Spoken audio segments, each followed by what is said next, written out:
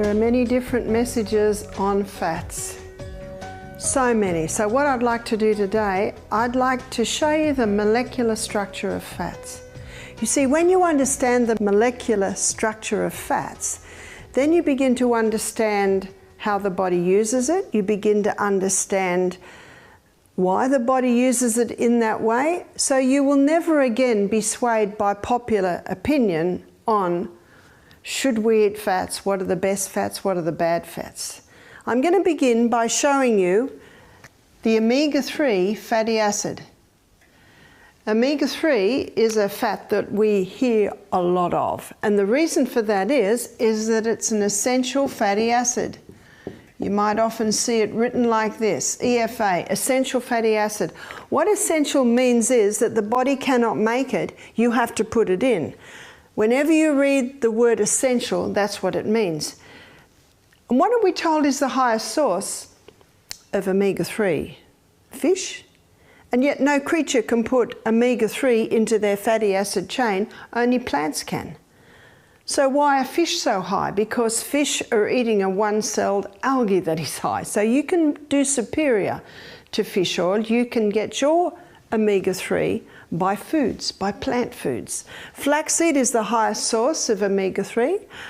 Flaxseed and linseed are basically the same thing. Chia seed is the second highest source of omega-3. What I'd like to show you now is why it is so important in the body.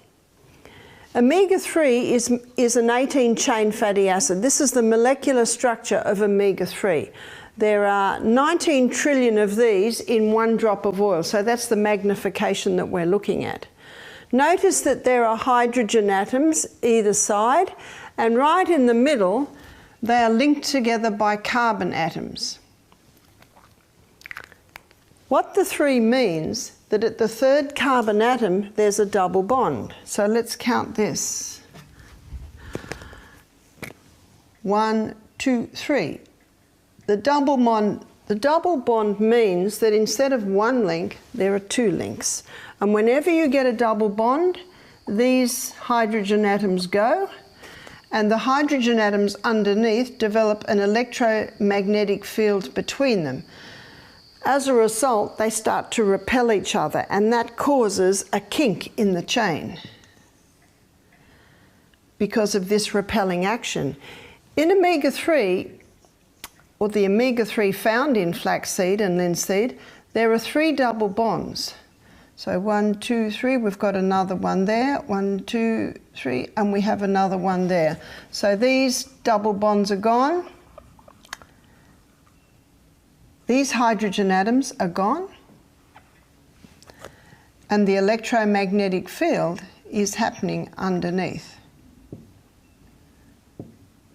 This causes 3 kinks in the chain. Number 2 kink, number 3 kink, causing the oil to be a very fluid oil. It's a very thin oil because of its 3 double bonds. What do they paint cricket bats with? With linseed oil, because it disperses so easily. So when you eat this oil, it causes the blood to thin. It disperses on the skin. It's a lovely oil to take via mouth, so you get nice supple skin. The body loves using this omega-3 for cell membrane function and repair. So the name given to this oil is a polyunsaturated fatty acid. Poly meaning more than one double bond. Unsaturated because there are 3 empty spots on the fatty acid chain. Let's have a look at the effect of the double bonds in the body. They create an electromagnetic field.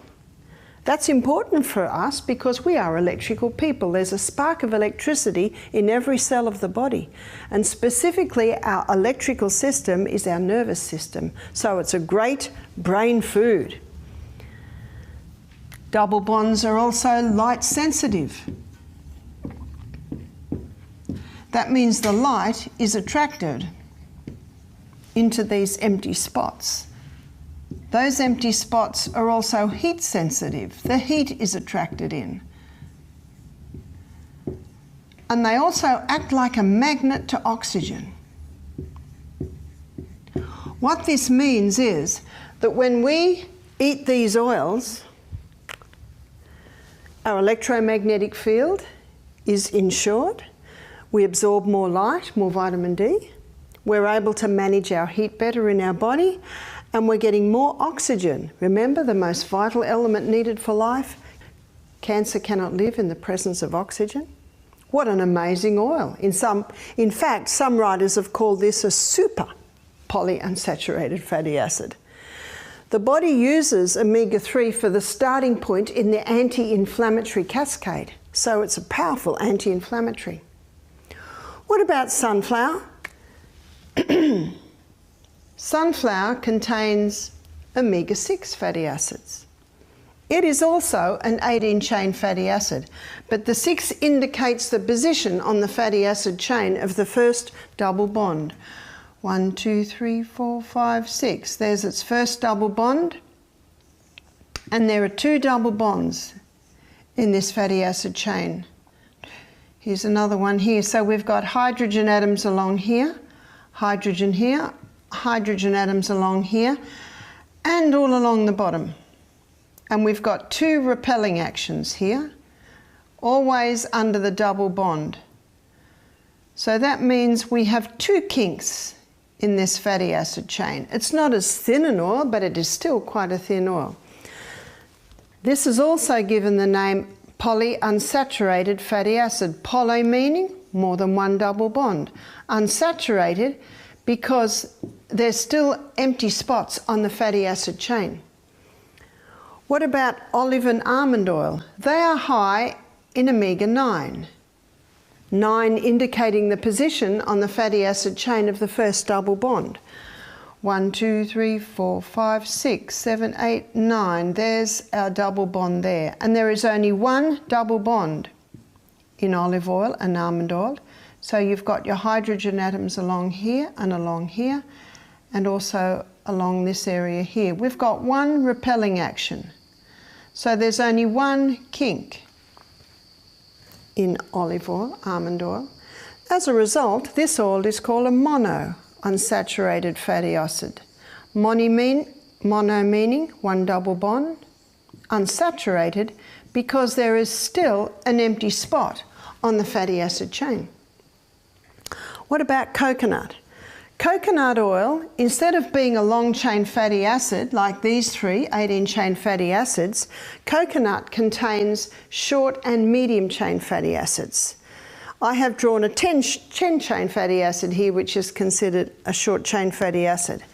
There are no double bonds in coconut, so every spot is full. And in the cold weather, it's a solid fat. So this fat is called a saturated fat. Saturated because there are no double bonds.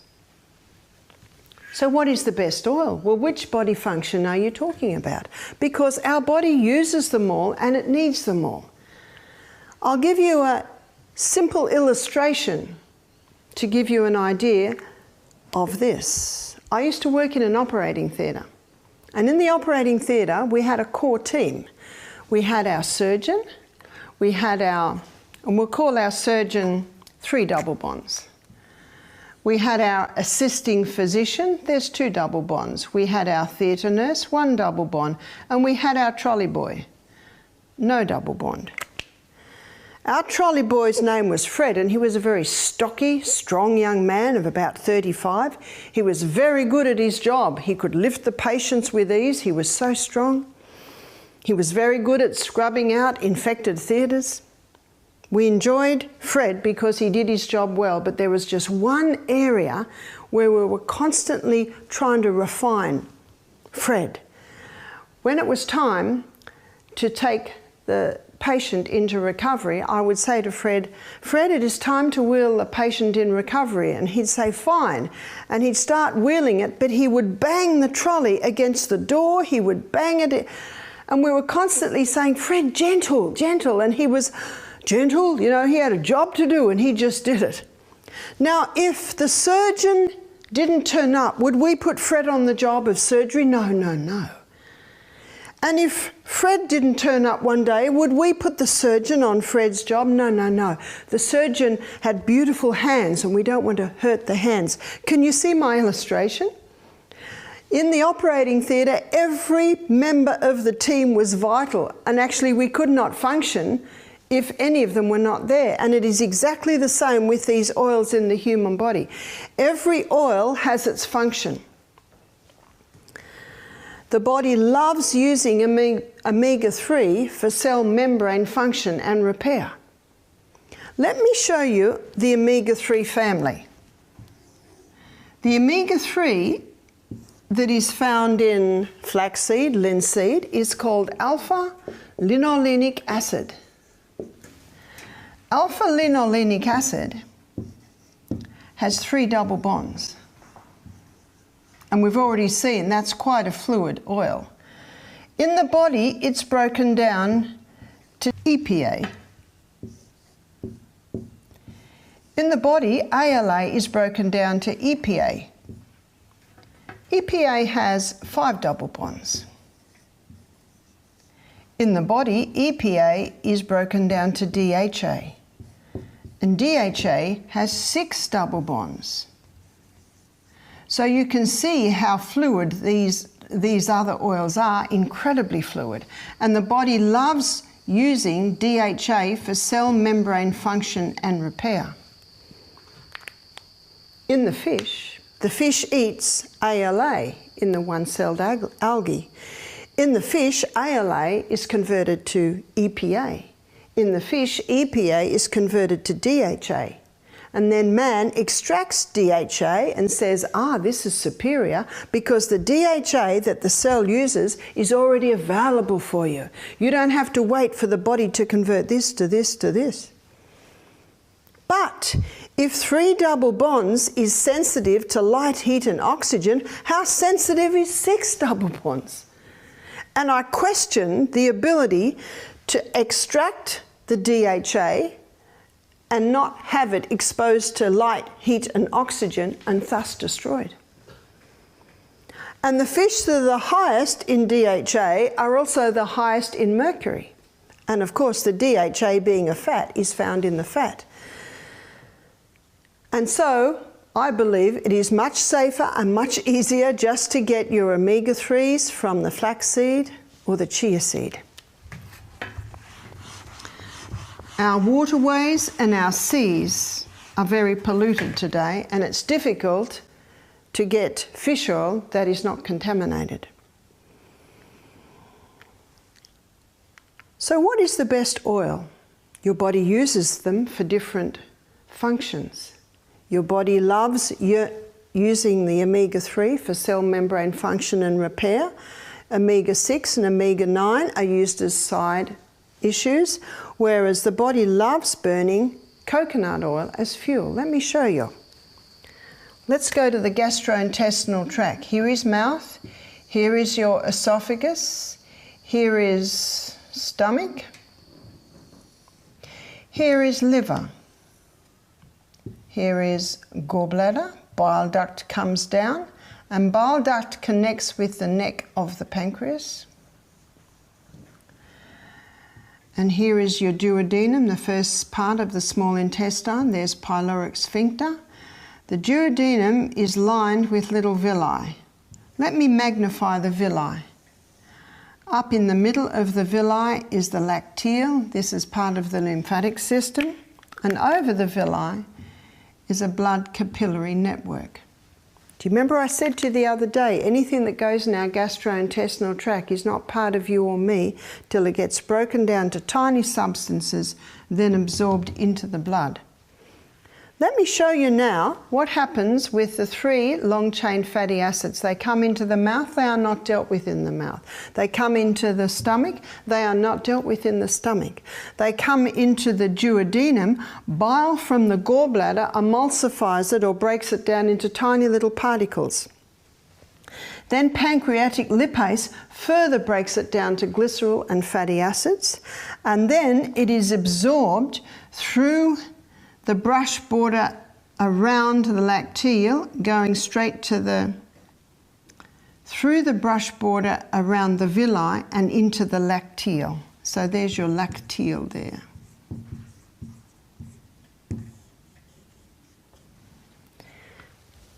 The lymphatic system takes it to the liver. The liver sees these 3 long-chain fatty acids and says, the surgeons have appeared. Store them, keeping them for cell membrane function and repair. This is not what happens with the coconut oil with its short and medium-chain fatty acids. It comes into the mouth, and underneath the tongue are sublingual glands that release lingual lipase. Lingual lipase is an enzyme that breaks down only short and medium chain fatty acids. So the coconut is unique in that the breakdown happens in the mouth. The breakdown having already begun, it comes into the stomach, breakdown's already happening. Comes into the duodenum, does not need bile, does not need pancreatic lipase, is taken through the lining of the gut straight into the blood. The coconut oil is the only one that gets taken through to the blood, taken to the liver, burnt as fuel. It's an amazing oil. So it is burnt as fuel immediately. No other oil is like that. So if someone wanted to eat an oil that the body burnt, what would they eat? The coconut. So this is the best weight loss oil because the body does not store it. The body burns it as fuel. Now, if someone's going to drink huge amounts of coconut oil, maybe the body will be forced to store it because so much is coming in. Whereas the body stores these long-chain fatty acids. And yet we have been told for so long, if you want to lose weight, you must stop the coconut. It's a saturated fat. Saturated fats have got a bad name, and yet they do not deserve that bad name. It can be like the farmer who got a whole lot of coconuts cheap. He gave them to his cows to fatten them up. The cows lost fat, put on muscles, started bounding round the paddocks. So if you want to lose weight, put on muscle and bound around the paddocks, what oil do you eat? The coconut. Coconut has a few fatty acids. One is lauric acid, and lauric acid is found in coconut, 48%. There's only one other food that has lauric acid. It's a strong antimicrobial fatty acid. Butter has 2%. That's the only other food that has it. Actually, breast milk has it too. They say breastfed babies are smarter because breast milk contains omega-3, omega-6, omega-9, saturated fats. It's an excellent fuel for babies, the best. Can't be equaled, actually. Coconut is also 40% antifungal. It's because of its other fatty acids as well as the lauric acid. It has caprylic acid and capri acid. It's an excellent oil. An excellent oil or cream or milk for people who have pancreatic problems or liver problems because it bypasses the need for bile and it bypasses the need for pancreatic lipase. And if you go into the supermarket and go to where they sell the baby formulas, the milk formulas, you will find in nearly every milk formula there will be either coconut oil or palm oil. And they add that to baby food because it's so easy to absorb, does not need the bile and does not need the pancreatic lipase. Dr. Bruce Fife has written several books on the wonders of the coconut oil. One's called Coconut Cures, one's called The Miracle Oil Coconut Oil, one's called Oil Pulling. His two most recent books are Stop Autism Now and Stop Alzheimer's Now. Excellent books. And they are both books on neuro degeneration and neuroinflammation. Stop Autism Now is probably more about children, whereas Stop Alzheimer's Now is more about adults and all cases of neurodegenerations. And he uses the coconut oil. there is one chapter in both those books that's called The Ketone Miracle. And he gives the story of how in about 1920, a group of doctors were putting their patients on strict fasting to cure epilepsy. And it did. You see, in fasting, the fat cells are getting broken down to release energy, and they release something called ketones, which can be used as fuel. But ketones are neuroprotective and they're neurohealers. So what these doctors found is that they were getting phenomenal results with this fasting, but of course a person must eat. So they decided to try a diet that mimicked the fasting, which was a very high fat diet. So they basically stopped all carbohydrates, they ate very few vegetables, high meat, high fat diet. And the same thing happened. It's called the ketogenic diet. The people did not return to their epilepsy, but a very, very difficult meal to eat because of the high fat.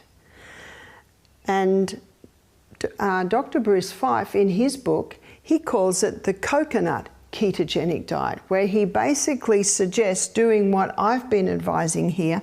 Drop the carbohydrates right down, increase the fibre with your vegetables, good amounts of protein, and he uses animal protein, but I suggest the vegetable protein. And he says begin by having 1 teaspoon of coconut oil 3 times a day, even build that up to a dessert spoon of coconut oil 3 times a day. Some people even getting up to a tablespoon of coconut oil 3 times a day. With this excess coconut oil going in the body, the liver converts this medium chain fatty acids to ketones. And ketones, as I told you, are neuroprotectors and they are neurohealers. There was a movie made, I think, in the 90s called First Do No Harm. It has Meryl Streep in it, and it's a true story about a mother whose child got epilepsy. They were, of course, rushed him to hospital, tried different medications. Some medications sent this child like a mad boy, jumping off buildings, all sorts of things. So they changed his medication. Now he just turned into a zombie. And they were beginning to talk about cutting the top of his head off to do some tests on it. So the mother was terrified, as you can imagine. The child was only about 7. So she went to the library and she researched and she researched and she researched. And she found the ketogenic diet. And it was done at Johns Hopkins Hospital. I think it is still done there. And so, to cut a long story short, she got her son there. They immediately fasted this little boy for 2 days. Do you know that was not a worry, because the medication he was on, he just didn't want to eat. They fasted him for 2 days, then they put him on the ketogenic diet, which was high fat. You know, he was eating bacon and eggs. And some meals were like mince, but a little bit of tomato, a little bit of lettuce. I think in the first week he went from something like 10 seizures a day to about 3 in the week. I can't remember the exact timelines, but you can read it in Stop Autism Now, and you can see it in the movie First Do No Harm. But I think it only took a matter of months and this child was no seizures at all. And years later, still no seizures. Now, they told the parents that he would eventually have mental retardation because of the amount of fits that he was having. And he got to the point where he's the top of his class in school. Wow, just incredible story. And that's why the chapter in the book is called The Ketone Miracle. Just incredible. And Bruce Fife says you can get a far more acceptable dietary program by just dropping your carbs, having the vegetables, the proteins, and supplementing with the coconut oil. In Stop Alzheimer's Now, he has equally amazing stories of people who've been having turnarounds with Alzheimer's, dementia, multiple sclerosis. Huntington's chorea, Parkinson's disease. So I think every home should have that book, because I don't know anyone who wants Alzheimer's. And he shows in this book that you can prevent damage to the brain cells, but you can also, by implementing the coconut oil, begin to have a healing taking place. The other day I told you that every membrane around the cell, every cell has a membrane around it, and that membrane is 50% protein, 50% fat, except for the brain cell, 70% fat. So that gives you a little bit of an idea on why the fat is so important in brain health. 100 years ago and before, human beings got their polyunsaturated fats from the food that they ate.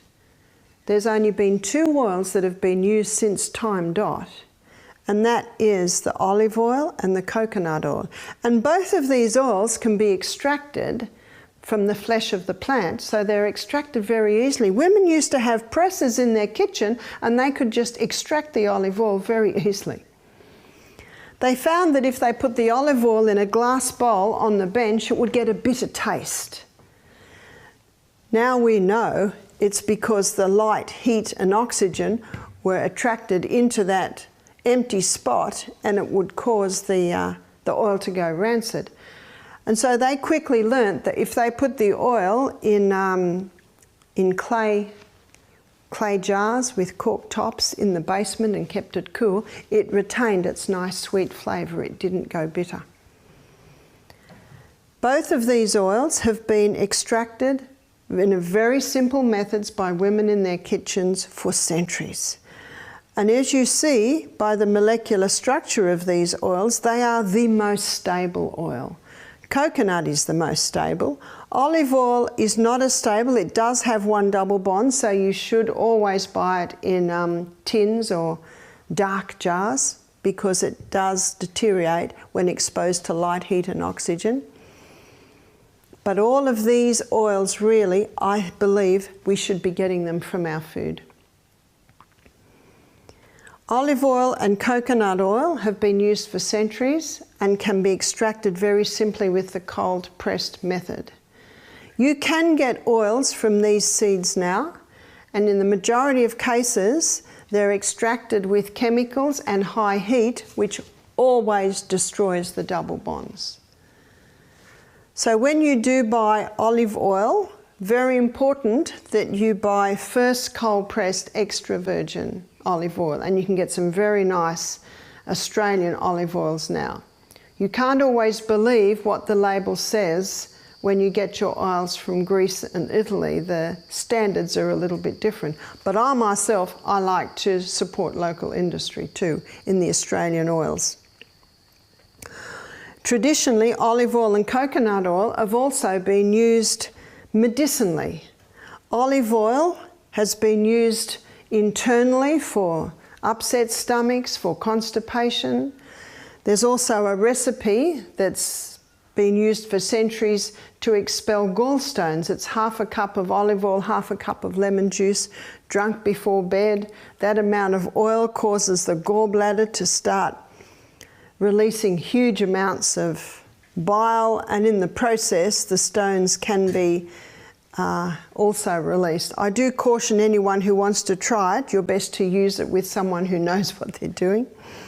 Coconut oil has been used traditionally too. Because of its potent antifungal properties, it's excellent in using for eczema, psoriasis. It also nourishes the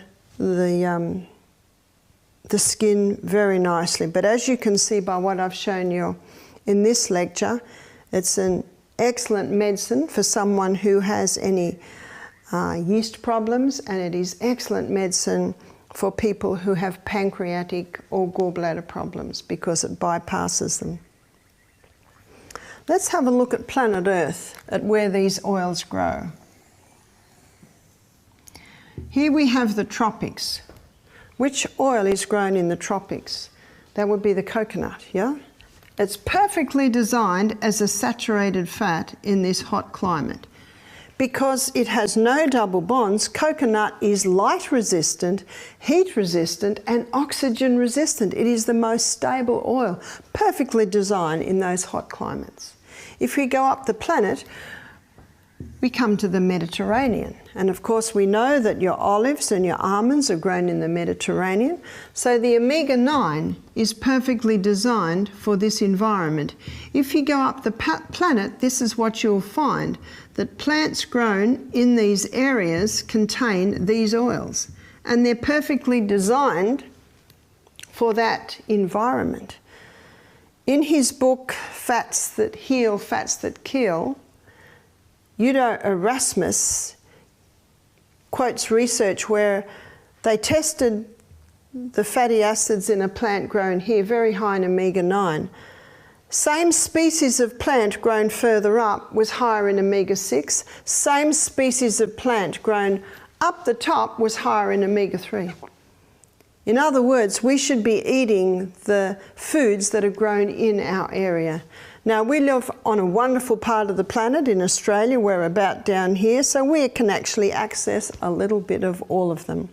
And of course, knowing what the different oils give you enables you to use those oils depending on different conditions in your body. Anyone with neuroinflammation, they certainly might step up the coconut oil. Someone wants to thin their blood, the omega-3 is excellent for that, and also for reducing inflammation. Udo Erasmus gave the story of a man who went to live with the Eskimos. And by the way, if you go into the Eskimos' igloos, you'll hear a lot of laughter. They're sparky, even in those short winter days. Their electromagnetic field's working well. They absorb their light very well when they get it. They're able to manage their heat. The oxygen in the brain keeps them vitalized and invigorated. What are they eating huge amounts of? Fish, seal blubber, all extremely high in omega-3 because the plants, the seaweeds, are very, very high. And so the fish are high, and then the seal that eats the fish is high. But in the northern countries of the planet today, there's a mental disease spreading through called the SAD disease. It's seasonal affective disorder. You may have heard of it. They blame the lack of sunshine, but there's never been sun. Something else has come into the equation. And the problem is they're eating the SAD diet. Have you heard of the SAD diet? Standard Australian diet, standard American diet. That diet is usually very high in carbohydrates, high in animal and animal fat, very low in the omegas, usually quite low in vegetables with all your minerals. It's the SAD diet. I think God's got a sense of humour because the nut with the highest amount of omega-3 looks like a brain, and of course that's your walnut. So we need to be eating a variety of all of these oils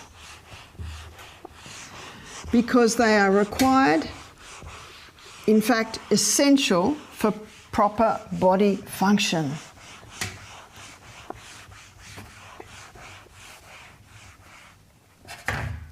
The question is asked, where do we get our calcium from if we're not eating any dairy products?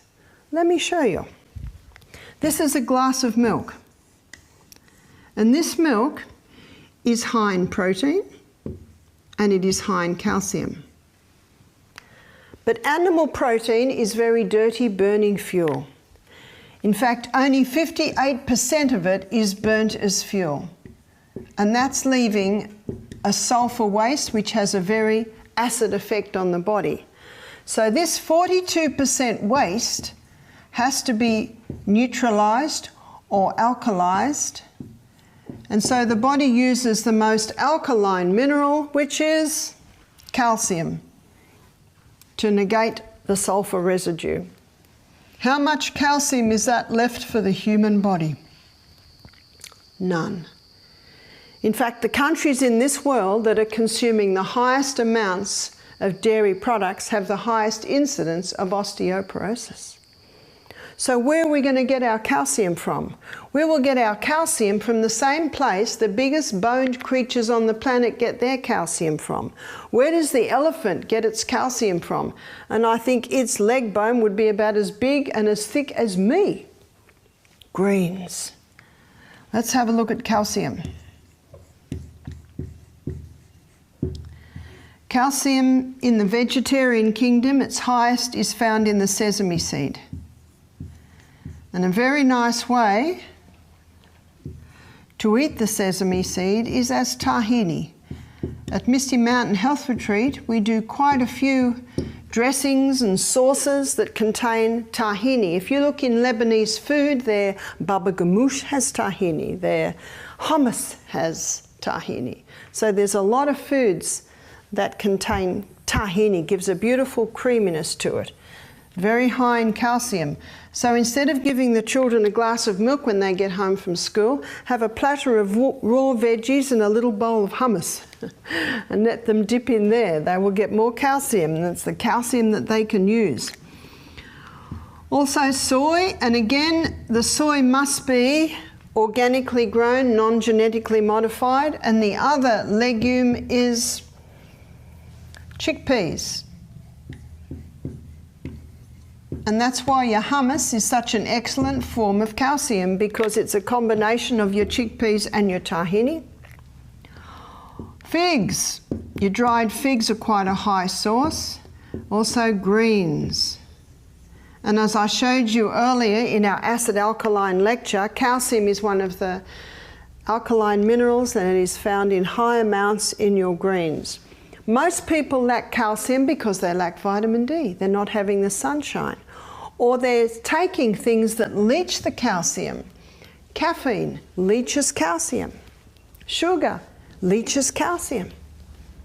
So can you see, you have to look at the whole picture. And when we talked about hormones, I told you that progesterone boosts bone building cells. So there's a hormone factor as well. Our bones should not be breaking, as they are in Australia in the latter years of our lives. When I was at school, there was a triangle in the Common Sense cookery book. And the bottom rung of the triangle was meat and dairy. The next rung of the triangle was grains. And the next rung of the triangle was fruit and vegetables, and right up the top were fats and sugars. In about the late 80s, early 90s, they changed the triangle because of heart disease and because of the belief of the high dairy products with their high saturated fats were clogging up the arteries. And so the triangle was changed. On the bottom, they put grains. Next, they put fruit and veg. There's a lot of research that's been around for a while showing the value of all the minerals that are found in the fruits and vegetables. And then the meat and dairy. And then right up the top, the fats and sugars. What should the triangle contain? Because as I've been showing you over the last few days, this high grain diet is causing a whole lot of other problems. And as we saw in the acid alkaline lecture, it's creating a very acid environment. And by the way, heart disease has not dropped, has it? It's still #1. Well, actually, it's neck to neck with cancer. And what was introduced, I think in about the late 80s, 90s, was margarine, yeah? As an alternative. Is margarine any good? Well, let me show you how it's made. Let's make margarine out of this flaxseed oil. Well, we've got a problem. And the problem is the oil is liquid. So we have to make it solid. How is it made solid? They saturate it with hydrogen ions. To do that, they have to use a catalyst, and they usually use nickel or aluminium. So every tub of margarine has a trace of nickel or aluminium in it. And we also know how both those metals are contributing to Alzheimer's. So now it's saturated with the hydrogen ions, and this causes this hydrogen atom to flick over, as this one, as this one. Now the double bond has been lost and the oil is straight. And that's exactly what is wanted. Now you open the lid on the margarine and it'll spread. It'll spread very nicely. But this structure that I've drawn for you there is not known in nature. It is very closely, it's very similar in molecular structure to plastic. Margarine is a toxic fat. It is not known by the body, and when it goes into the body cannot deal with it. It cannot put it anywhere, so it has to get rid of it as soon as possible, and so it tries to eliminate it via the skin. Do you know skin cancer rates have increased since margarine was consumed? And heart disease has not dropped. And what's the definition of insanity? To do what you've always done and expect different results. It is not working. Margarine is a toxic fat. It should not go anywhere near the body. Some people say to me, well, what about olive oil margarine? My question is, what about it? If you take the lid off it, is it liquid like olive oil? No. The only way you can safely get your olive oil solid is to put it in the freezer. And I know some families do that. And the children are quite excited to have a tub of butter, but it's actually just frozen olive oil. And you put it on your bread and it will spread. So then the next question is asked, well, what do you put on your bread? I like olive oil on my bread and my husband likes avocado on his bread. Let's go back to our triangle. What should our triangle be? Fruit and vegetables. For some people, the fruit has to be reduced, so we'll put fruit on sideways, but vegetables, no limit on the vegetables. And the next rung, legumes, seeds. They're good proteins. Grains. Remember, the grains are the negotiating part of the meal. And then up the top, we've got the fats and the sugars. So we'll say oils, honey, all very concentrated foods. Maple syrup. My rung has 3. Because I believe that the vegetarian food and the vegetarian protein is a far superior one. Let's have a look at that triangle through a few different windows. Let's look at it through the pH window. Does it get a tick? It does, because the most alkaline forming food are your vegetables. So it gets a tick. Let's look at it through the point of view of the colon. The colon needs to be swept every day. Vegetables are high in fibre, high in minerals, low in sugars. Whereas fruit is high in fibre, high in sugars, but low in minerals. So for your healing, your vegetable is superior. So for the colon, oh yes, we've got our fibre. What about the liver? And as we showed in a previous lecture, the liver needs beta-carotenes found in your orange and your red coloured vegetables. There it is in large amounts. It also needs protein. Protein is coming through in your legumes, in your seeds. The other thing up the top here is your nuts. Nuts are an excellent form of protein, fibre and fats, but you must not overdo them. If you overdo nuts, you can develop an allergy to nuts. They're very concentrated food. So looking at it from the liver point of view, it gets a tick. We've got our proteins here. We've got our beta-carotenes in our orange and our yellow and our green coloured vegetables. What about the brain? We haven't discussed the brain in detail yet, but the brain needs the essential fatty acids in the oils and nuts. It needs the proteins to make the neurotransmitters out of. It needs the vegetables for the minerals, so the brain does get a tick. What about cost? What's your cheapest food in this triangle? It is your vegetables. Your concentrated foods are the most expensive, but you only need a little bit of them. So cost-wise, it gets a tick. What about availability? There's always fresh fruit and vegetables available. And your legumes, your seeds can all be stored. So we get a tick again. So you will find a lot of nutrition books still have the old, basically outdated triangle. But there are many nutritionists and doctors who are claiming that this is the accurate triangle. And I totally agree. And you can see by looking at it through our different windows, they all get a tick. So the million-dollar question often asked now is, what do we eat for breakfast? What do we eat for lunch? What do we eat for tea? Let's have a look at some breakfast. Breakfast. My suggestion is always start with fruit. You see, breakfast means break fast. And fruit is a lovely, light, refreshing way for your stomach and your colon to break its fast. If a person has a yeast presence, if a person has diabetes, I would suggest they go for the low GI fruits.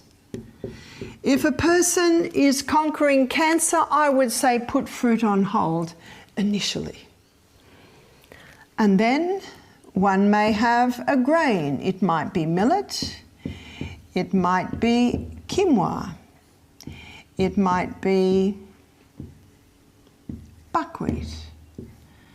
The Polish love their buckwheat. Aussies are getting used to it. Aussies like buckwheat pancakes. There are a variety of grains, and it allows the family to start getting used to different grains. And then on that, one might have some coconut cream. Remember, excellent oil. Or one might have the pear Brazil nut cream that I mentioned earlier. On top of that, one may sprinkle some chia seeds. Sandra Cabot made LSA famous. LSA. And in many shops, you can buy linseed or flaxseed, sunflower and almond already ground up in little plastic bags ready for you. But don't touch them. Because you can see from my illustration today, the light, heat and oxygen quickly cause a destruction of the double bonds. So within about an hour of grinding, especially the flaxseed or the linseed and the sunflower, the light, heat and oxygen have been attracted into here and the oils are spoiled. There is a use for your coffee grinder. You can grind your seeds in it just before you eat your breakfast. So let's put in some LSA too. Flaxseed or linseed is a very high oil seed.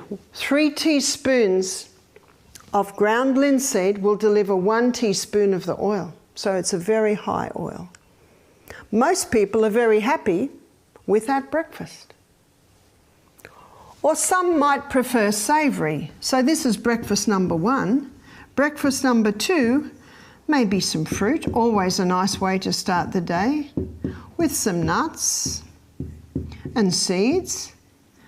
And then they might have some sourdough toast. If you're gluten-free, you might go to a millet toast. If you're not gluten-free, you might go to a spelt sourdough toast. You see, sourdough is just the way that the bread rises. It's a cultured bread. It breaks down the protein or the gluten in the grain, so sourdough bread is more digestible. On top of that, you might have some savoury lentils.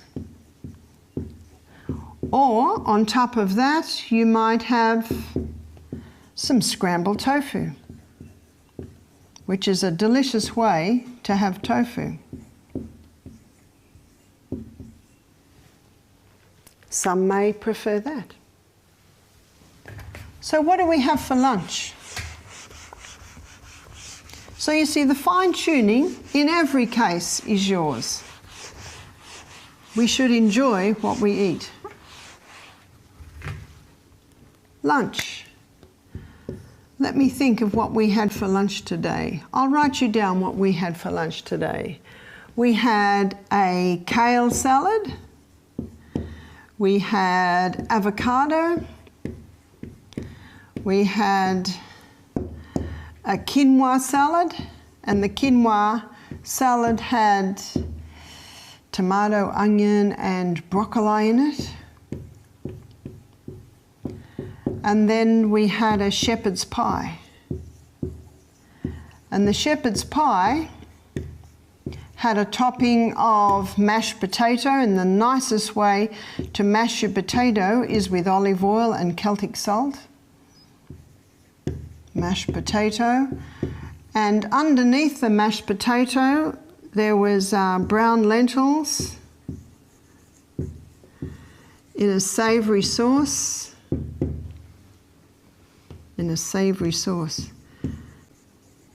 If you want to know how to make legumes taste amazing, buy an Indian cookbook, buy a Lebanese or Italian cookbook. They know how to make them taste nice. They know their legumes because for centuries that's what their protein source was. They don't have the land to graze the cattle.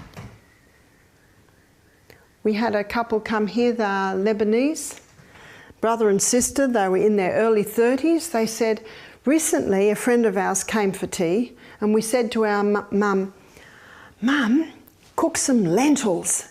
Our friend is a vegetarian." She says, "I'm not going to serve poor man's food." You see, growing up in Italy, they saw the lentils as poor man's food. I said, well, now you can go back and tell her it's the rich man's food because it is such a superior protein. And there's so many things that you can do with legumes.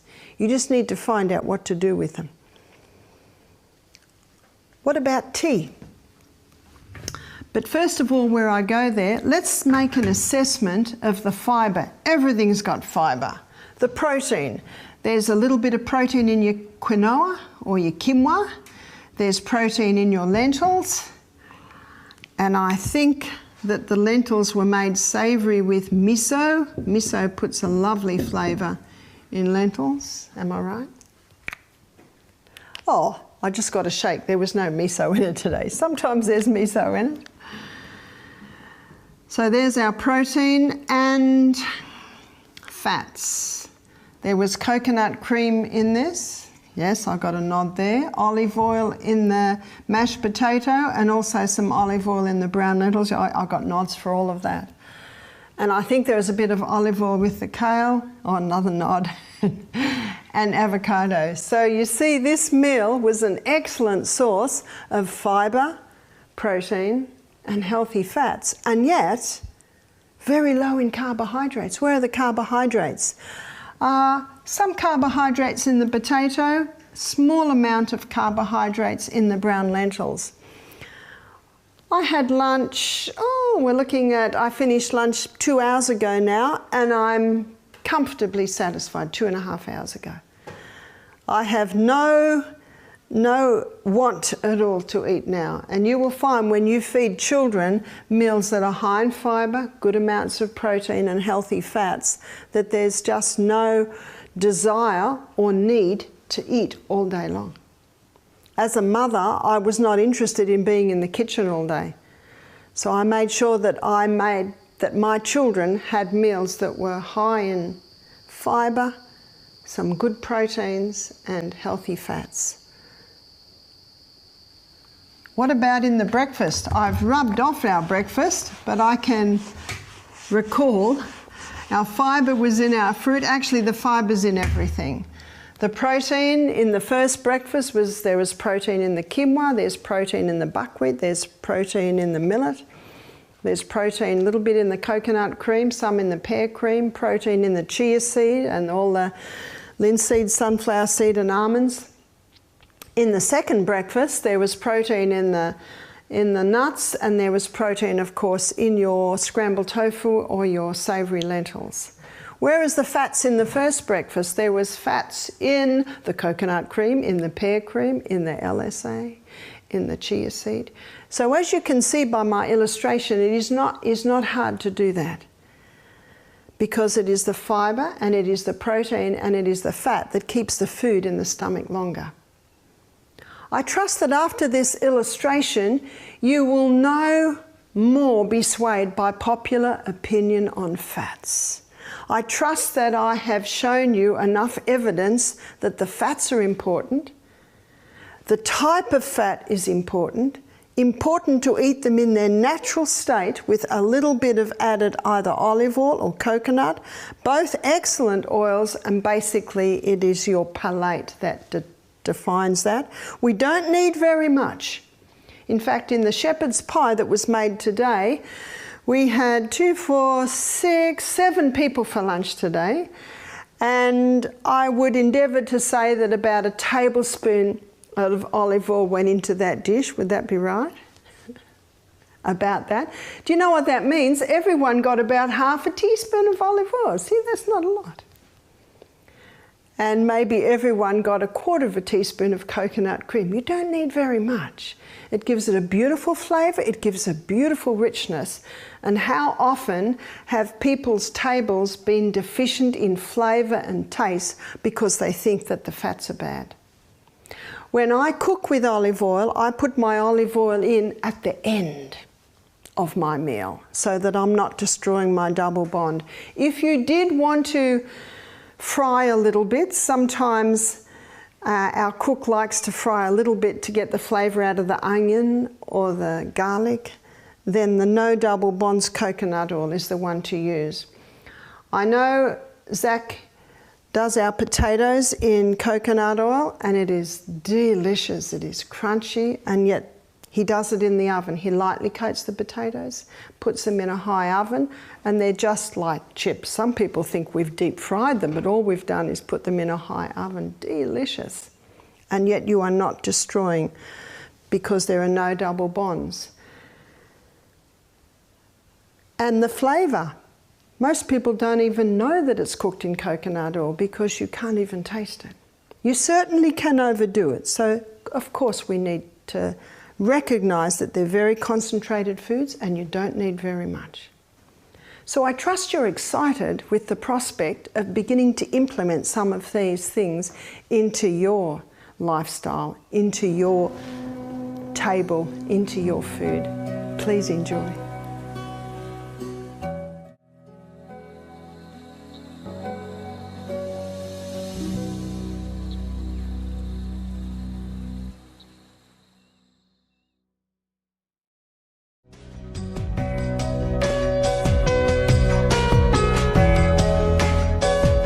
Movement is life. Strength comes by exercise. There is no other way. Stagnant pools breed disease and stagnant bodies breed disease. Exercise is vital. I was talking to a lady one day about her high blood pressure. She said, I'm doing everything. I'm drinking my water. I'm eating the right food. I'm going to bed early. I said, are you exercising? She said, well, I'm busy all day long. Sorry, that doesn't do it. Many people are busy all day long. I used to think that because I'm busy all day long. Michael says, you can't hold me down. I love to do things. So I never actually exercised. And then one day I was in New Zealand giving a series of lectures, and I was staying with a lady who was twice my size, 10 years younger than me, and she says, Barbara, I do a 5K walk every morning. Would you like to join me? I said, sure. Because at that point, this is 14 years ago, I still had a few kids at home and I had to get them up in the morning, get the breakfast on and the wash on. I said, I'd love to. 5K walk. After 3Ks, I couldn't keep up with her. The next day when I woke up, my legs were incredibly sore. I could hardly walk. She said, are you coming this morning? I said, sure. Even though my legs were sore. I was the health speaker. I was giving a series of lectures. I was speaking on exercise. So of course I went. She had a friend with her this morning. I think that by the end I was about 1 kilometre behind. I went home, my soreness had gone, but I learnt my lesson. it was at that point I realised exercise, taking a spot out of your day where you target some form of physical activity, is totally different to being busy all day. And you know what they say, no pain, no gain. I'd gone through my pain. I wanted to maintain my fitness now. And so I began to do a morning walk. I began to walk for approximately half hour, did approximately 2 Ks every morning, and my fitness levels rose up and up and up. And I was excited about it. And in about another 3 years, Michael joined me.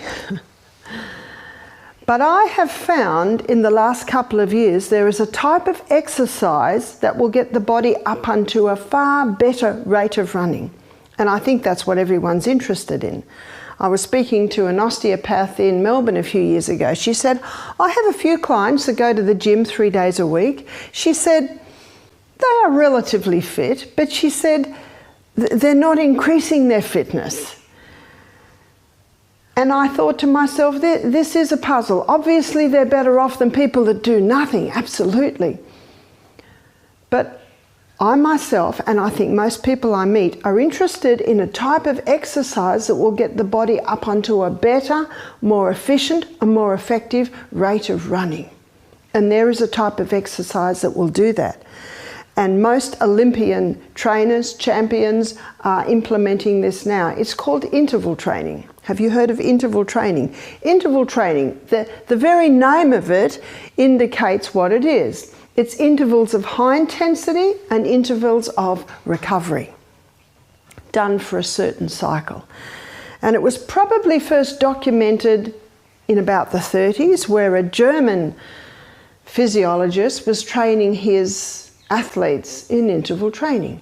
Bursts of high intensity, bursts of recovery. And he found when it came time for the event, his athletes had an edge. Every athlete that enters the race has the ability to win the race, but the one that wins is the one who just has that edge. And they found that this type of training gave them that edge. Then the war came, many things were lost, and the next time it was documented was probably the late 80s, early 90s, where a Japanese trainer named Tabata, he was training his figure skating girls in interval training. And this is what he did. He got them to do a high intensity of 20 seconds. And then he got them to do a recovery time of 60 seconds. And this was done for a cycle of 6. Doesn't take very long, does it? And he found the same thing, that his girls had an edge. His girls were breaking records. His girls were bringing home goals. They just had that edge, which defines gold from silver, from bronze, for those who don't get a medal. And it was about 2 years ago I read a book called Body by Science by Dr. Doug McGuff. He's a cardiovascular doctor in America. And he heard of the interval training. And he began to implement in his own life a 30 seconds high intensity, a 90 seconds recovery. And he also did this for a cycle of 6. And he says in his book that he couldn't believe what it did for him. His brain was clearer, he was sparkier through the day, he was sleeping better at night, his digestion improved, his colon improved. He said it got to the point where he couldn't hold him down. He seemed to have so much energy. And he began to implement this with his cardiovascular patients. And he found the same thing. The results were amazing. But something else happened. He found that his patients on antidepressants were coming off their antidepressants. He found that his patients on high blood pressure, and of course this is what he did it for heart, it was coming back to normal. Cholesterol was coming back to normal. But something else happened. His diabetic patients were coming off their insulin. He scratched his head with this. He thought, wow, this is amazing. And what I am ever grateful to Doug McGuff for is how he takes you inside the cell. And he shows from inside of the cell why all of these results are happening in the body. Because as I've pointed out this week, that we are just a bunch of cells. And the happenings inside this cell basically is happening in the liver cell, the eye cell, the brain cell, everywhere. So understanding what's happening inside the cell gives us an idea of why these results are happening with this interval training. Before I go there, let me define high intensity. High intensity is running for your life. Can't run. Cycling for your life. Can't cycle. Swimming for your life. It's going as hard and as fast as you can go. That's your high intensity. What's recovery? Well, if the person's not very fit, their recovery might be leaning against a post and going, whew. If the person's very fit, it might be just a little jog backwards and forwards. For a cyclist, high intensity is cycling up the hill. Recovery is just gliding down the hill. So that's your recovery time, done for a cycle. What Doug McGuff shows that when we're getting into easily the second set of high intensity, this is already speeding up. 20 steps speeding up, 8 steps speeding up. Remember, I'll define that for you again. The glucose goes in under the action of insulin. It goes through a 20-step pathway. That 20-step pathway, called the glycolytic pathway, gives us 2 units of energy. Only 2 units of energy because it's an anaerobic pathway. That means it does not use oxygen. The end result of those 20 chemical reactions is a chemical form of glucose called pyruvate. Pyruvate gets fed into the 8-step pathway. The 8-step pathway is called the powerhouse. This is the Krebs cycle inside the mitochondria. That 8-step pathway is called the powerhouse because it delivers a whopping 36 units of energy. Wow. And we looked at the other day, it is oxygen that makes the difference. So this is your aerobic pathway. What I didn't tell you the other day is that this is a very fast pathway. This 20-step pathway is fast, but this 8-step pathway is slow. And on the normal running of things, this is how it works, and it works very well. But when someone starts to do high intensity, both pathways speed up, and we're not surprised.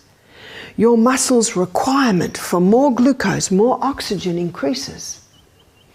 It speeds up, and it speeds up to such a rate that more pyruvate is being made than can be fed into the powerhouse. You see, this one will always be slower than this one. And when it all speeds up, more pyruvate is being made than can be fed into the powerhouse. So what the body does is it stores the excess pyruvate as lactic acid. So the lactic acid stores up, specifically here, we're talking about the muscle cell. So the lactic acid stores on the side in the cell. And then the person goes through recovery time. Slowing down. In recovery time, the liver converts that lactic acid back to pyruvate and feeds it in the powerhouse. This is an amazing piece of information, because do you know what it means? When you're in recovery time, your body is burning just as much fuel at just as fast a rate as if you were going for it. That's the good news. So the recovery time is not an excuse because you're not fit. It's actually essential. Because if you don't have that recovery time, what's happening to your lactic acid? It's building up in the cell. So what's happening to your 5K jogger? That lactic acid is building up in the cells and actually getting quite painful. And it's quite possible, if when I started to do this 5K walk, I had little intervals of recovery time, I might not quite have had as much pain in my leg, though the pain I was experiencing was the broken muscles building up to stronger muscles because I'd started to work muscles to the point that I had not worked them before. This is a powerful piece of information, and I'm ever grateful to Doug McGuff for showing this. So the recovery time is vital, because it's in the recovery time that excess lactic acid is converted back to pyruvate and fed down into the powerhouse. Now remember, it's not the odd day you do it and the odd day you don't. And why I mention this now is, this is the best training for someone who's going to do the 10K jog, who's going to run in the city to surf. In fact, trainers are finding now that when their athletes do the interval training, they have got more stamina, more endurance, more energy when they do those long runs, if they train like this. So this is the way you train for your long distance. Coming up to the long distance, you might do a long distance once a week, just in preparation, so your body knows what's coming. But it's the interval training that gets the body up into a better state of running because of the intervals of high intensity and recovery. So I was very impressed with this. So I began to implement it in my life. I started to do a 30 seconds high intensity. I can assure you that 30 seconds is a very long time when you're going for it. Whew. At 20 seconds, my body's saying, enough. And I thought, how can I ask the guests at Misty Mountain Health Retreat to implement this, who are mostly a little unfit, when I, who is probably a little above average fitness, am struggling to fit it in.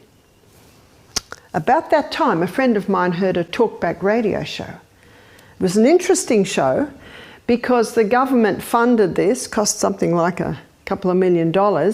They got a group of doctors to get about 30 people together, very unfit, obese, high blood pressure, diabetic, and they put them on interval training, dietary changes as well, and they put them on a 7 seconds high intensity with a 14 seconds recovery time for a cycle of 7.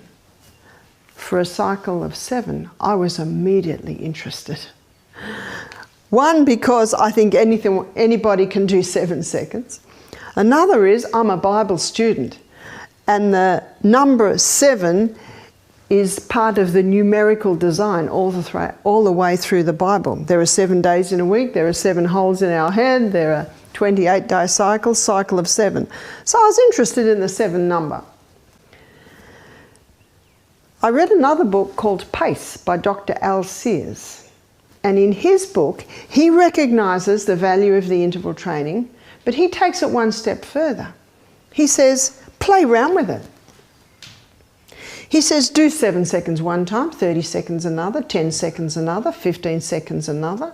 And really, your recovery time is dependent on basically how long it takes till you got your breath back and your heartbeat has settled down. Al Sears tells of a lady who was very unfit in her late 50s who did 7 seconds high intensity, and she needed a 15-minute recovery time. Whoa, not many people are quite that unfit. The good news is, as she continues this every day, it will not remain at a 15-minute recovery time. Your fitness is not dependent on how hard and fast you can go, but how long you take to recover. And as you monitor your progress, you will start to see that your recovery time will come less and less and less. And that is your indicator on your fitness level improving. At Misty Mountain Health Retreat, we find that even in 1 week, the guests are surprised at how their fitness level is increasing. Remember, not how hard and fast and far you can go, but how long you take to recover. So with Dr. Al Sears and his book, Progressive Acceleration of Cardiopulmonary Exertion, there's the pace, progressive. It's progressive. It's like the lady who took 15 minutes to recover. the first time she did it. It's progressive. It will not be 15 minutes within a couple of days even. It's progressive. Your fitness is progressive. Acceleration. You are accelerating. You're going as hard and as fast and as far as you can. That comes back to what I've been sharing with you. You're the doctor. How long does it take? Progressive acceleration, you are accelerating. Cardiopulmonary, cardio, indicating how the heart is increasing. The more you use that heart, the stronger it gets. My son Peter, at the age of 25, he was training for a triathlon. And in his training, he was doing long jogs, up hills, down hills every evening. And of course, automatic interval training. About that time, he's a tiler. He was dismantling a vanity unit in a building and it had a huge chip out of it. It slipped out of his hand and hit his ankle. It would have chopped his foot off if he hadn't had a bone there. It was a mighty blow. And the blood hit the roof. In fact, he was calling out to his brother James, who was outside, who's also a builder. He said, "James, quick." James said, "I'm on the phone, mate." Peter said, "I think you better come." So James did come in and he said, "Mum, all the walls and all the roof were covered in blood." Do you know why? Well, they found out when Peter got to hospital. Well, they wrapped him up and took him in. The nurse took his pulse. His resting heart rate was 51 beats per minute. That's a strong heart. That explains why the blood hit the roof. If Peter's heart rate had been 90 beats per minute, it would have just gone maybe to the top of the window. But because his resting heart rate was 51, an indication of a heart that is so strong, so efficient, it doesn't have to beat much. Because every beat that it makes is so strong, so powerful, that the blood hit the roof. Good news is the doctor was very amazed at this cut because it didn't cut through any main tendons. He kept getting him to move his toe. I said to Peter, "It's your mother's prayers. She's over you every day." Maybe the angels just guided that big clunk either side. But it's an indication of how that heart can change. You know, genetics has got nothing to do with this one. Peter had that strong heart rate because every day he was in training, and the more you do it, the stronger that heart gets. So let's have a look. We're looking at Dr. Alseer's book, Pace, Progressive Acceleration of Cardiopulmonary. Pulmonary is referring to the lungs. And he quotes a study in there called the Framingham study. It's a little town in America, and they have done a study on the inhabitants in this little town. And not everyone, I think they did it on about 30,000 people, and they did it over 25 years. It's a very well documented study, often quoted in many research papers. They found that by the age of 50, people had lost 40% lung capacity. Now that's alarming, isn't it? They found by the age of 80, they'd lost 60% lung capacity. Now this week we've been looking at oxygen, the most vital element needed for life. The most powerful way to oxygenate the body is move it, is exercise. The heart starts pumping harder, the lungs go a little bit deeper, taking in more oxygen.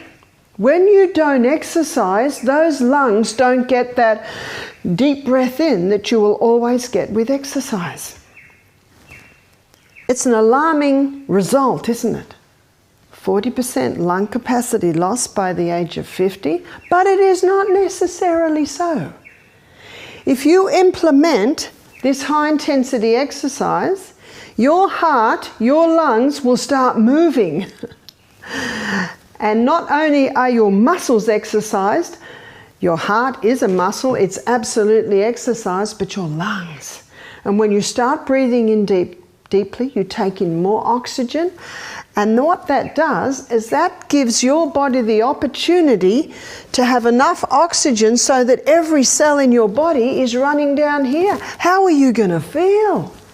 You're going to be jumping out of your skin with energy. You're going to feel very, very good. This explains why The colon starts working better. The stomach starts working better. The pancreas, the liver, the brain, the skin. Every part of the body starts working more effectively because of this. Because what I showed you here is happening in every single cell. It's getting more oxygen. The energy cycles are working more efficiently. Our eyes see because of energy. Our brain thinks because of that energy. Our ears hear because of that energy. Our liver, our pancreas, our spleen, our stomach, our colon, they're all running according to the environment they're given. You see why exercise is just so important. Doing this early in the morning gets the body up onto a better rate of running.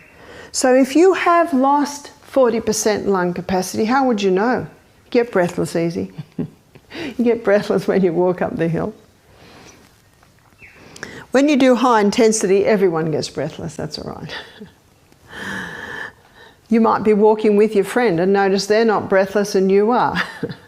Maybe they haven't lost 40% lung capacity like you have. If you have, there's good news. It can be revived. If a person has lost 40% lung capacity in a short matter of time, they can actually go back to 100% lung capacity simply by implementing this high intensity. That's why the high intensity is so important, because it is only that will get those lungs moving.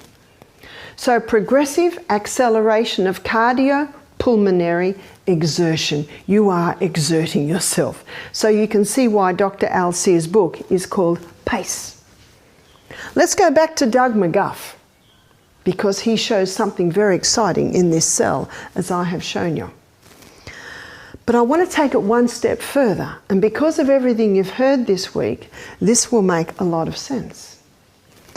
There are so many people today that go to bed late, they eat late, and they get up in the morning, they don't feel very good because they ate so late, and they've only got the energy to take a few steps to the kitchen table. Glycogen stores are still all there. Fat stores are still faithfully there. And the food that they put in goes through this energy cycle, but because the glycogen stores are full, most of it just gets shunted over to the fat cells. We are creatures of habit. Our cells are creatures of habit. And our cells have memory. And this is just what they do every day. Shunt, shunt. Dr. Doug McGuff found that his very obese patients had no energy.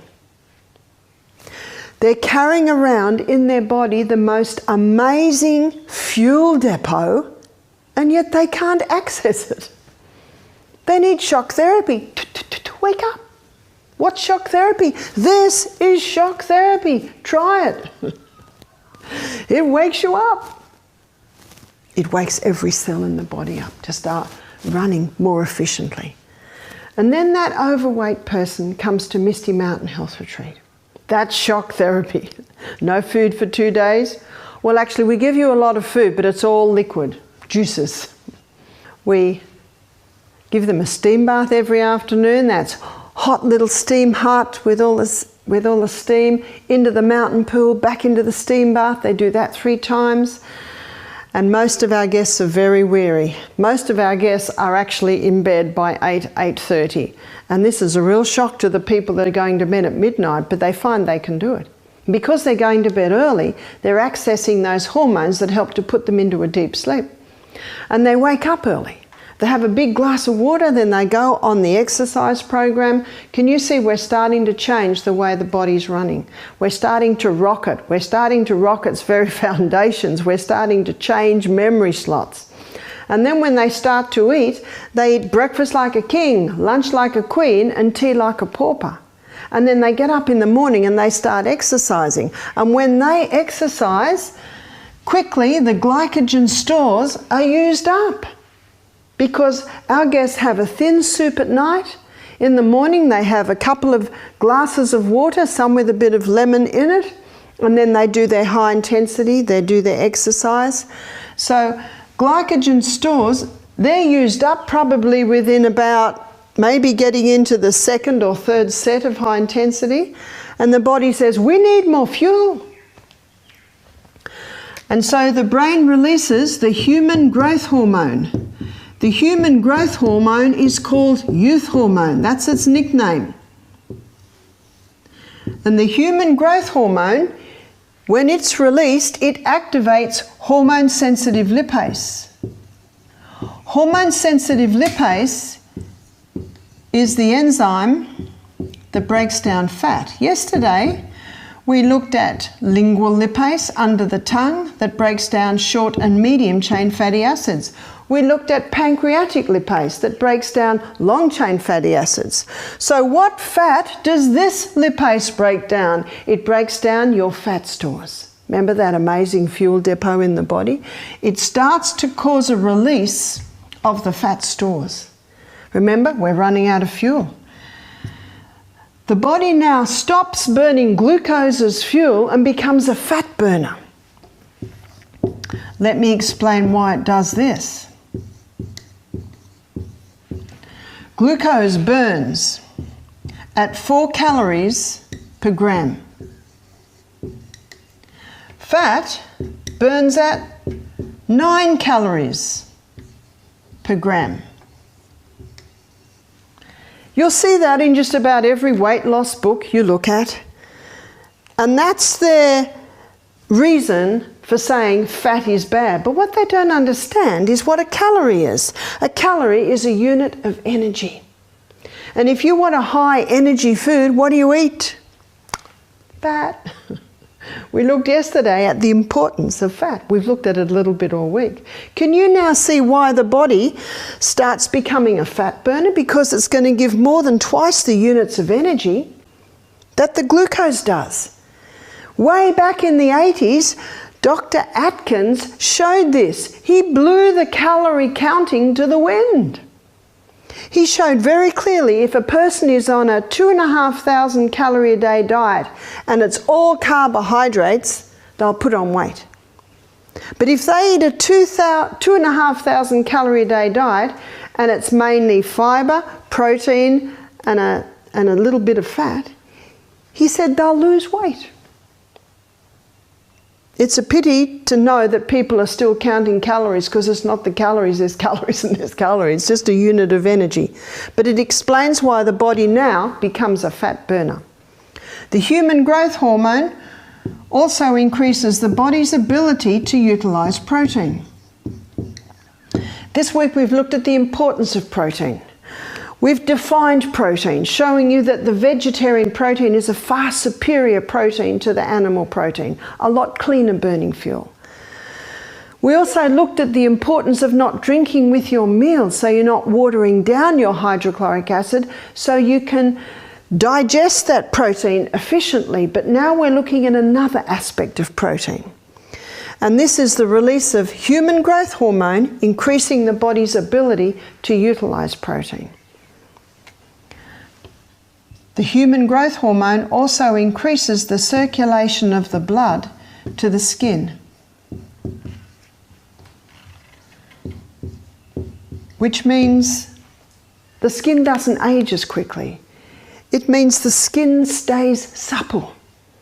It means that if a person is 150 kilos in weight and they implement this program and get down to 80 kilos, they haven't got any big lumps of fat hanging around, because as they implement this exercise, causing a release of the human growth hormone, the circulation of the blood to the skin increases, which nourishes the skin and allows it to be nice and elastic and bring it back in. Have you seen Jonathan Gabriel's book? Amazing pictures in there of this man who was, I think he was 183 kilos. And now he's 83 kilos, something like that. I could have a few kilos wrong there, but hey, when you're looking at 180 down to 80, we can bear that. And he's got a picture of him with no shirt on to his waist, and it looks like the body of a 20-year-old. You can actually count his abdominal muscles there. Wow. And he was 183 kilos, and there's a picture of him as that. He doesn't actually talk about the interval training. He doesn't talk about the human growth hormone. He talks about walking in the morning, jumping down and doing 30 push-ups. So even though he doesn't define it as such, that's what he was doing. And that's why a person can be that big and shrink down and have beautiful skin, muscle tone, because of this interval training. Well, that's a large part of it. I'll actually pull in another part in a minute. But I want to tell you the story of a young man who did our program. He walked across Australia. Took him about 5.5 months. He went from the most western point to the most eastern point. He told me he was walking for 14 hours a day. And he said that within 2 weeks he was eating 5 times the food that he normally ate. You see, it's the release of the human growth hormone, increasing the body's ability to utilize protein. But what he was doing was he was causing, right down at the cellular level in his furnace, he was laying a bed of hot coals. And when you lay a bed of hot coals, you can put the logs in. What are the logs? A nice substantial breakfast. That's like lighting a fire with a few little bit of sticks, and you get a few flames come, and then you put the huge log in. What's going to happen to the fire? And how many people do that? They get up in the morning, few steps over to the table. Those few steps lit a tiny little fire. And then they sit down and put the big logs in, and what does that do to the fire? That's like the people carrying around this huge fuel supply in their body, but they've got no energy. It's like they're starving in the land of plenty. And with these people, the body's in the habit of just shunt. And what's happening to 63% of Australians today? They're getting bigger and bigger. So they go on the no-fat diet. Does it make any difference? Not really. Because as I've showed you this morning, fat's not the problem. The wrong guy has been shot. You can get fats that are harmful. They're your altered fats. They're your fried foods. They're your margarines, all altered fats. Fat as it comes from the hand of the Creator. Very safe fat. But what I suggest, and what we find at our health retreat, and I find it in my life, that when you eat breakfast like a king, and lunch like a queen, and tea like a pauper, and then you go to bed early, and then you get up early and have a big drink of water. I usually have 3 or 4 glasses, but then I get up at 5 and I don't walk till 6, so I've been able to get a few in then. And then you implement this high intensity exercise, you're actually laying down a bed of hot coals. And I come back, I have more water. I've already dived in the creek. Very nice. If you don't have a creek, you might just have to have your hot and cold shower. And then I sit down to eat. What did I eat this morning? I had mango and pawpaw and kiwi fruit with chia seeds and almonds and Brazils. Big bowl. Big logs went in. And then I had some sourdough spelt toast with olive oil, cayenne pepper, avocado, and savoury red lentils on top. More logs went in. I've laid a bed of hot coals and I can put the logs in. It's as simple as this. If you want to eat, you've got to work for it. So when I sit down to eat, there's no glycogen stores left. Can you see where my fuel's going? It's coming into the energy cycle. It's coming into the glycogen stores. Maybe none even goes over to the fat. Isn't that what everyone wants? You see, fat's only there if excess goes in. If excess isn't going in, it's just going where it's supposed to go. Maybe a little bit will go over here, that's your good fuel supply.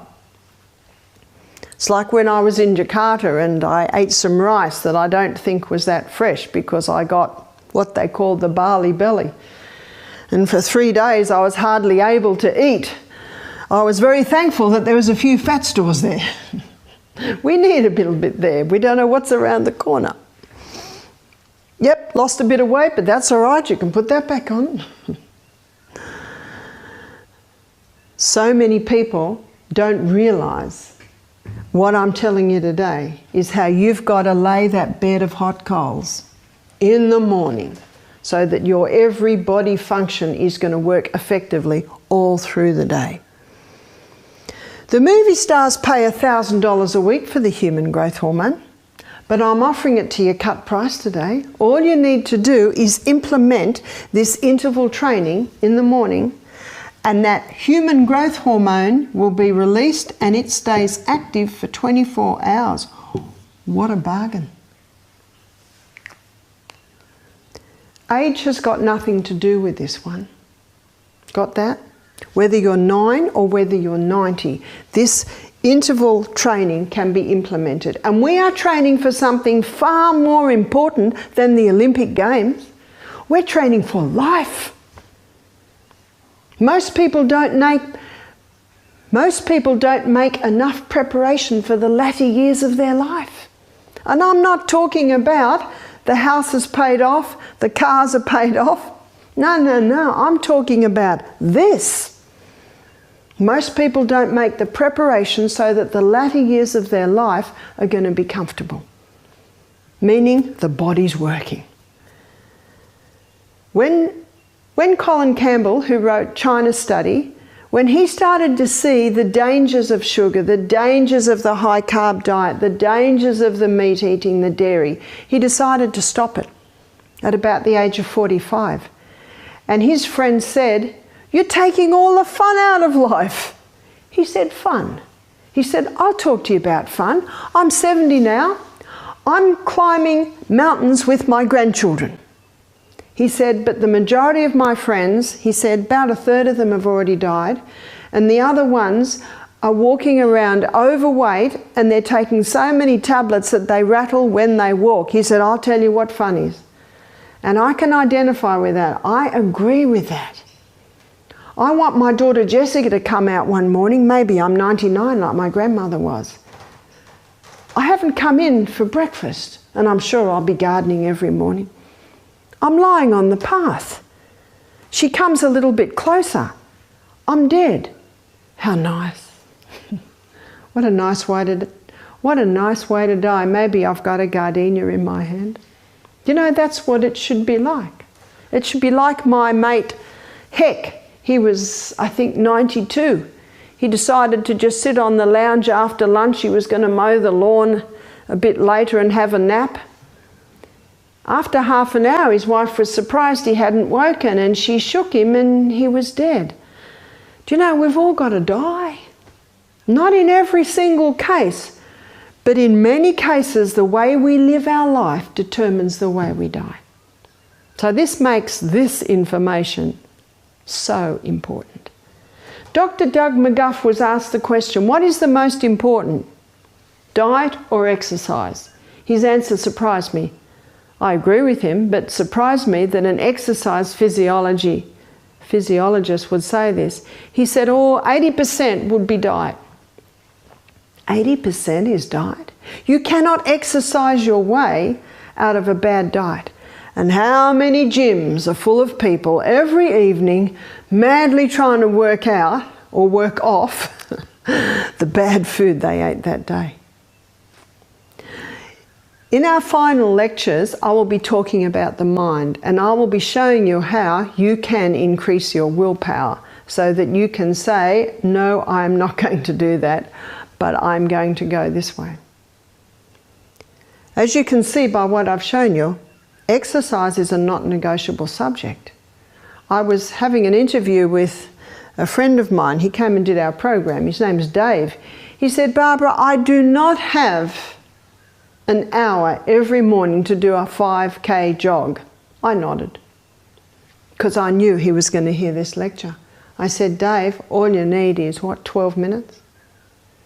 I said, "You don't need 5K, and your fitness will improve to a higher level with this interval training compared to the 5K jog." And in his book, pace, Dr. Al Sears, he quotes stories of people that die on their 5K jog every morning. I'm sure we've all read about it. And yesterday we looked at the acid-alkaline balance in the body. We showed how disease thrives in an acid environment. Can you see with the 5K jog, what's happening to the lactic acid?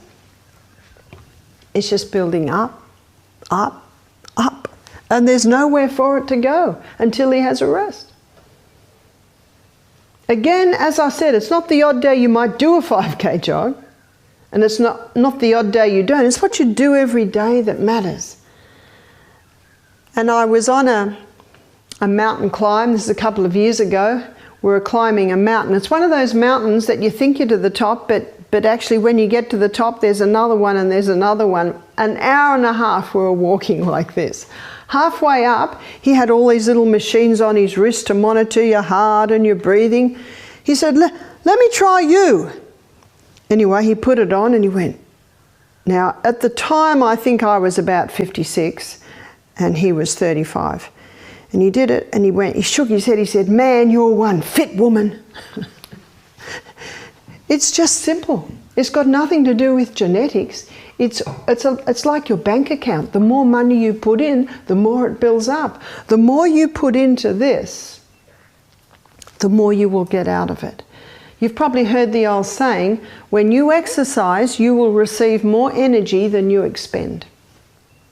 And you can see why that is so by what I have told you this week about oxygen and how that's what exercise does. Let's go to the children's playground in school. And you know, if you just stand there, you know what you'll observe? Interval training. When I was a little girl, we did hopscotch. When it was my turn, I'm going for it on the hopscotch, back, and then I stand back and the next girl has a turn. Interval training. And in the playground break, we would all probably get a cycle of about 6 turns with hopscotch. Same with skipping. We all have turns. We go for it. And then we run out and the next person has a go. Interval training again. Elastics. I hear elastics are coming back. You've got 2 girls standing apart with elastics around their legs and then another girl jumps in and out and makes all sorts of patterns and things with interval training. Let's have a look on the soccer field. Going for it, make the goal. Everyone's walking back to their spots. Basketball. Goals made, walking back, interval training again. No one tells them about it. Let's go to the African plains and you'll see interval training. No animal jogs, have you noticed? They either go for it or they stop. Interval training. Doug McGuff does a fascinating study on the history of all this and shows that the interval training is naturally done in nature, it's naturally done in children, and by the way, have you noticed how children run? They run on their toes. No child ever runs on their heel. And if you go barefoot and run across the paddock, you will automatically run on your toes. You see, our toes were designed to take our weight. There's all these muscles and bones and ligaments in there perfectly designed to take our weight when we're running, not on the heel. There's a book called Born to Run by Christopher McDougall. And it's a fascinating book. It was only written in 2011, and the reason he wrote the book, Born to Run, is because he was commonly getting hamstring problems and lower back problems. And he wanted to find out why. So he went all over the world interviewing athletes, and he discovered some athletes who run barefoot. And he was fascinated with this. They never have back problems. They never have Achilles tendon, hamstring problems. Bibi Bikila is one of them. I think it was 1960 and 1964 were the 2 Olympic Games, an African, Bibi Bikila, where he took home gold, barefoot runner. Did the whole thing in barefoot. So this author in Born to Run, he pursues all of this and he discovers that the foot was designed in such a way that we should never run with the heel. When we run with the heel, that's what causes the hamstring and the lower back problems. That's what he was getting. And he found these people that live in the Mexican hills, in the canyons, that just love running. They just run all day long. And they run barefoot most of the time. But if they're getting to where it's really sharp rocks, they just cut out a bit of tire and then lace it onto the bottom of their foot. So even then it's a very thin sole. And the culmination of the book is this mighty race where he gets athletes from all over the world to run against these guys that are running through the hills. And Nike, of course, come into it. Some of the top brand name shoes come into it. And they give these mountain people some joggers. And after about 1 kilometre, they sit down, pull them off, throw them away and go back to their barefoot running. Ever since I read that book, I've started to only buy very thin-soled shoes. You can even buy barefoot runners in the sports shop now, and their shoes are like this. They've even got places for your toes, as I've shown you all week. I'm not a fantastic drawer. And I said to them, how do you wear that with a sock? They said, we've even got socks. Even got socks with toe holes. And somehow they still manage to charge a lot of money for that. But I just buy very thin sole today. I go into the shop, if I want to buy some joggers, I press them up against themselves like that. When I started to do my morning exercise, doing my high intensity runs in these little thin-soled shoes, oh, my legs hurt, because I realised I was starting to use different muscles compared to what I was using in my nice big, I call them lounge chair joggers. You know, they're all cushioned. Oh, instant comfort. But it encourages you to heel strike because of all the padding done at the back. So I started to, I kept my exercise up in my thin soles because I recognised that my legs and all my muscles had to get used to using different muscles. Now I just love these thin-soled shoes because you just bounce along because you've got hardly any weight on your feet and you automatically go to your toe striking. And remember, the whole foot was designed for a toe strike. Just watch what children do. Children breathe properly, they run properly. It's before they're changed by the common view of this is what you should do. I know a friend of mine used to be a runner and he said, it's just crazy. He said, we were told we had to heel strike in our joggers. And he said, yes, we would commonly get hamstring, Achilles tendon, lower back problems, but he said, that's all changed now. He said, now they're telling you to toe strike. And he pointed to his wife, who's a Filipino girl. He said, watch how she runs. And she just always runs on her toes because she grew up in the country area of the Philippines. So when you do your morning program, important that you enjoy it. And once you get the results, you will be amazed and you will certainly enjoy it more and more. I've got a young friend at the moment who's having a very challenging time with a marriage breakup, and he said to me, I go to the personal trainer. He said, I go 4 times a week and this personal trainer just gets me working incredibly high intensity. He said, I leave there physically exhausted. He said, he gets me to do things I don't think I can do. He gets me to do leg presses. And just when I think I can't go on, he looks at me and he says, 20 more. He says, you think you can't do it. But he said, I push through it. He said, I walk out of there just totally exhausted. But he said, mentally revived. Why mentally revived? Because of the oxygen that's going into those brain cells. You will find with just about every author who talks on any form of mental illness, there's one common denominator that all agree with, and that is exercise. The effect of exercise on the brain, it vitalizes it. It vitalizes it, invigorates and electrifies it because of the amount of oxygen that's getting into that brain, allowing the cells to run down into this aerobic part of the brain, giving that much energy to the brain. Flushes out old, stagnant, negative thoughts and gets fresh oxygen in. This explains why Dr. Neil Nedley, when he's speaking on depression, we've got his book, it's called Depression: A Way Out. And it's a great book because he looks at how depression can be managed by lifestyle. Every chapter starts with someone else's story. He says that when he gets a very depressed person come to him, bipolar, schizophrenic, he puts them on 7 hours of exercise a day.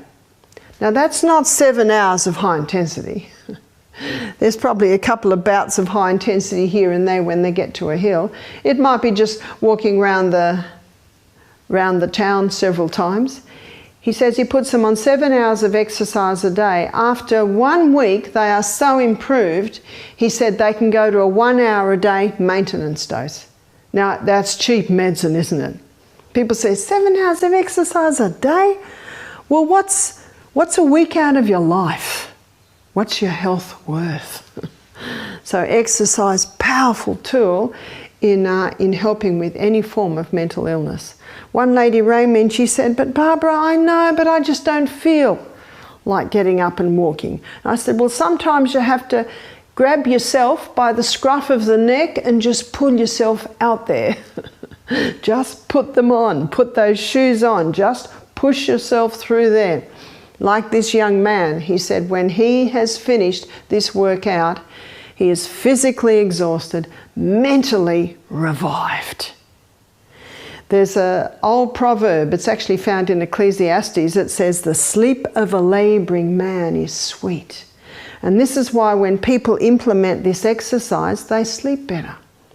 Because every cell in the body is getting oxygenated. And do you remember when we looked at oxygen, we looked at how it invigorates, it electrifies, and it vitalizes the body, but it also soothes the nerves. So this young man who's going through this incredibly challenging time is able to sleep. It's hard to sleep straight after a workout, but he sleeps several hours after the workout. And he said that he also found that he needs to eat more food. Because remember what he's laying in here? He's laying in here a bed of hot coals. And the logs can go in. And when you've got a bed of hot coals in your fire, no matter how many logs you put in there, it just burns brighter and brighter and brighter. We had a young man came into our program and he was about 35. He said 3 years ago, I broke my leg, the tibia and the fibula. He said, I was in hospital, ended up being there for 3 months because he said I had to have a plate there, pin and plate. He said it didn't quite take, so they had to do it again. He said they had me in traction. I said, whoa. He said, when I left that hospital, I was the fittest I had ever been. I said, excuse me?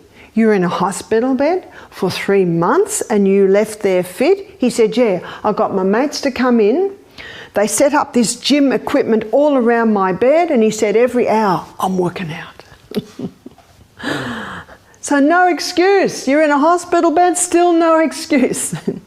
You just got to find out how to do it. You've got to find out what works for you. If you're a little unstable on your feet, you might find an exercise bike works because you can hold on to it.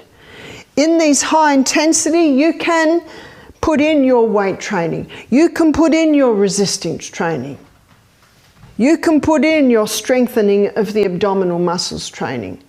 And that's what I loved about Al Sears. He said, do it in the backyard. He said, do it on the veranda, do it in your lounge. You just got to find out what works for you.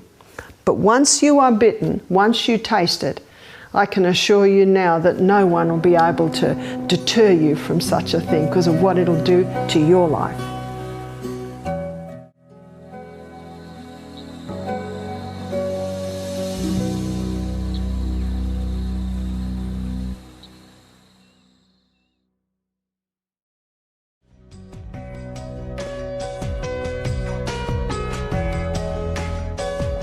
There are are 4 vital elements needed for life. Number 1 is oxygen, and we've looked at the importance of oxygen many times this week. Number 2 is water. Our body from the neck down is 75% water, from the neck up 85% water. The third most vital element needed for life is sodium. And the fourth is potassium. Water. One of the first questions I ask people when they come to me for help with their health is, how much water do you drink? Here are some of the answers. Oh, I don't like water.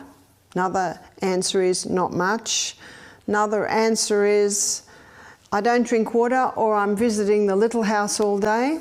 Another answer is, if I drink too much water, my legs swell. These last 2 answers tell me that the water is not getting inside the cell. You know, there's been some deaths on the Kokoda Trail, and these people are drinking 5 litres of water a day. They're perspiring huge amounts. So the water's going in and the water's coming out, but it's not coming out as water. Have you ever licked your perspiration? It's very salty. These people are losing a lot of sodium, but not just sodium, they're losing a lot of other minerals. So how do we get the water inside the cell? Because these people just drinking water, the water is bypassing the cell and just coming straight out in the form of perspiration or urine. But both perspiration and urine is just not water that's coming out. Yes, waste is coming out, but there are also minerals that are being lost. So how do we get the water inside the cell? To look at that, we need to go to the third most vital element needed for life, which is sodium. We need to look at the way sodium is found in nature. Seawater contains 92 minerals. Seawater is often called an isotonic solution because it is the exact same mineral and proportion as is found in the body.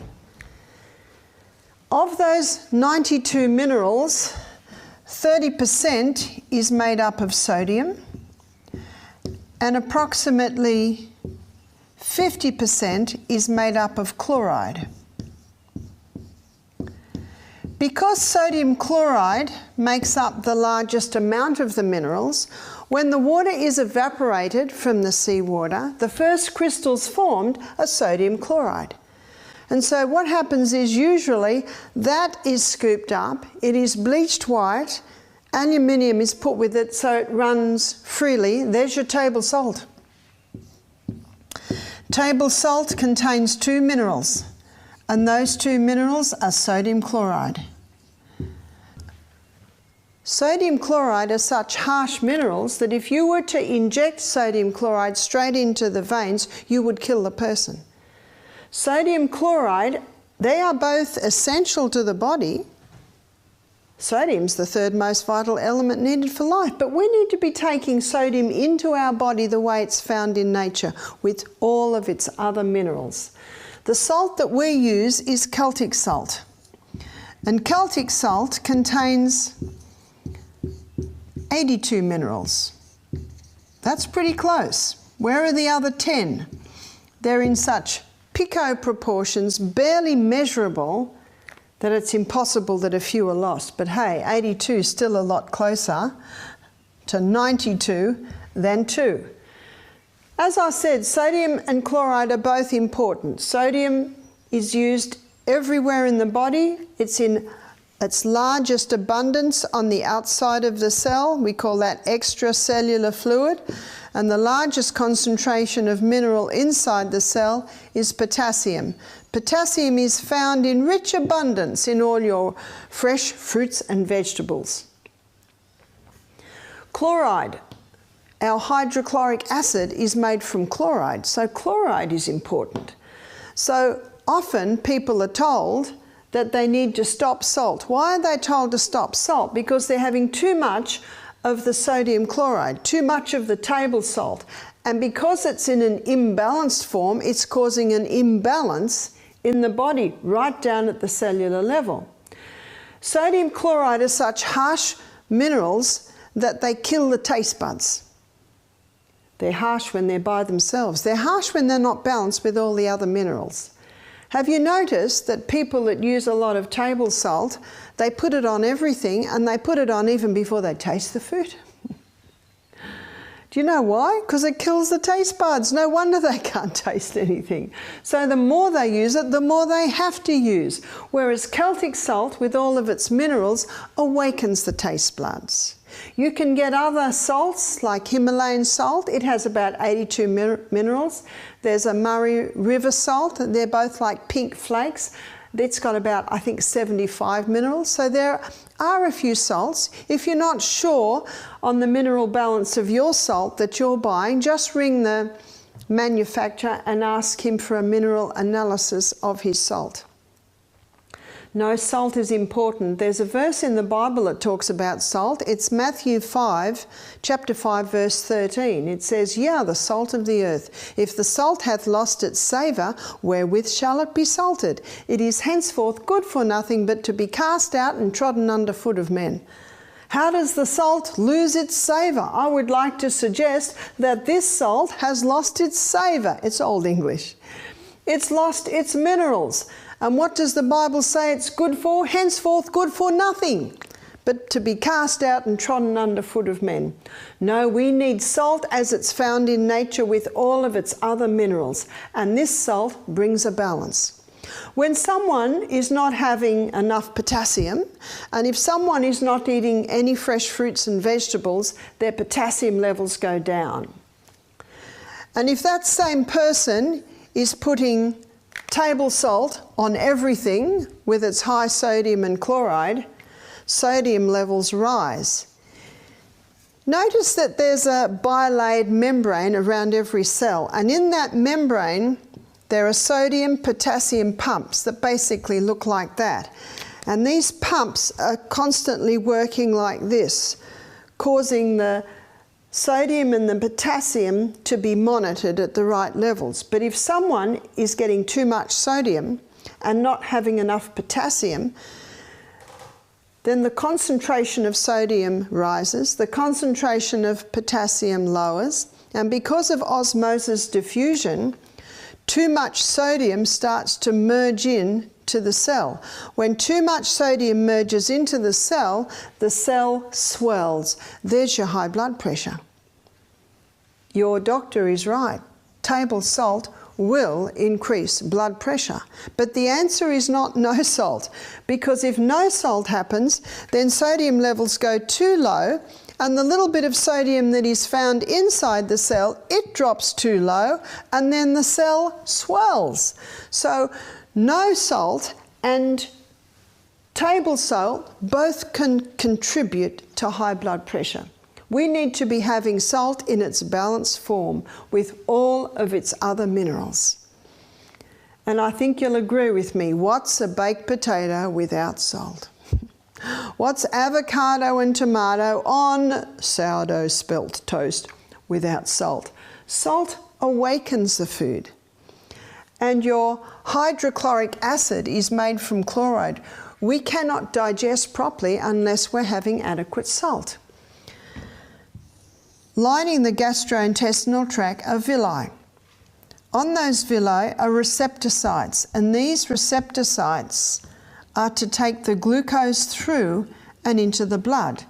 Inside that receptor site there is a carrier, and the carrier is the one that takes the glucose through and into the blood. But the carrier says, I will not accept you glucose unless you come with a molecule of sodium. When the sodium is present, then the carrier will take the glucose through and into the blood. Let me give you straight from the horse's mouth on this. This was a sentence in the Anatomy and Physiology book. Let me give it to you. Glucose, start again. Sodium is the main transport system of glucose across the brush border cell and into the blood. You will find that in every anatomy and physiology book. What's happening if someone's not having any salt? Well, there is a little bit of sodium in your food, in your fruits and vegetables. If there's not enough sodium around, not every bit of glucose can get into your blood, which explains why some people that go on a salt-free diet find their energy levels go down, because they're not getting the nutrients out of their gut as they should and into the blood. No wonder it's the most vital element needed for life. We need it. The salt that we use here at Misty Mountain Health Retreat is Celtic salt. And that Celtic salt contains 3 magnesiums. It contains magnesium bromide, magnesium sulfate, and magnesium chloride. Magnesium is a water-hungry molecule, so it's always trying to pull the water into itself. That explains why on a rainy day our salt can get quite moist, because magnesium is a water-hungry molecule. So when you put a crystal of the Celtic salt on your tongue and then drink a glass of water, when the crystal's on your tongue, even if it only be for a few seconds, then the mucous membranes in the mouth are absorbing, first of all, the magnesium. Remember, it's a water-hungry molecule. And that magnesium is taken via the blood straight to the cell, and it pulls the water inside the cell. It is the quickest way to hydrate a body, is to put that crystal of Celtic salt on your tongue, take that glass of water, and it ensures that the water is pulled inside the cell. I suggest that we do it at least once or twice a day. Here on the Detox program, when guests are having the exercise program, especially in the summer, and then the steam bath at night, I advise they do it about 3 times a day. That would be about every second glass of water. If you put the salt into the water, the magnesium in the salt will absorb all the water into it, so you haven't got that free access of magnesium as easily as you put it on your tongue, which will take it and through the blood to the cell to pull that water inside the cell. When the water goes through that membrane, there's a little motor in that membrane, and as the water rushes through, that little membrane starts spinning, and the spinning of that little motor inside the cell gives us a unit of energy. So when everyone's feeling tired mid-morning, all reaching for their Mars bar or cake or pie or sandwich, cup of coffee, just take your crystal of Celtic salt, have your glass of water, and you watch your energy levels have a little pickup.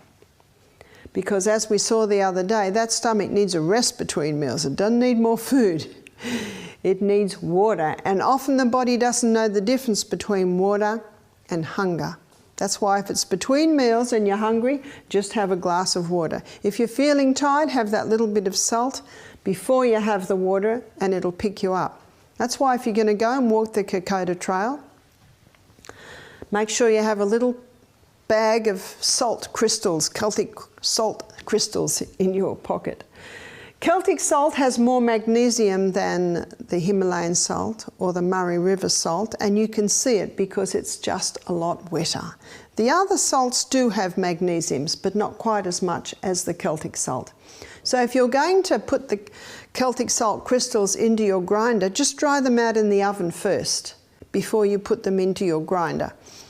When the weather's very, very wet, sometimes we have to take the salt out of our grinder 2 or 3 times a week, dry it out again, put it back into the grinder so that it can be ground at the table.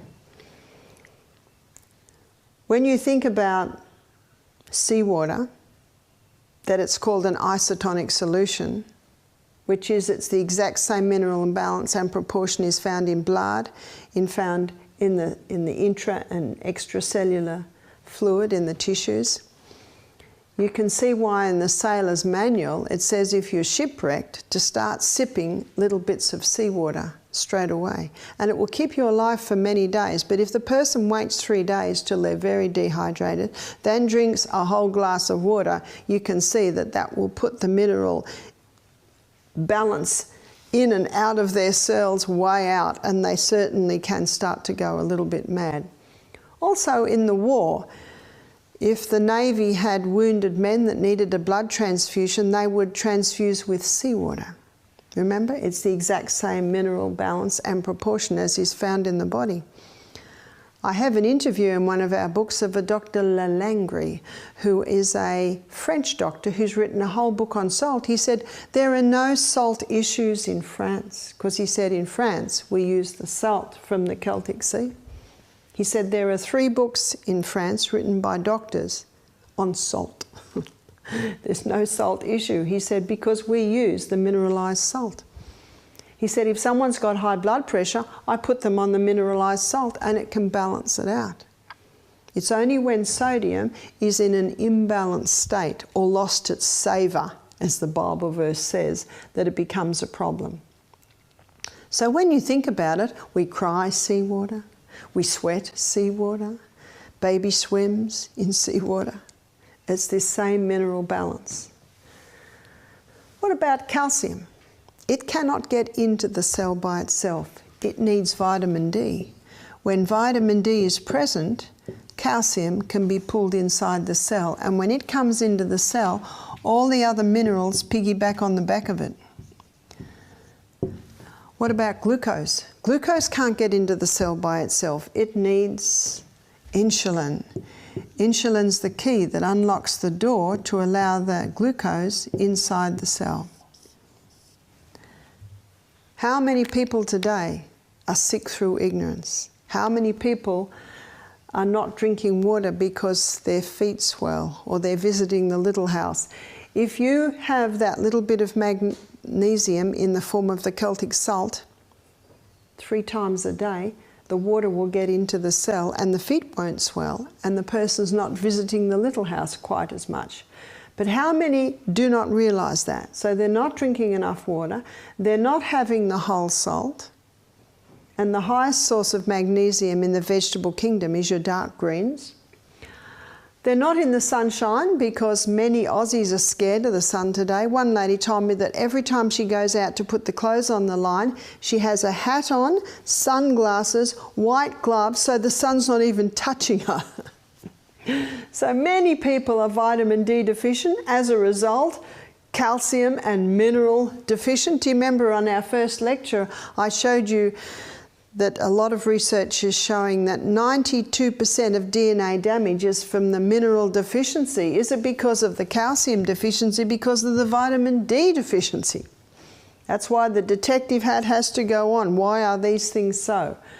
So many people are low in vitamin D, thus low in the minerals.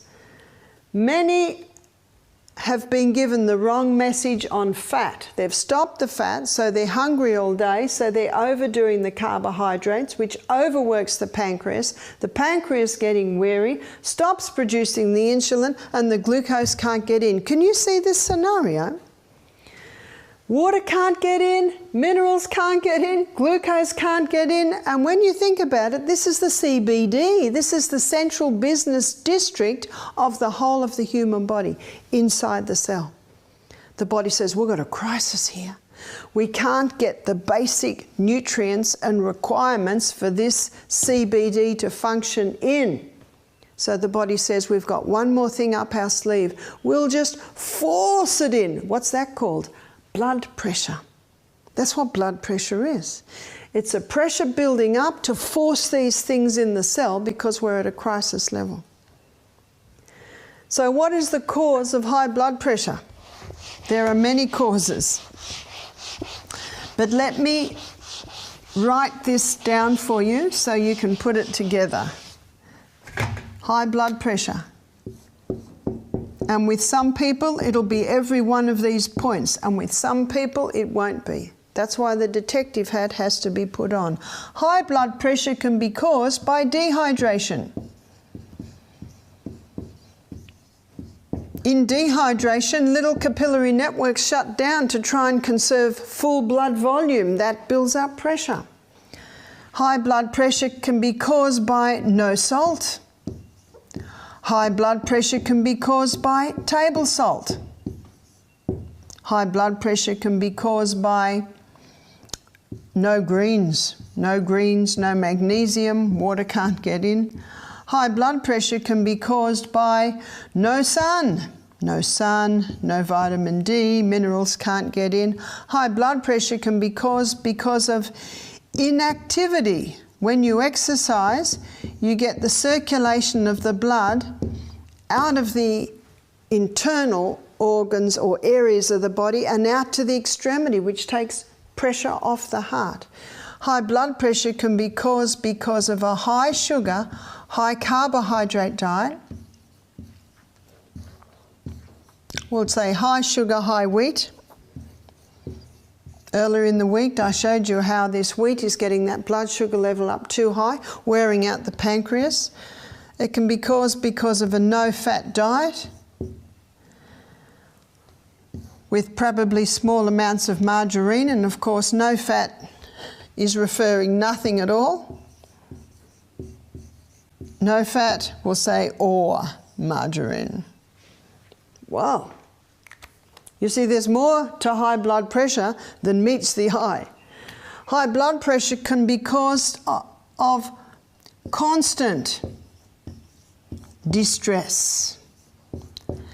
I don't say stress because everyone has a bit of stress in their life, and one man said to me, I love stress, it keeps me working hard. I get heaps done. So then I had to define distress. Constant distress is wearing for the body. That's why if there's constant distress, you have to find out why and what can be done to alleviate that. With some people, it's one or two. With some people, it might be all of them. And if you don't turn the tap off, you're still going to be mopping up in the other corner. What's also necessary to keep that blood nice and thin to prevent high blood pressure is blood thinners. So let me give you a list of blood thinners. There's no need for rat poison, warfarin. Did you know that that's what warfarin is? It is rat poison. And there are far more powerful things that can be used that don't have the danger of the side effect of the warfarin. You know, there's a lot of information coming out now reassessing whether aspirin is really thinning that blood effectively. One newspaper article on research done 6 months ago, this is early 2014, they're finding out that aspirin's causing brain bleeds. But you can thin the blood beautifully without any dangers of these drugs that I mentioned.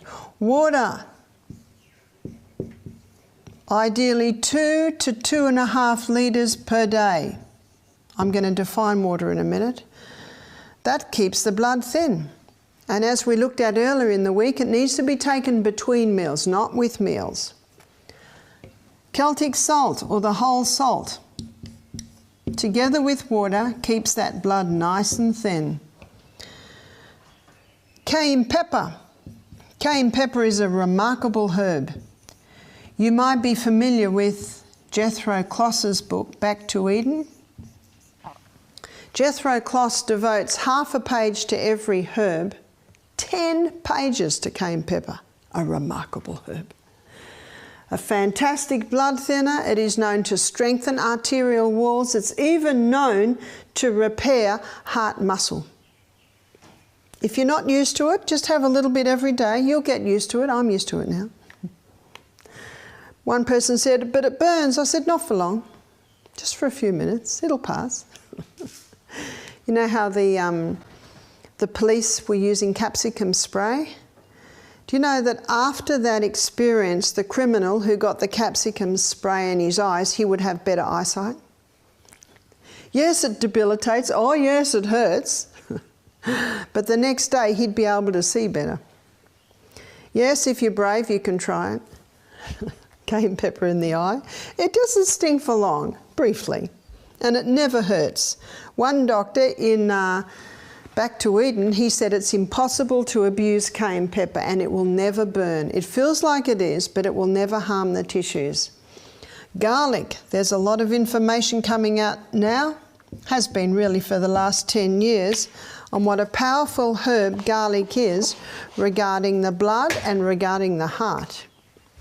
Another blood thinner is ginger.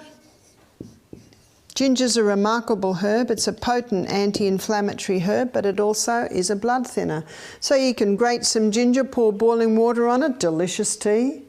Or you can put it in all your stir fries, put it in every legume dish, delicious.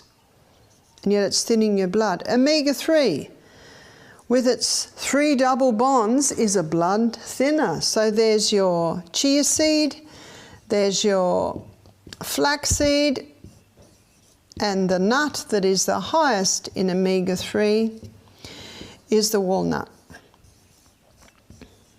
So as you can see by my list here, there is no need to take drugs that have their possible side effects.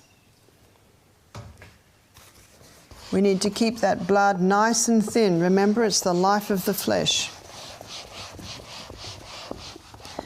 We have a book in our library. We also sell this book, and it's called One of the Body's Many Cries for Water. And the whole book is on water. It would probably be one of the most interesting books that I have ever read. Dr. Batman Gehaldi, we'll call him Dr. B, because it's a difficult name. He goes into every single organ, every single part of the body, and how it is affected by full hydration and how it is affected by dehydration. There are 2 other titles to his book.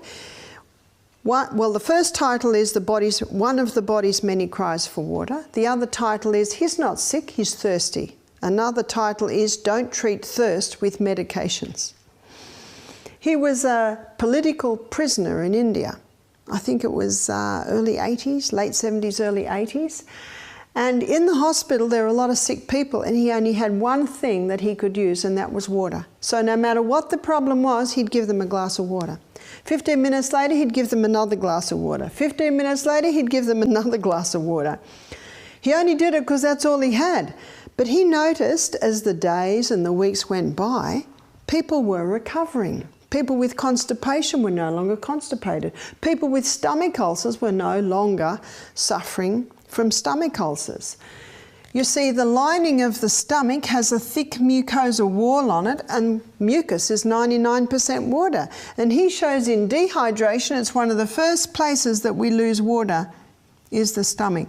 Inside that mucosa lining, there's sodium bicarbonate, designed to neutralize stomach acid if it tries to come through. Well, in this tiny little layer here, there's no sodium bicarbonate. So very easy for the hydrochloric acid to start eating little holes in the lining of the stomach. He claims at the writing of his book to have healed 3,000 cases of stomach ulcer with water alone. He shows that a glass of water half an hour before a meal thickens that mucosa wall. Our hydrochloric acid is made from water. Today is Wednesday. Yesterday, Tuesday, I needed to drink 2 glasses of water so my liver could make enough hydrochloric acid for breakfast this morning.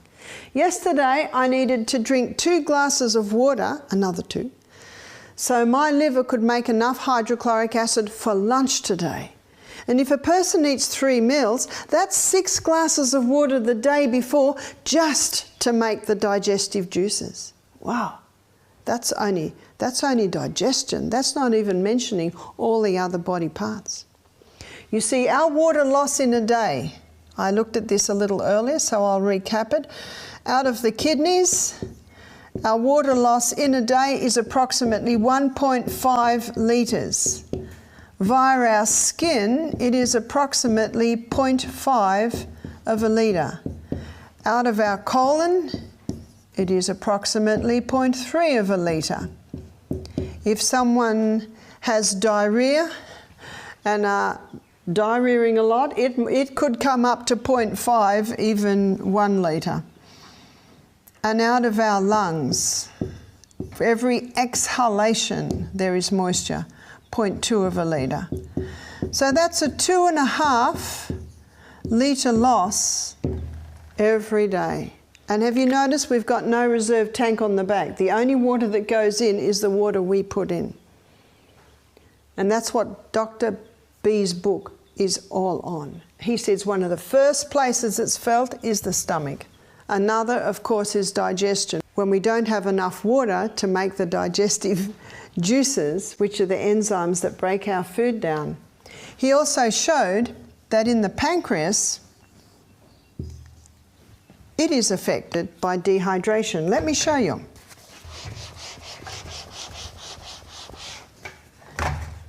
In the pancreas, it releases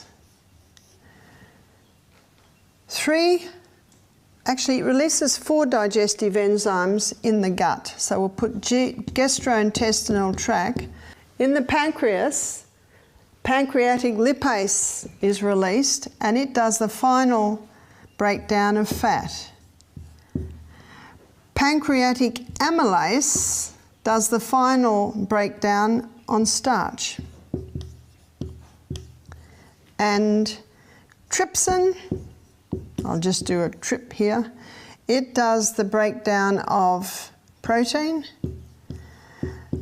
And chymotrypsin, it also does the breakdown of protein. So this is 1, 2, 3, 4 enzymes released from the pancreas that finalise digestion. Most people don't realise that the pancreas is probably the main organ of digestion. When people die of pancreatic cancer, they usually die of malnutrition because they haven't got the final breakdown of their food, so their food can't get out of their gastrointestinal tract and into their blood, so they basically die of malnutrition.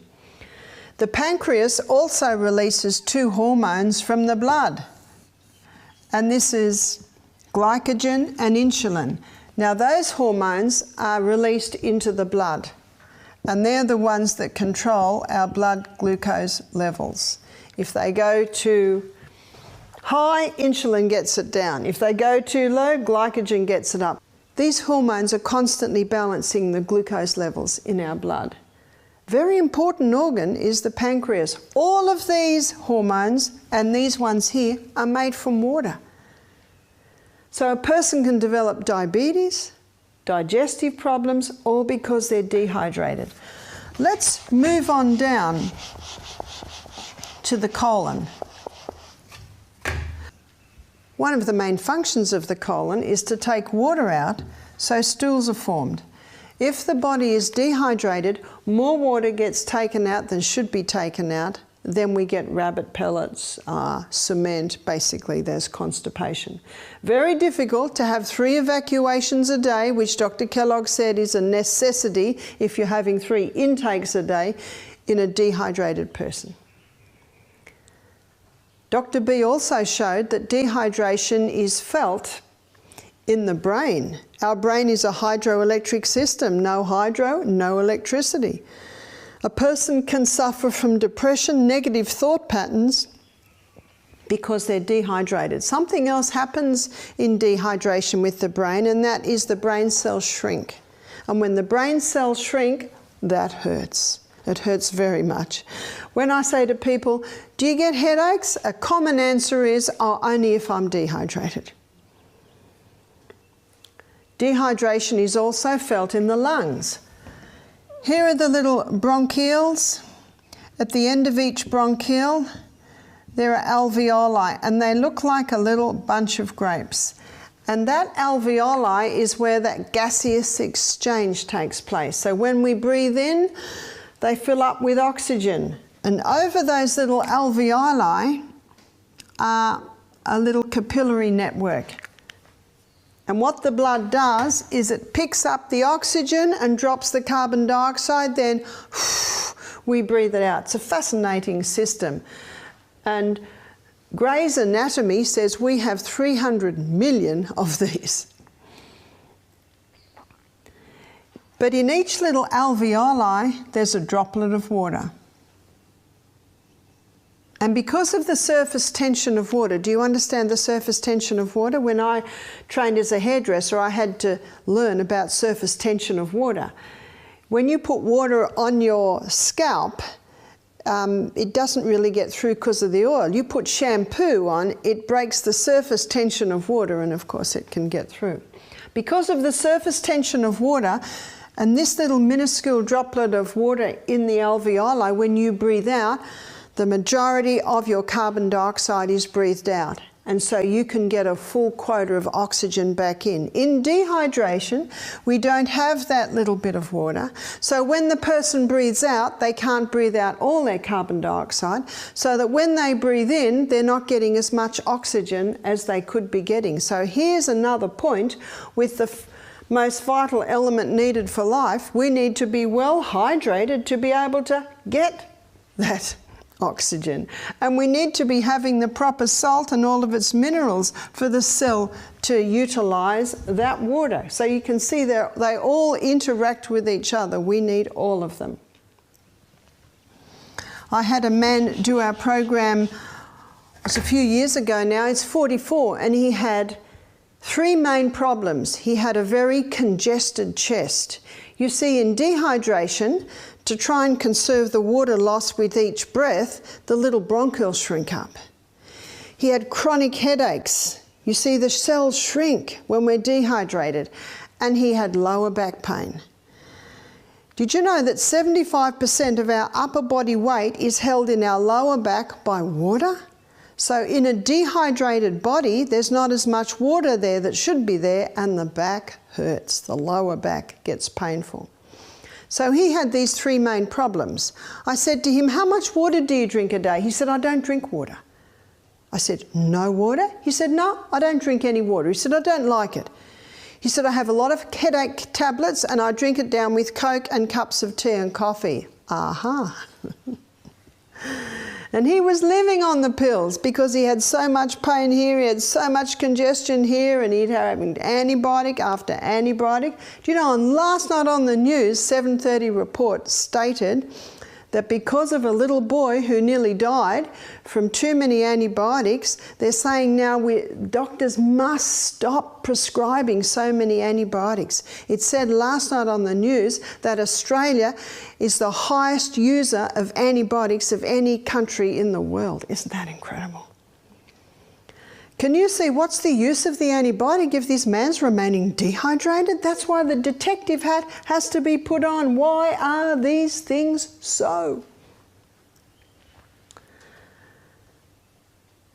I said, no water? He said, no water. I said, As he went through the program, he started drinking more water. He started to drink almost a litre a day. Now, the student might say to me, no, Barbara, he's supposed to drink at least 2, maybe 2.5 litres a day. I said, it's pretty good. Yesterday it was none. Build it up, little by little, build it up. By the end of the week, he was drinking 2 litres of water. He said, this is amazing. He said, I haven't had headaches for 2 days. He said, first time since I can remember. He said, my chest is getting a lot looser. And he said, my lower back pain is gone. Whoa. What was his problem? It was dehydration. Can you see if that point's not addressed?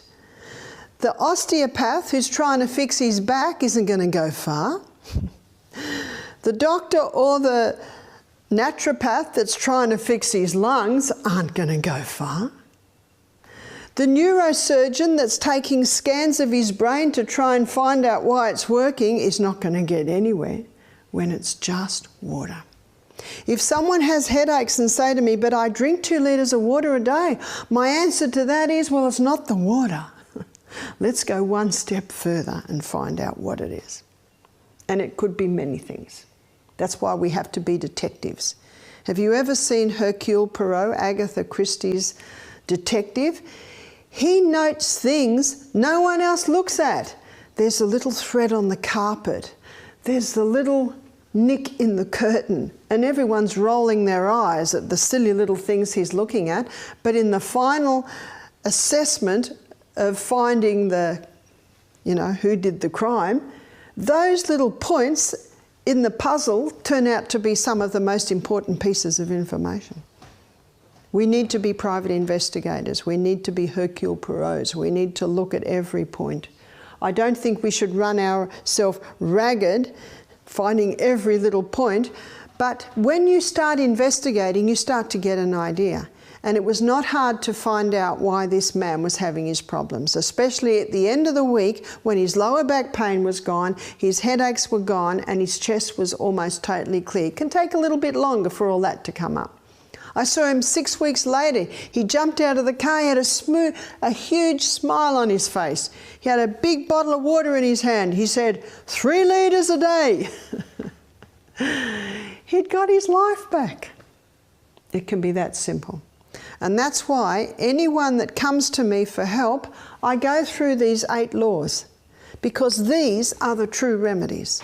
And often you can find little glitches here and there that give you an indication of why these things are so. A friend of Michael's is a bricklayer, and he rang up Michael the other day. He's a bit of a rough bloke. He said, I got this lower back pain. He said, I've been to the chiropractor, he can't fix me. He said, all the blokes on the job site are getting it. Michael said, what do you drink? He said, we all drink Coke. How much Coke do you drink a day? A couple of litres. Michael said, well, I've got a simple little test that you can try. Get rid of the Coke and drink water. He said, water? I said, is it just water? Michael said, do you remember that one? Remember what you used to drink? He said, righto, we've got nothing else to lose. Do you know, within a couple of days, all the men had no lower back pains. All the men were coming alive.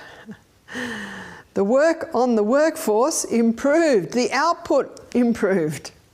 They were all so happy. What was the change? It was just water. One of the problems with things like Coke and coffee, they contain 2 major dehydrating agents, which is the caffeine and the sugar. And so even if the person drinks 1 or 2 glasses a day, they're still not getting hydrated because the coffee and the Coke are taking it all away. It must be water and water alone. What's the best water? Well, the best water is pure water. And most taps today contain water that has fluoride and chlorine in it. The chlorine's not a huge problem because if you pour a jug and put it on the bench, within half an hour the chlorine has all evaporated. But there is a problem with the fluoride. So we must get water filters. I think reverse osmosis is the main filter. There could be more. Please do a search on it. I can't assure you because I don't know enough about water filters because we've never used one because we've always had the rainwater or the creek water. We have beautiful water here. So, very important to drink good water. One man said to me, what about an alkaline water machine? Well, as you saw yesterday in our acid-alkaline lecture, alkaline is very important. But alkaline water is not going to do a huge amount if the person is eating a lifestyle that is all acid, eating a food program that's all acid, or partaking of a lifestyle that is all acid. It is true, an alkaline water can be a contributing factor in the whole picture. So water, we need water. It's a not negotiable subject. You just got to find out how to get it in. I never used to drink water. I was breastfeeding or pregnant non-stop for 14 years. My last baby, I breastfed for 3 years and I hardly ever drank water. I drank maybe 1 or 2 glasses a day. I commonly had headaches, commonly had migraines whenever we travelled. I hated travelling in the car because I always had a terrible headache at the end of the day. I also used to get terrible sinus problems. Do you know I don't get any of that now?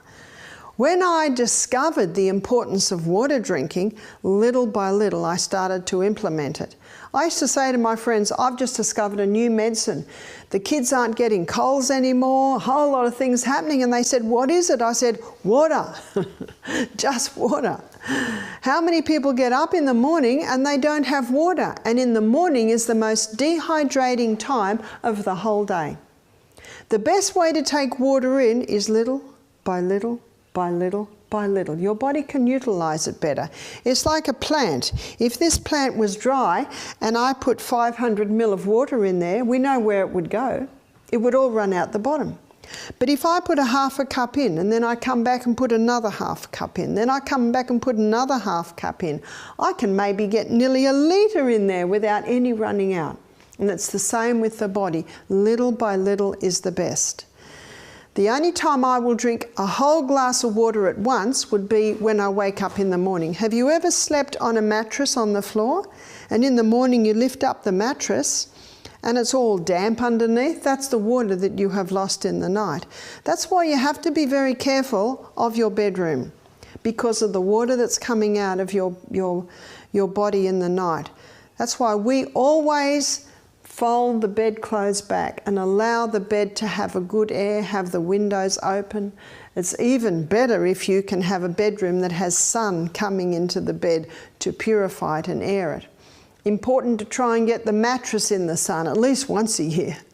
Change your mattress protectors. Also be cautious of under the bed. Always should have slats or wire which allows the moisture that you lose in the night to come away. Many people are tired when they wake up because of the air in their bedroom. You must very, very careful on the air in the bedroom, and as we looked at earlier, the electromagnetic field in that bedroom as well. So water is lost every day. Water must be replaced. And here is a good rule of thumb: 25 kilo of body weight, not 2 kilo, 25 kilo of body weight to 1 litre of water. That's a good rule to assess how much water the children drink, and it's also a good incentive for weight loss, isn't it? I always said to my children when they wake up, and I say to my grandchildren now, have you watered your garden yet? What's the garden? Of course, it's that lovely flora inside your gut. In that catalyst program called Gut Reaction, one professor said, there's a literal jungle in there. So I say to my grandchildren, have you watered your garden yet? And they come up in the morning and say, Grandma, we've watered our garden. I said, I'm so pleased. I'm so pleased because now you can have breakfast. So it's always a rule in the home. If the child doesn't want to drink water, my answer is, I'm so sorry because you can't have breakfast now. It's very simple. So lots of little ways to encourage the children to drink water. You will notice if the children don't drink water, as soon as they've eaten, then they want to drink their water. And what the water does is it neutralizes the stomach acid. We need that stomach acid to be about a pH of 2.5. That's very acid. And your stomach needs to be that acid. You will not feel it because you drank a glass of water half an hour before the meal. You've got a nice thick mucosa wall there, so you will not feel it. But that pH is necessary for the enzymes in the stomach to be activated to be able to break your protein down. That's why you stop drinking about half an hour before the meal and you start drinking about an hour and a half to 2 hours after the meal. If someone's thirsty when they eat, by all means have a mouthful, but at the same time it needs to be assessed how much water has been drunk. So you can prevent needing to drink with your meals by drinking between your meals. As I said with exercise, not negotiable subject, and so is water. It's a not negotiable subject. And if you get sick, if you have diarrhea or constipation, or if you have a headache or cold, up your water intake. Dr. Christopher in America, he said, here's a sign to tell if you're drinking too much water. Put your head on the side, and if the water comes out your ears, in other words, it's almost impossible to drink too much water. The only time you could drink too much water is if you're not having those minerals. So as soon as you start drinking more water, you will start to lose a few more minerals. So it's very important to have the proper salt. My suggestion is about a teaspoon of salt in a day, over the day. If a person's not used to having salt, I say start small. Start small, just little by little, increase it, and your body will adapt to that. Just as it adapts to no salt, it will start to adapt to proper salt. Third most vital element needed for life. Water is an amazing substance. Water can be used for healing too. Hydrotherapy is a huge subject. I have whole books written on hydrotherapy, which is water therapy. And the steam sauna that our guests have at night or in late afternoon, where they go into the little steam hut for about 10-15 minutes and then have the cold shower, or if they're brave, they can run down to the creek and dive in the creek and then back in again. We're doing hot and colds. And by the third steam, the body temperature, the core body temperature can sometimes be up to 40 degrees. And when the body gets up to 40 degrees, circulation, metabolism increases by 400%. That's quite remarkable, isn't it? So when circulation and metabolism increase 400%, that means healing is increasing by 400%. Elimination of waste is being boosted 400 times. So that's quite remarkable. Not everyone has a steam bath, but it also explains why this is such an important part of a detox program. As I told you earlier, up to 70% of body's waste can come out of the body when the body's given the right conditions, and that condition is that steam. The only time a person may not be able to handle the steam is if they go into the steam bath dehydrated. So very important the person be well hydrated when they go in. But I'd like to just give you some very simple treatments now that you can use in the home. I had a lady ring me up one day and she said, "Barbara, my 10-year-old has just trodden on a rusty nail and she's not vaccinated." I said, "Aha." She said, "We have your poultice DVD, and so we've put a grated potato poultice on the wound." I said, "Good, that's a good choice." She said to me, "But it's still a little bit swollen and it's still a little bit sore." I said, "Aha, well, you can go one step further. Get 2 buckets of water and make one very hot and put the child's foot in the hot water for 3 minutes. How hot? As hot as the child can stand. We don't want to burn the child. I always put a person's foot in my hand and I put my hand in the water, so my hand is filling the water. And if the person cannot take it, the only time you would not do it would be someone who has poor circulation, maybe the very old or the very young, someone who has diabetes and they can't feel their feet properly. That's the only time you would not do it. So 3 minutes hot water and then cold, and it's as cold as you can. Ideally put some ice cubes in that cold. And the cold is done for 30 seconds. So what's happening here is when the foot is put into hot water, we're warm-blooded creatures, so immediately the blood rushes to the area.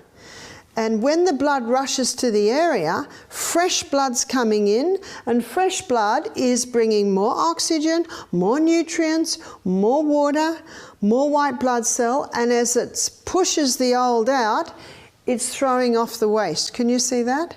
Now after 3 minutes, the blood starts to slow down, because that's what happens when we're in a hot bath, isn't it? We start to slow down to the point of sleep. And so you pull the foot out of the bucket and into the ice cold. Will that wake it up? Woo. We are warm-blooded creatures, and whenever cold touches our body, there's a reaction. And basically the body's going, "Whoa, cold, it has the potential to kill us, quick, move fast." Can you see that's the reaction? Now within 30 seconds, the reaction has died down and the blood can start slowing down. So we put it back in the hot and wake it up again. So whenever you do the hot, you have a kettle of boiling water there, and while the foot or the hand or whatever you're doing is in the cold, you heat up the hot with a bit of boiling water. Again, test it, test it. You do this whole thing 3 times. Always starting with the hot and always finishing with the cold. You see, finishing with the cold equalises the circulation, closes pores, prevents chilling. The only time we've had someone faint in our steam bath is they had the steam and they didn't want to have the cold shower, so they went and stood in the cool air. and then came back in. Cool air does not do what cold water does. It's the reaction of the cold water on the blood, and that doesn't happen with cold air. If someone says, well, I want to do the steam but not the cold, I say, well, I'm sorry, you can't do it. Because you'll be in trouble if you don't finish with that cold. It's only quick. It's only quick. So the lady did this to her little girl that had trodden on the rusty nail. 3 minutes in the hot, 30 seconds in the cold. 3 times. And then I said, put the grated potato on. I said, ring me in 2 hours. You see, if there's no response in 2 hours, what do I say? You go straight to hospital. I said, ring me in 2 hours. She rang me and she said, she's laughing, all her pain has gone, there is no redness at all around the foot. I said, good. My suggestion would be, with this girl, to do hot and colds maybe 3 times a day, and you probably only need to do the grated potato poultice overnight. I always say, watch the body's reaction, and if your body says yes, remember, you're the doctor. Are you getting relief? I'll tell you another story similar. I was in New Zealand and I was seeing a lady. She brought her 7-year-old boy in. He was just with her while she talked to me. And my eye immediately went to his finger. Now this finger, the joint was all swollen, it was red, and there was like a white pussy bit on top. I said, what's the matter with the finger? She said, well, the doctor says it's cellulitis. You know what cellulitis is? Inflammation of the cell. I said, yes, I can see that. But what am I asking now? Why? Because that wouldn't have happened for no reason. She said, oh, a few days ago, he had a blister on his finger and he was playing in the dirt and the blister broke. Are we starting to see what happens? Aha. I said, what have you been doing? Oh, it wasn't a few days ago, it was actually a few weeks ago, because she said he's on his 2nd course of antibiotics. He's having to take painkillers at night to sleep and sleeping tablets. So he's on 3 medication and he's 7. I said, do you mind if I try something? She said, not at all, not at all. Now I got the permission of the child. Always get the permission of the child, because a man convinced against his will be of the same opinion still. I always use the will. I said, can I do this? Can I just do the hot and colds? I told him what I was going to do. I explained it. He nodded. And I got 2 cups. He could not take the hot, so he made it a bit colder. He could not take it until he could bear it. When he could bear it, after 3 minutes, we put his finger in ice cold. While he's in there, we put hot in the little hot mug. And then I said, get your good finger and put your good finger in there so that your brain can assess that that's not that hot. Yes. And this time, his sore finger could bear the hot. He did it 3 times. By the end of it, a smile came to his face. In 15 minutes, we had reduced the pain by 50%. 15 minutes. What did we do? We just got fresh supplies of blood in, which took the old blood out. It's very simple. And then I grated a potato and I put it on his finger. His mother rang me the next day. She said, this is amazing. He woke up in the morning and said, can I do more hot and colds? See, he'd experienced the relief. She said, by the end of the next day, by the 2nd grated potato poultice, all the junk came out. He had no more pain. And if he does get pain, what does he do? Just goes back to this. She said, what will I do with the antibiotic? I said, I'll leave that up to you. I can tell you what I would do if you would like to ask. She was so excited. It's so simple, isn't it? It's incredibly simple. So water's not just a powerful thing to take into our body, we can use it externally to bring relief with simple ailments. And before I close, I'll just give you one last one, which every home should know this remedy. And this is a straight hot foot bath. And it's done for a headache. It's done for a headache. It's done for if someone's highly stressed. It's done if someone has a congested chest or problems in their abdomen. You see, our head, our chest, and our abdomen have a reflex in the feet. And often there's congestion of blood if there's a problem here or in the head. So you put your feet in hot water and basically the brain goes, whoa, the feet need help. Send extra blood down. So it takes the blood from the congested area. We have many guests come here that have headaches from caffeine withdrawals. So we're doing lots of hot foot baths. 20 minutes in the hot foot bath, maybe every 5 minutes another little bit of boiling water. When the hot foot bath finishes, they put their feet up and you pour cold water over their feet and then dry it. Very simple treatment. Very simple. If someone's stressed out, bad headache, congestion in these areas, that's called a straight hot foot bath. You'll never look at water the same again, will you?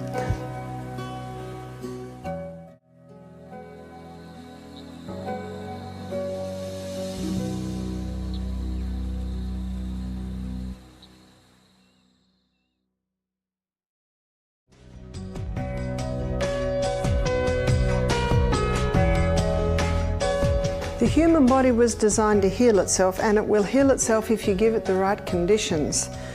This week I have been showing you these conditions.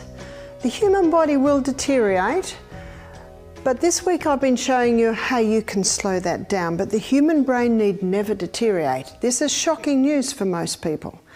And it should be shocking news because in society today we've got 1,700 new cases of Alzheimer's being diagnosed every week. That's quite alarming, isn't it? And I don't know anyone that wants to go there. In a book written only a few years ago called Stop Alzheimer's Now, Dr. Bruce Fife in his book, he shows very clearly that Alzheimer's is preventable and even at some stages, even treatable. If it is not able to get a turnaround, definitely there can be a cessation of the decline in the symptoms. So what I'd like to do today is I'd like to take you into this amazing brain that we all own, the most amazing computer on the planet. Notice with the skeletal system, it is an internal structure causing man to stand upright, but when it comes to the head, it becomes an external structure. It now plays a protective role. And in this external structure, into the most delicate and yet most important organ of the body, there are 7 areas of access. There are 2 ears, 2 eyes, 2 nostrils and a mouth. Everything we hear or have ever heard is monitored in our brain. Everything we see and have ever seen is monitored in our brain. Everything we smell gives a message to our brain. And everything that goes into the mouth, whether it be food or drink or other, has an effect on the brain. Let's begin by looking at the brain. This is the brain from side on, looks a bit like a slug, and this is the brain looking from the top down. Notice that there are 2 lobes in the front of the brain, and those 2 lobes are referred to as if they were one because they have the same function. It's called the frontal lobe. It is in the frontal lobe where our intellect is. It is in the frontal lobe where our reasoning powers reside. It is in the frontal lobe part of the brain where judgment takes place. And it is in the frontal lobe part of the brain where what I call the most wonderful gift that God has given to mankind, it is the will. The will is the governing power in the nature of man. It is the power of decision or of choice. And when you think about it, our life choices determine our destiny. Everything in life happens really because of the will, because of the decisions that we make. In the human brain, the frontal lobe takes up approximately between 33 and 38% of the brain. So 33 to 38% of the brain is taken up by the frontal lobe. In a monkey, frontal lobe takes up approximately 17% of the brain. In a dog, 7.5%. In a cat, 3%. One lady said, not my cat. Well, if the human brain can develop or shrink, the frontal lobe that is, then I guess it can in a cat. The human brain has the largest frontal lobe of any creature. And the human brain, the frontal lobe, is not fully developed till the age of 30. Interesting to note that in many cultures, young men traditionally were not given positions of responsibility till they were 30. In the Bible, we see the story of Jesus. He didn't begin his ministry till the age of 30. It's at the age of 30 that the frontal lobe is fully developed. And that's why parents, I say, bind your children to your heart when they're little, because they're going to need you in their teens and in their early 20s. They need someone with a fully developed frontal lobe. Why is there a difference between 33 and 38%? In homes where children grow up with the hedge of safety around the home, which is the hedge of discipline, frontal lobes strengthen. In homes where children have definite guidelines and there are consequences for every action, frontal lobe strengthens. You see, the mind and the nerves gain tone and strength through the exercise of the will. The will is not a muscle, but it is just like a muscle, because the more you use it, the stronger it gets. And it's a wonderful thing to work with, especially when you're raising children. I'll give you a story of my sister. My sister is a ballerina. She's a beautiful woman, very refined. She had 4 children. And a girlfriend said to her one day, "Fiona, I don't get it." She said, "You believe in smacking. I don't. I smack my children all day long, and I've never seen you smack your child." I love my sister's response. She says, "Oh, I always give them a choice." You use the will. It's like, how often when you say to a child, whether they be 5 or 10 or 15, you can go anywhere on this mat, but you can't go off the mat. What's the first thing that they do? They step off the mat. And when they step off the mat, they're looking at you. Why are they looking at you? Is there going to be a consequence for me stepping off the mat? Is what my adult friend here says true? And how many parents say, "I told you not to go off the mat." Child thinks that didn't hurt, so they go off a little bit further. That didn't hurt. Can you see what's happening? So they go right off the mat. There's no consequence. Or maybe the parent just starts yelling. But if the child steps off the mat and they tread on a bed of stinging needles, I can assure you they'll never tread off the mat again. You see, pain is a wonderful teacher. I don't believe in beating the living daylights out of children, but I also don't believe in letting the child do and go wherever they want. Children are very happy when there are very clear guidelines. Now let's say the child stepped off the mat onto a bed of stinging nettle.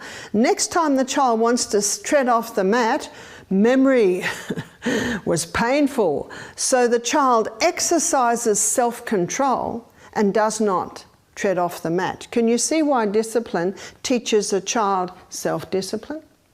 And as the child exercises the will gets stronger. And they're the children that become adults that are very easy to work with in the workforce, because they've grown up with very clear guidelines. But the parent that said, "Don't go off the mat, I told you to go off the mat," do you know that parent is teaching the child to lie, because they don't do what they say they're going to do. It's an unfaithful parent. Very important to be a faithful parent. The will. The will should not be beaten to pieces, and it should not be allowed go wherever it wants. I liken the training of the will like the training of a vine around a veranda pole. At the moment, I'm training a vine around my veranda pole. Now, if I grab that vine and force it around my veranda pole, I will break it. But if I let it go wherever it wants, what do we know? About 1 in every 100 tendrils might get around the veranda pole. But every couple of days I go back, oh, it's going away again, so I just gently tuck it in around. I did it yesterday, actually. A few more days I'll go back, oops, I'll just gently tuck it around. One writer explained it like this: the will should be gently guided and directed. back again, back again. Here a little, there a little. It's the best way. And when I am dealing with people who come to me for help with health issues, I cannot do much unless I have their will. A lady sat in front of me one day, and she said, I've been trying to get here for 1 year. She said, finally I was able to come with a little help from my friends. Anything you say, I will do.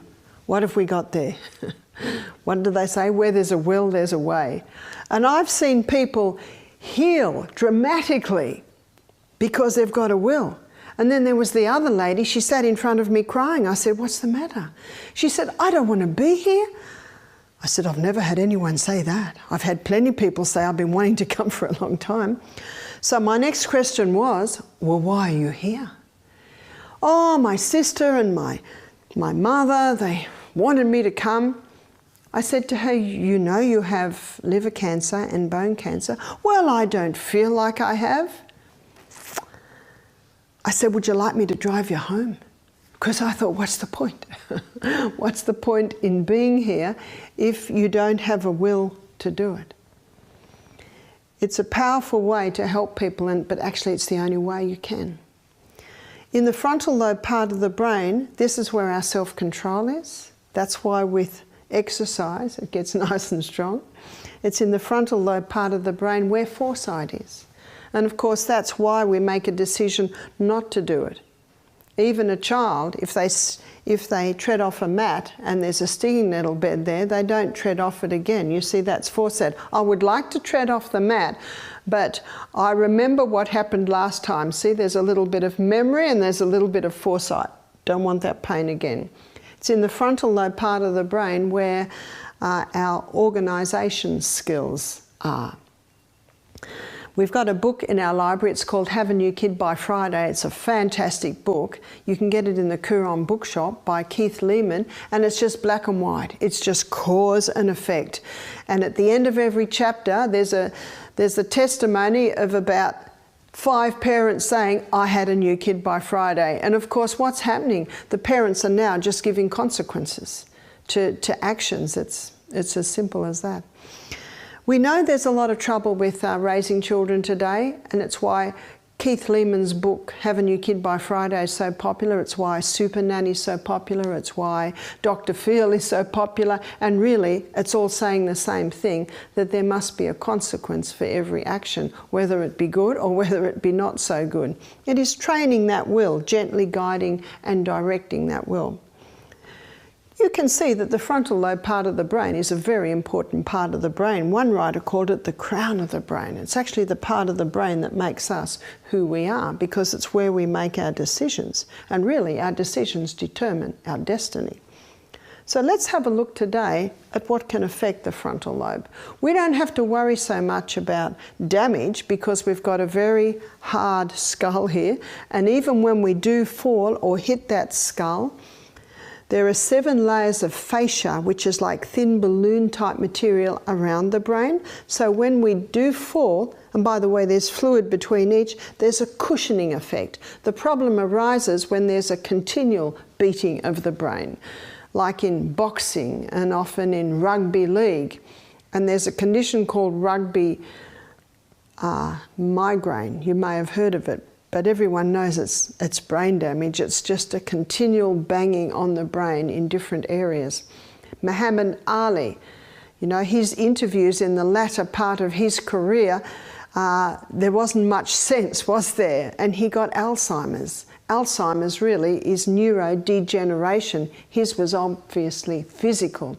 Some other cases of neurodegeneration can happen because of not just physical banging, but other damage to the brain can be caused by chemicals, can be caused by heavy metals, and we will be touching on that as we go through this lecture.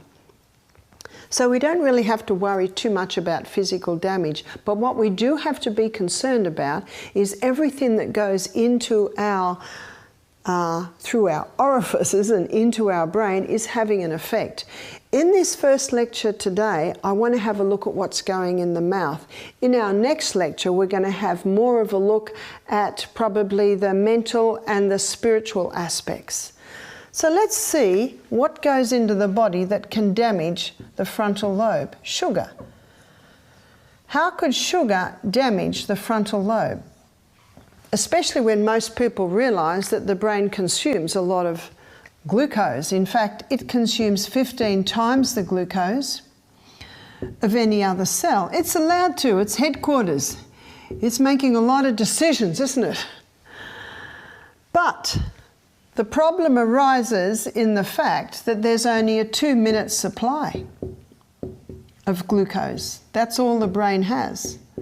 And when sugar goes in, we looked at this earlier in the week, when sugar goes in, blood glucose levels rise dramatically. Does that mean intellect, reason and judgment are working well? No, they're bypassed. It's like trying to control a fast car. So very quickly the brain says to the pancreas, quick, help, release insulin. We need to get these blood sugar levels down. But in a case of high glucose, that demands high insulin. And because a lot of insulin was released, too much is going into storage, into the cell, or the storage of glycogen and fat. So now we're going too low. How's intellect, reason and judgment down there? No one's home.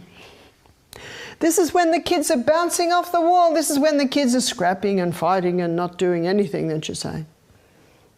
You want easy parenting? Eliminate the sugar. For mother and child, actually. You want easy parenting? Eliminate the sugar and use the will. I think it'd make a good book, wouldn't it? Use the will and eliminate the sugar. Easy parenting.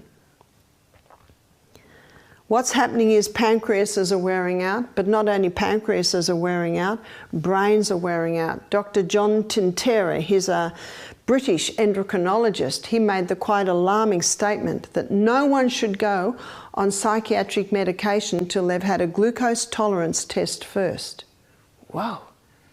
It may just be that their pancreas and their adrenal glands are worn out and they're not handling their blood sugar levels properly. That's a little bit scary, isn't it?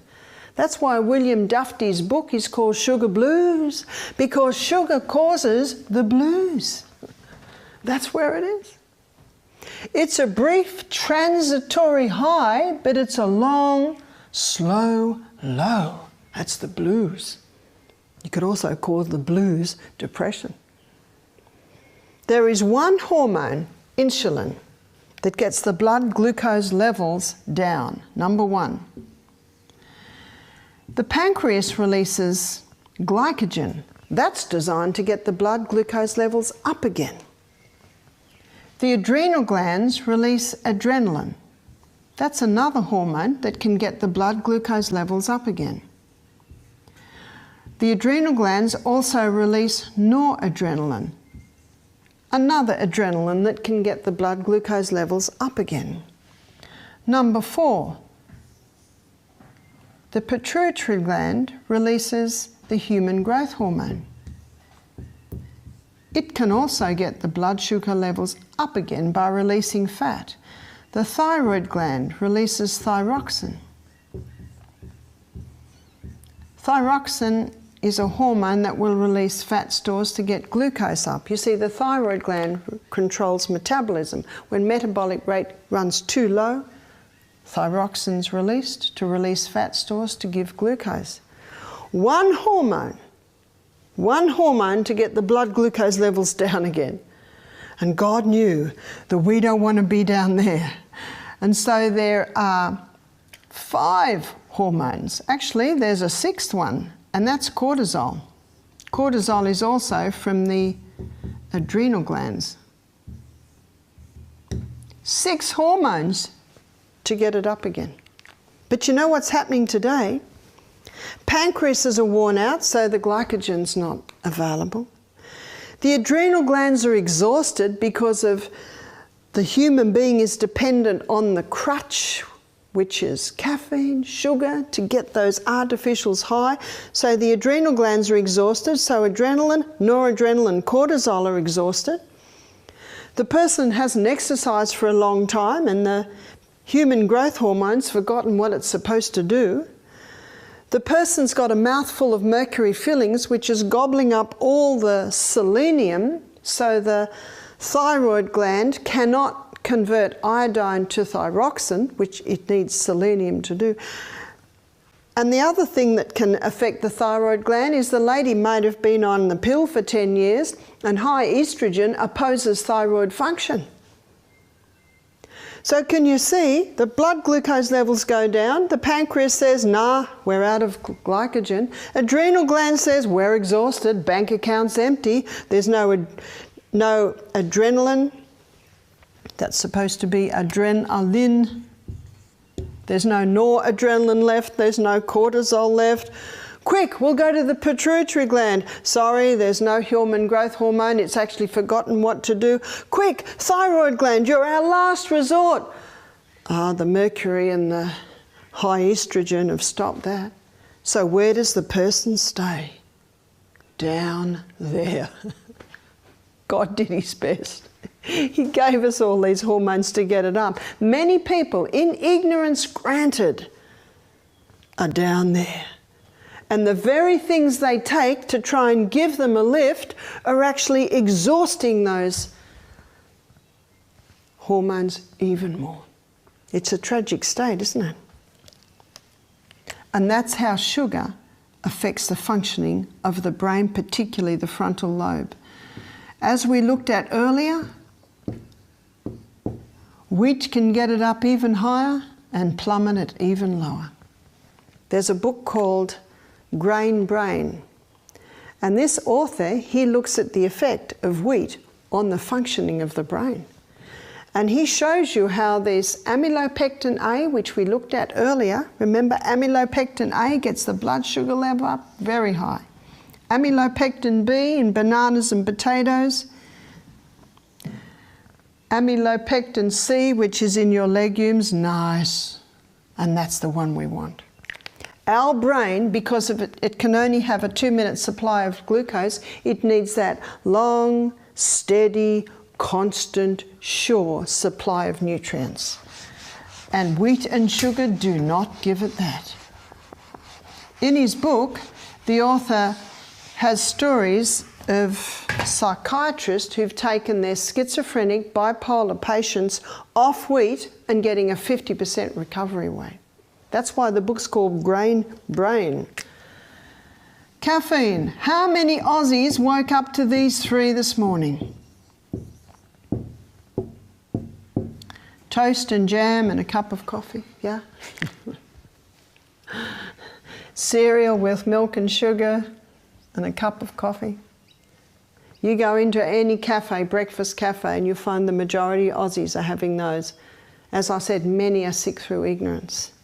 How does caffeine affect the functioning of the brain? I touched on this earlier this week, but today I want to take you one step further and show you how it directly affects brain function. I'm drawing the nerve cell. These are the dendrites, or the receiving stations. This is the axon, or the arm that comes out of the nerve cell. This is the myelin sheath that I'm drawing. This is the fatty substance. 70% of the membrane around the cell is fat, and the majority of it is in this fatty substance here. The myelin sheath nourishes the nerve cell. The myelin sheath conducts the messages through the nerve cell. The myelin sheath insulates the nerve cell, and the myelin sheath protects the nerve cell. So, very important part of the nerve cell is the myelin sheath. The messages come out through these little filaments into these little boutons here, and then the messages are relayed through by electrical impulses to the next nerve cell.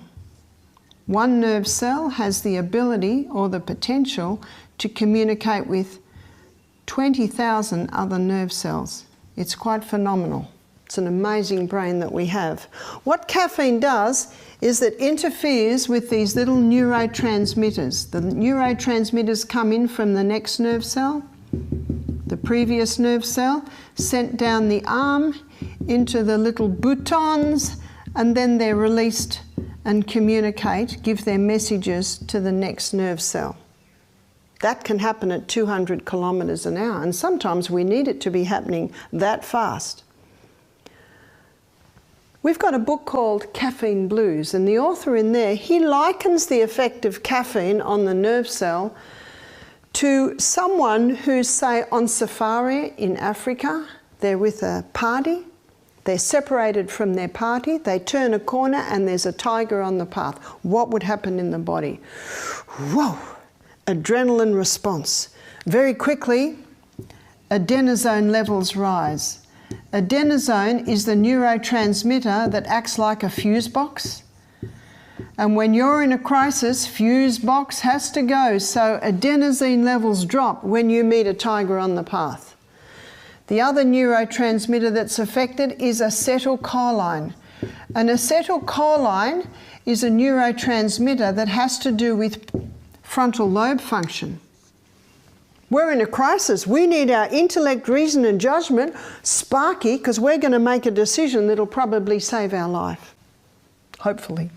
So acetylcholine levels rise in this crisis. The other neurotransmitter is dopamine. And dopamine is a neurotransmitter that gets us to pursue happiness, pursue reward. And of course, in this case, pursue freedom from the tiger. Something else happens. Blood pressure rises. Blood pressure rises because these muscles that are going to get you to run as fast as you've ever run in your life, they need a powerful amount of fuel. Blood supply to the stomach stops. We've got a crisis here. Digestion, we've got to forget about him right now. It's not the priority. All your working muscles are on edge, ready for the run or the climb or the fight of your life. Having a cup of coffee is equal in the body's reaction to meeting a tiger on the path. The problem is, half an hour later, the body says, they're not running, they're not jumping, they're not fighting. And we've got an imbalance in the brain here. Our brain runs according to precision balance. And the body cannot function when that balances out. It can function in a crisis, absolutely, but we're not meant to meet crises every day. So the body develops extra little receptor sites on the dendrite to grab every little bit of adenosine that comes through in an attempt to maintain the balance. Acetylcholine levels drop in an attempt to get the balance. Eventually, dopamine levels are basically just exhausted. And then the person comes to Misty Mountain Health Retreat. We don't give them any coffee. Adenosine levels go back to normal. Receptor sites get flooded. Adenosine is also responsible for blood flow to the brain. So when adenosine levels go back to normal, we've got two things happening here. Blood flow returns to the brain in a flush. Receptor sites get flooded. Oh, does that hurt? More people suffer here from caffeine withdrawals than any other withdrawal. We've had people come off ice, ecstasy, heroin, marijuana, methadone, alcohol. No one suffers like the coffee drinker. That's why I classify this as one of the most dangerous drugs. And yet, isn't it Australia's darling? What's a darling? Something they love. One lady said, oh, I love my coffee. Just gets my brain going, just gets me up and going. I said, yes, that's right. No wonder you've met a tiger on the path. Wouldn't you get going if you met a tiger on the path? It does get the brain going. It does stimulate dopamine, which is your up and go hormone, your pursuit of reward, your pursuit of happiness. It's not a bad hormone. It's dopamine that gets me weeding my garden, and my reward is a weeded garden. So it's not that it's a bad hormone, but in the case of addictions, it's the thing that is spurring the person on in an unnatural way to go for that sugar again, to go for that wheat again, to go for that caffeine again, to go for that drug again. and yet the happiness is never achieved. It's just a pursuit of happiness. How would you feel if you met a tiger on the path every day for 6 months? How would you feel if you met 3 tigers on the path every day for 6 months? There's a tiger on the path. So what? Gobble, gobble, gobble. Eaten up by a tiger. The medical definition of depression is a chemical imbalance in the brain. Sugar and wheat are the most responsible for a fuel imbalance, and you couple that with caffeine that is the most responsible for a chemical imbalance in the brain. A young friend of mine who used to have coffee every morning, he said to me, "I've discovered something that is more potent than coffee to get you moving in the morning." I said, "What's that?" He said, "A cold shower." And you don't get the corresponding dump. Where is caffeine found? It is found in your Red Bulls, your V drinks, your Mother, your energy drinks. It's found in your coffee. It's found in your tea. It's found in chocolate. Did you know that every year children get admitted to hospital with chocolate poisoning? That bit doesn't seem to reach the newspapers. I've had 3 registered nurses confirm that to me. Not every child gets admitted to hospital with chocolate poisoning that's eating chocolate. It would be the children with the weakened pancreases and the weakened adrenal glands. Why are they weak? It's not a stroke of luck or a stroke of genetics. Remember, genetics loads the gun, but it is lifestyle that pulls the trigger.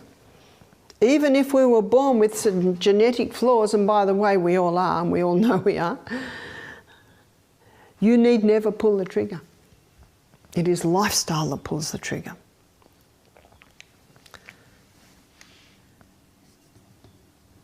Mercury.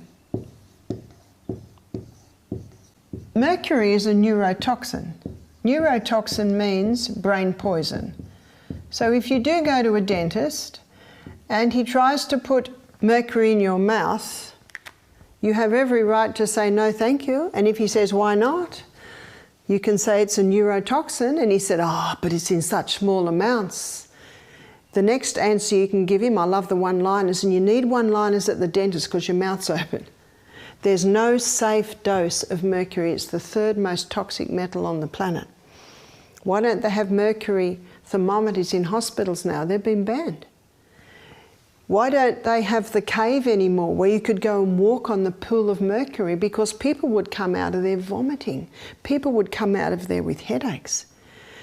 Mercury is found mostly today in fish and fillings. In the mercury fillings in the mouth, they can be between 40 and 60% mercury. And little by little by little, the mercury vapours come off. When they hit the bacteria in your mouth, it's converted to methyl mercury, which is methylated mercury. Methylated mercury can now be taken through the blood-brain barrier, through the placenta barrier. And when it gets through, it can kill that nerve cell, and it can also chew holes in the myelin sheath. Once that myelin sheath starts to get broken down, you've lost your nourishment, your conduction, your insulation, and your protection. And it's called multiple sclerosis. We have 3 books in our library by Dr. Hal Huggins. One book's called It's All in Your Head. And he shows the link between what's happening in your mouth, whether it be mercury fillings or root canal fillings, and the connection with disease in different parts of the body, because there is a connection to every tooth to different organs and places in the body. His second book is called Uninformed Consent, because a dentist does not have to tell you of the neurotoxicity of mercury before he puts it in your mouth. I've got a friend who's a chemist. He said a chemist isn't allowed to do that. A chemist has to tell you. So there are his 2 books. He said to a friend of his, I will write a 3rd book if I can link 1,000 cases in my practice alone of mercury poisoning and multiple sclerosis. I have the book.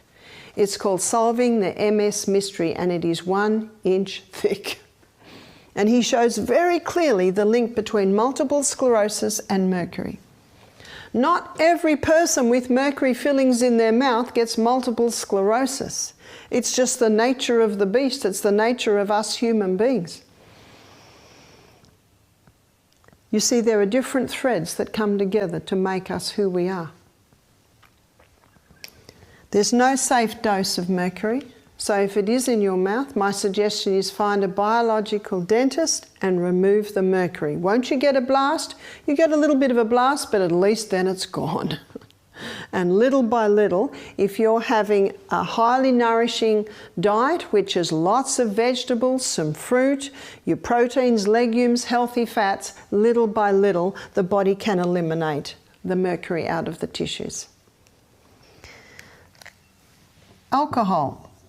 Alcohol also is a neurotoxin.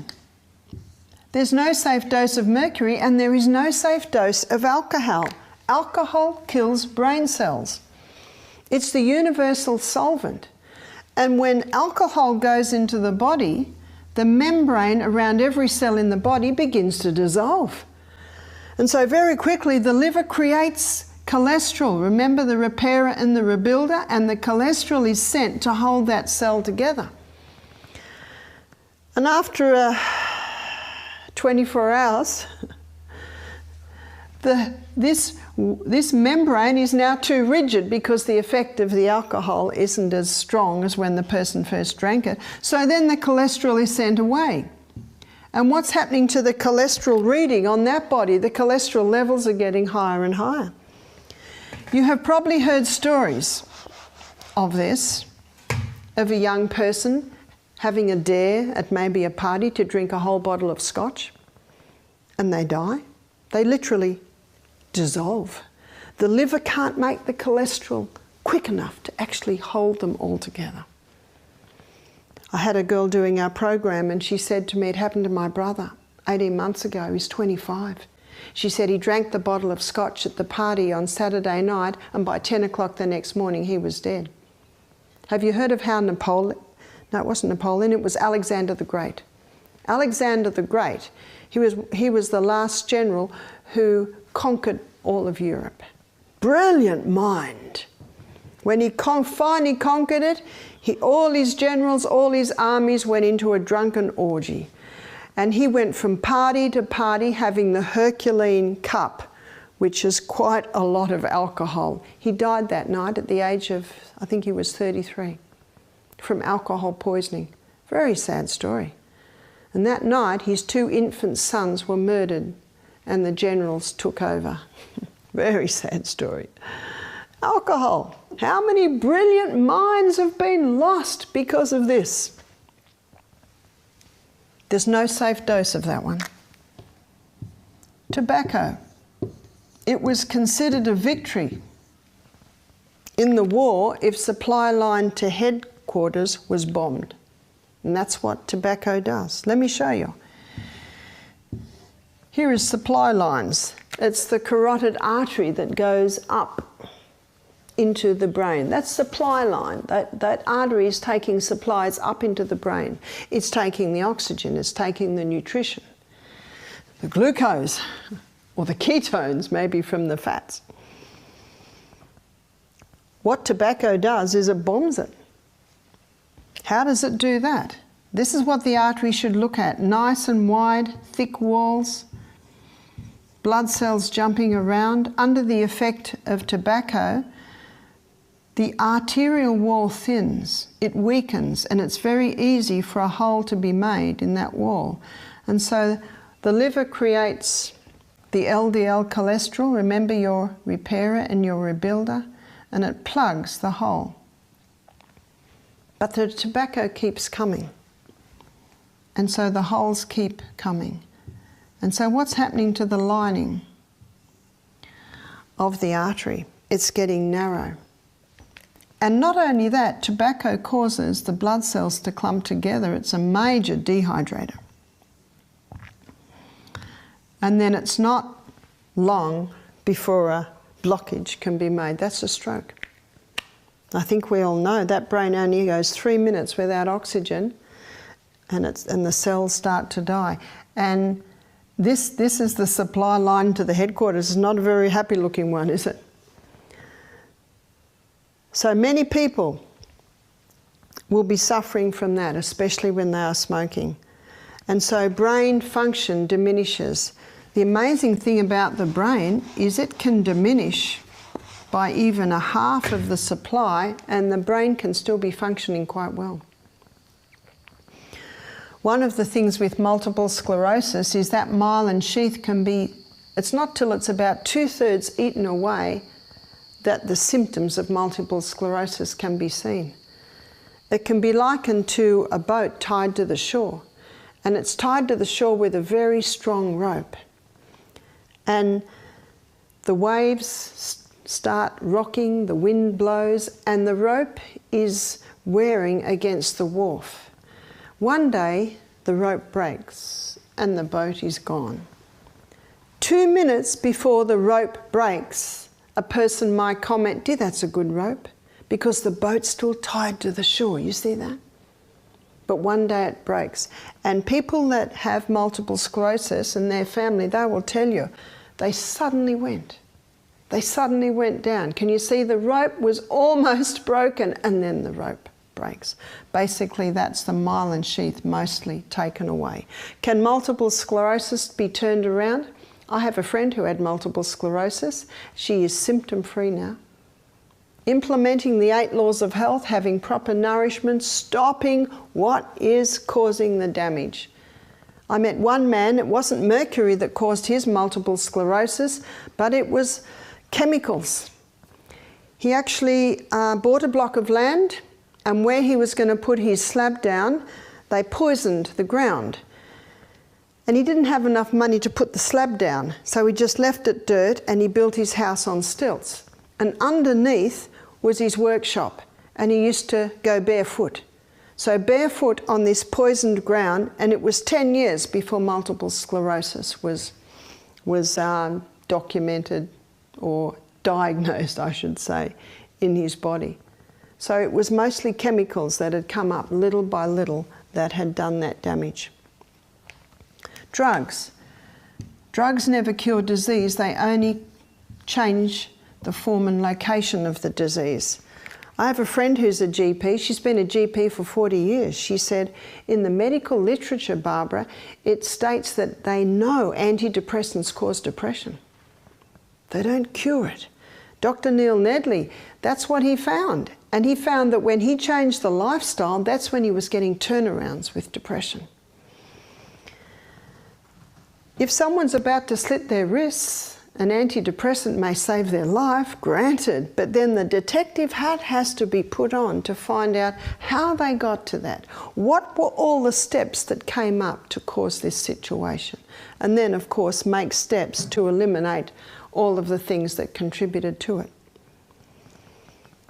We're getting an epidemic, really, of young people today who are losing their mind through the recreational drugs. My husband is one of 5 children. He has 2 brothers and 2 sisters. And one of his brothers was a brilliant mind. He was the key debater in the debating team. They had great plans for him. And at 16, he had some marijuana and it just tipped his brain. And he's never been the same since. He was dux of the school. Within 6 months, he was failing his exams. Tragic. I have several friends. One friend had 4 children. She has 2 now. One of her sons got drug-induced psychosis and hung himself. Her other son went into heroin and overdosed. Tragic.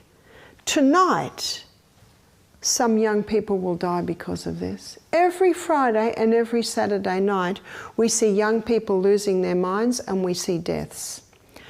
A lot of young people today are combining the vodka and sugar, called alcopops, with the Red Bulls, which is the sugar and the caffeine. There will be brain cell death that night. One man said to me, this explains why drunk people drive.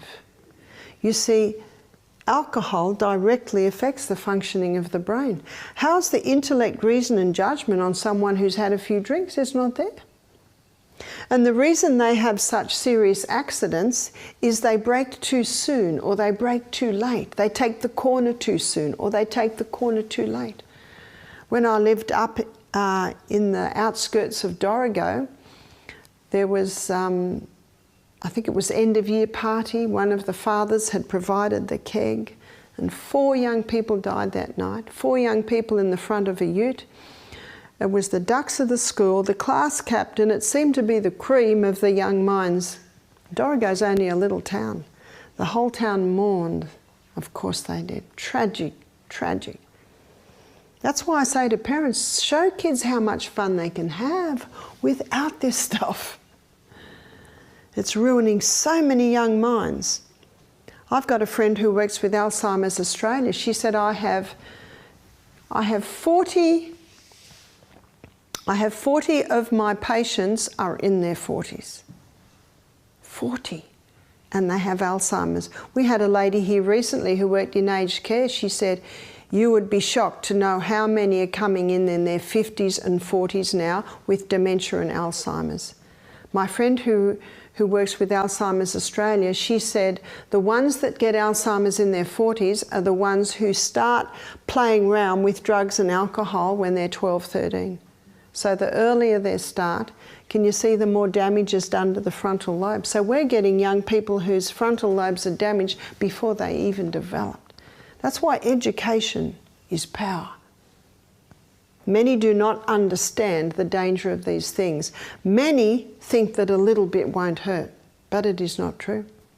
A little bit of arsenic, we would never do that. And all of these, like the dripping taps on a stone, are causing the damage. I have a friend who had a bypass operation, and the anaesthetic, the side effect of the anaesthetic, he got depression. So many, even drugs that have nothing to do with what's happening in the mind, their side effect is having an effect on the brain. Dr. Andrew Wakefield, he's not called Dr. Andrew Wakefield because his credentials have been taken away. He wrote a book called Callous Disregard by Andrew Wakefield. His is an interesting story. I think it was in the 90s, he noticed that a lot of his patients were children coming with gut problems. He also noticed they were autistic. And he did biopsies on their Peyer's patches. Now, your Peyer's patches is part of your lymphatic system, which is in your transverse colon, and he found the MMR, mumps, measles, rubella vaccine, in their Peyer's patches in every case. So he wrote an article in The Lancet, which is a medical magazine, with a slight implication to this. The MMR vaccine, gut problems and autism. Well, the pharmaceutical companies basically did a witch hunt on him, and they claimed that his research was fraudulent, when the fact is he was one part of a whole team of pathologists. Notice the title to his book, Callous Disregard. You see, it's the thimerosal in the childhood vaccinations. Thimerosal is mercury that is causing the damage in the nervous system, thus your epilepsy, thus your autism. In about 1998, it was finally acknowledged the danger of thimerosal in the childhood vaccinations. So in 1998, they stopped putting thimerosal in the childhood vaccinations. But there are other neurotoxins like aluminium and formaldehyde. So it's not just the thimerosal. If the human body was designed to heal itself, and it'll heal itself if you give it the right conditions, all we really need to do is give the body the right conditions and it will function very well. I do acknowledge that in extreme circumstances drugs can save lives, but the detective hat has to be put on to find out why these things are so and how it got to that state. monosodium glutamate. Monosodium glutamate is an excitotoxin. It excites the nerve cells on the tongue to overfire so the food tastes fantastic. Do you know what that means? Rotten food would taste fantastic. A lump of mud would taste fantastic. But if it causes the nerve cells on the tongue to overfire, it causes nerve cells everywhere to overfire. And that explains why many people get headaches after they've had a Chinese meal. How many people on the Saturday night might go out for a Chinese meal? They might have a pre-dinner drink. There's your alcohol. Then they'll have the Chinese meal. There's your MSG. And then they might finish with a cup of coffee with maybe a little bit of sugar. And then they might finish with another alcohol, not realizing, many are sick through ignorance, not realizing that all of these little things are damaging, even killing off their brain cells. MSG comes through today in many different names: flavor enhancers, hydrolyzed vegetable protein, hydrogenated vegetable protein. You must read your labels. When you get good quality food, ideally organic, and prepare it in the best way, you do not need flavor enhancers. This week I've shown you how important the good oils are and the proper salts. A good oil and a good salt can certainly enhance a food. And fresh herbs, they really put a spark in. Chemicals. We've got to get the chemicals out of our homes. That's where it's important again to read labels. Every home should have the chemical maze. Every home should have those little books that will show you what all of those numbers mean. And you can get so many alternatives today to washing detergent, to shampoo, to ladies that wear makeup. You can get chemical free of all of those. But very important to look at the children. There's lots of chemicals come through in the plastics, and we looked at that when we were discussing the hormones. Don't give the children plastic rattles to suck on.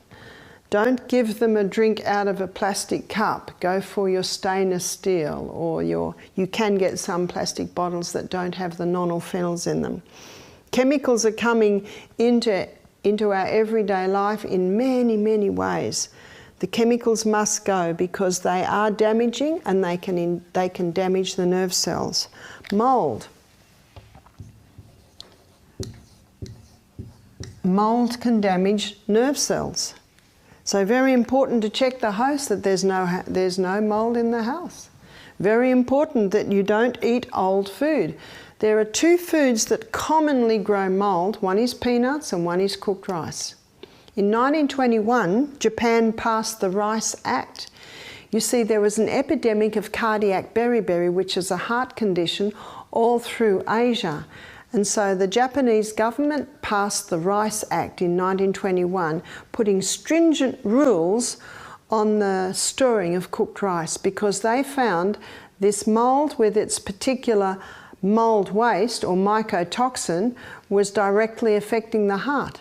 So when this Rice Act went through, cardiac beriberi was wiped out. And that's why when you go to Asia today, you'll never eat day-old rice. We should eat rice fresh every day. You want to make sushi? Cook the rice in the morning, make sushi for lunch. You want to make a rice pudding, fried rice? Cook it that morning and then make it a few hours later. Some say, what if you put it in the fridge? You can cook it in the morning and put it in the fridge and maybe eat it in the afternoon, and maybe you can cook the rice at night, refrigerate it and have it the next morning, but you never let it go more than 24 hours. It can grow a mold and we can't even see it. I had a lady do our program who was a pathologist. She said, when I was at uni studying pathology, there were two things that always tested positive for mold. She said it was peanuts and cooked rice. And I had another man tell me that a friend of his did a PhD on mycotoxins, mold waste, and he did his research at Kingaroy. What's at Kingaroy? Peanuts. If you grow peanuts, harvest them, wash them, cook them, eat them, not a problem. You see, it's in storage that the problem arises. And when you think of Australia today, 78% of Australians are living in the city, so all their food is grown in the country and it's in storage that the problem arises. So be careful of mold, be careful what you're eating. If you're very sad right now because you love peanut butter, try roasted cashew butter, try roasted macadamia nut butter. They are just as delicious. There's no need to have the peanuts. This is a very socially acceptable list, isn't it? And this very socially acceptable list is little by little eating away at specifically frontal lobe function. Very hard to put your finger on this one because there's so many little threads. And in every case there can be different threads. I see this as the mirror, and when you look in the mirror, the light bulb will go off and you will know what areas you need to address. Because I don't know about you, but I want my brain to be sparky right up until the day we die. And in the next part of our lecture, the second part of our brain lecture, I'm going to show you how you can rewire your brain. I'm going to show you how your brain can get smarter as you get older. I'm going to show you how your brain can even get more intelligent as you get older. Because remember, the frontal lobe is like a muscle, though it is not a muscle. And intellect can be lost and intellect can be strengthened. It is not IQ that is the most important, it's actually what you do with it. Genetics loads the gun, but it is lifestyle that pulls the trigger, physically and mentally.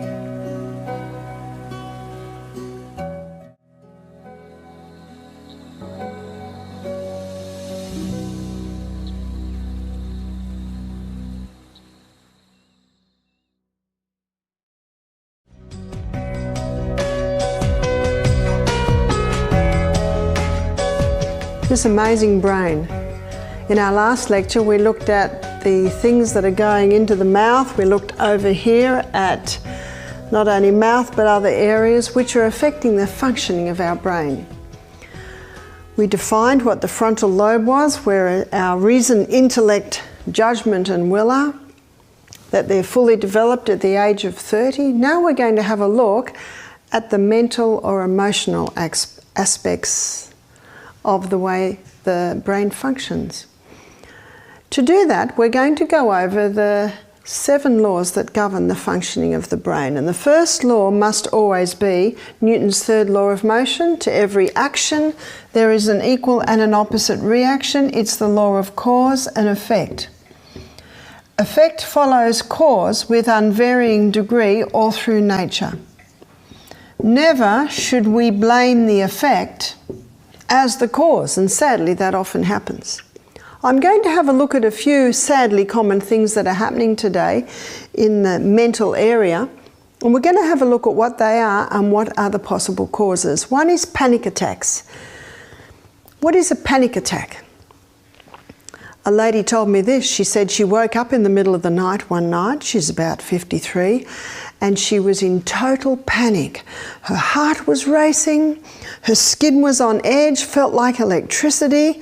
She was terrified. She woke up her husband and said, "Quickly, you must take me to hospital, something terrible is happening to me." He drove very fast, he didn't know what was going on, got to hospital. It was a very busy night. They brought her in, her husband brought her in to the nurse, and the nurse said yes. And she said, "Something terrible is happening with me. My heart is racing, my skin's on edge, I'm feeling total terror." The nurse said, "Fine, go and take a seat, we'll be with you shortly." Now the nurse didn't know, and the lady didn't know, and her husband didn't know that it would actually be hours. The nurse never planned that.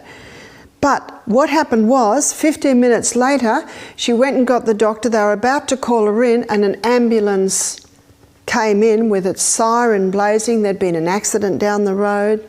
Someone was dead. Someone else was already on life support. So, of course, the priorities quickly shift. The lady heard the sirens. She saw the people running. And at that point, her mind was diverted. As you will see as we go through these laws, diversion is one of the laws. She was watching what was going on. She saw that a crisis was happening. And she watched it all happen. All took about half an hour before things settled down again. The nurse was about to call her in, and then another ambulance arrived with sirens blazing. Someone had had a cardiac arrest and they were doing mouth to mouth. Can you see the scenario? It was probably about 4 hours later the lady was sitting there. Her husband was asleep. It wasn't the nurse's fault. They had planned to see her. It's just that crisis after crisis after crisis came in.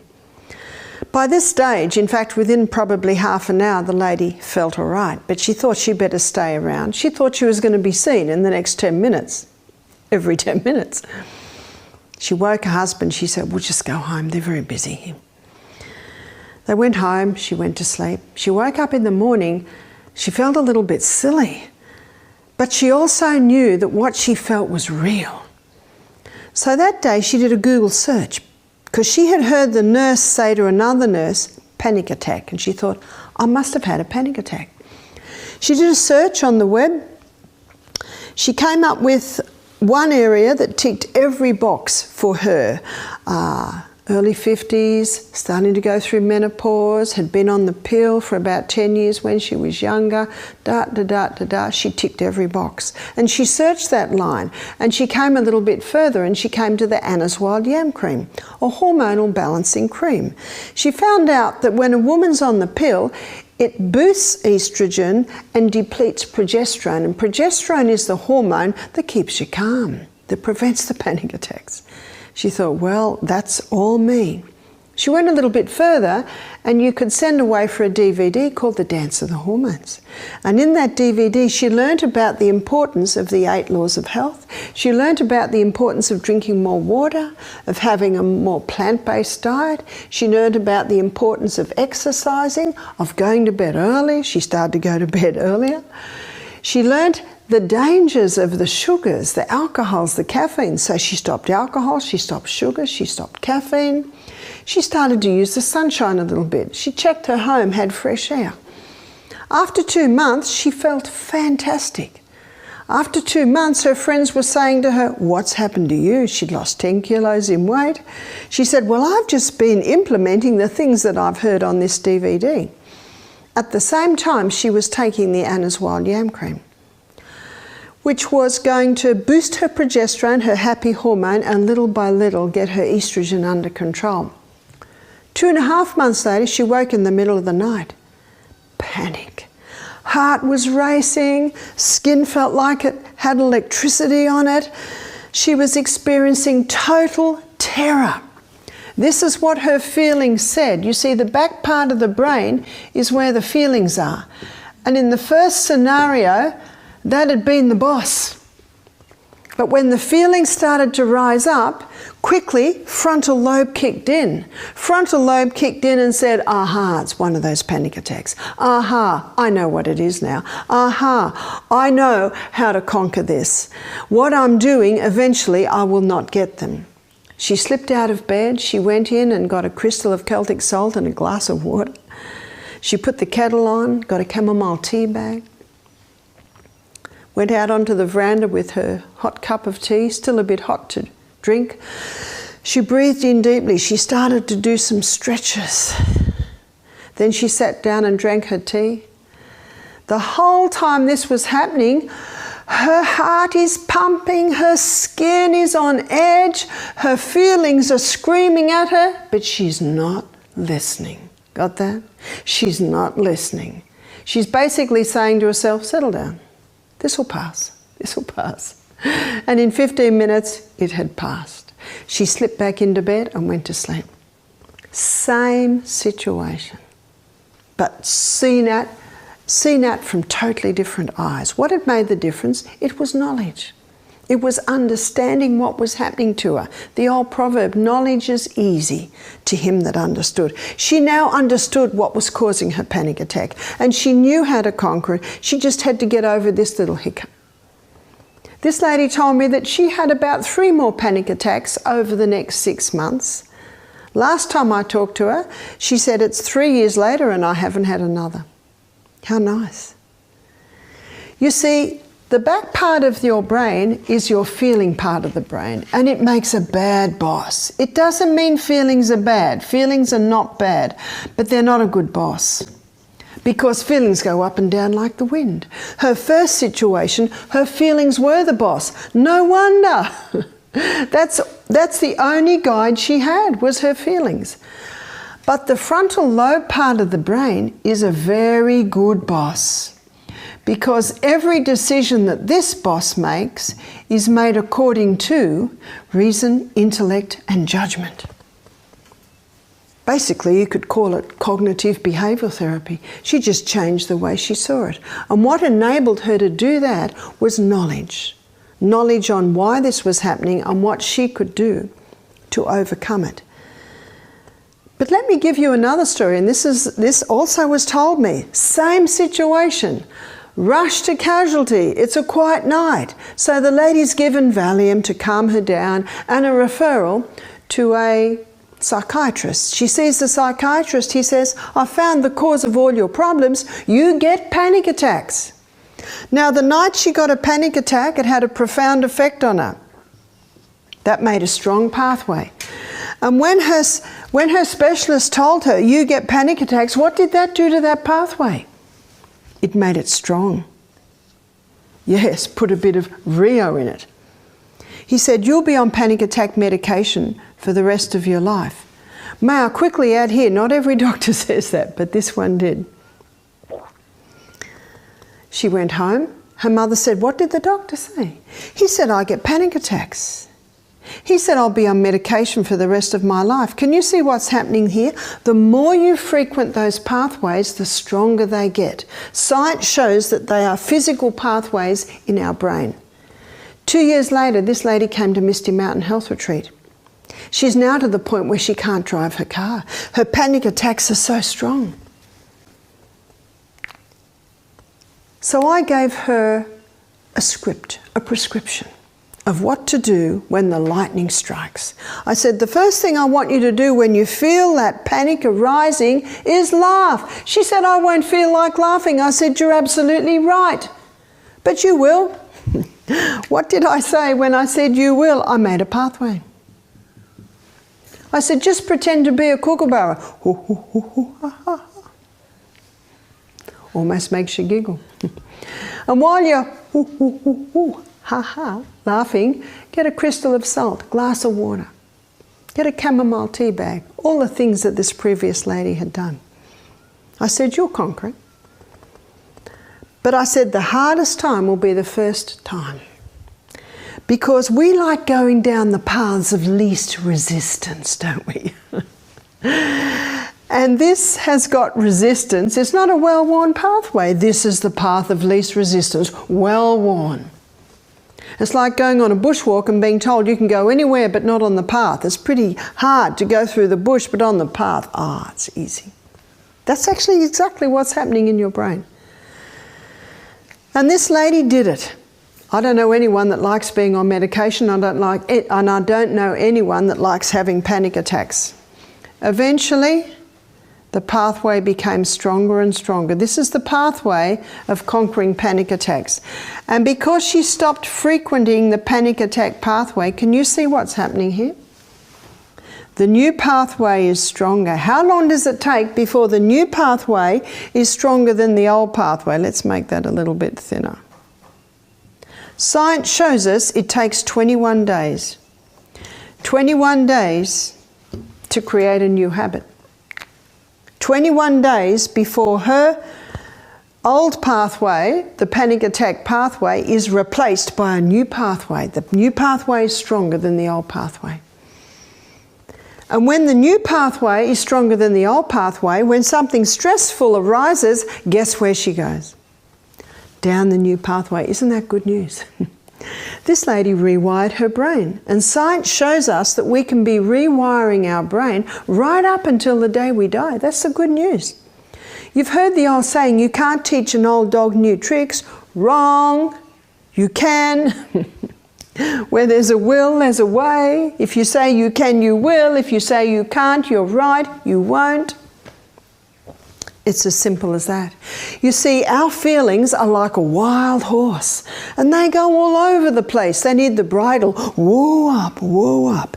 Your bridle is your frontal lobe. That's your board of senses. That's your board of critiques. And can you see if someone is taking all of this into their body, their board of senses, their critiques are not very loud. They can hardly hear them. What about depression? By the way, I've seen many people conquer their panic attacks by the things that I just described. Isn't that good news? Depression is not a cause, depression is an effect.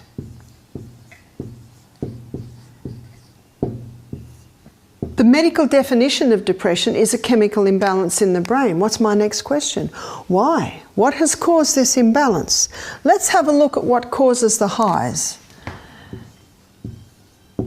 Sugar causes a high, wheat causes a high, caffeine causes a high, alcohol causes a high, tobacco causes a high, MSG causes a high.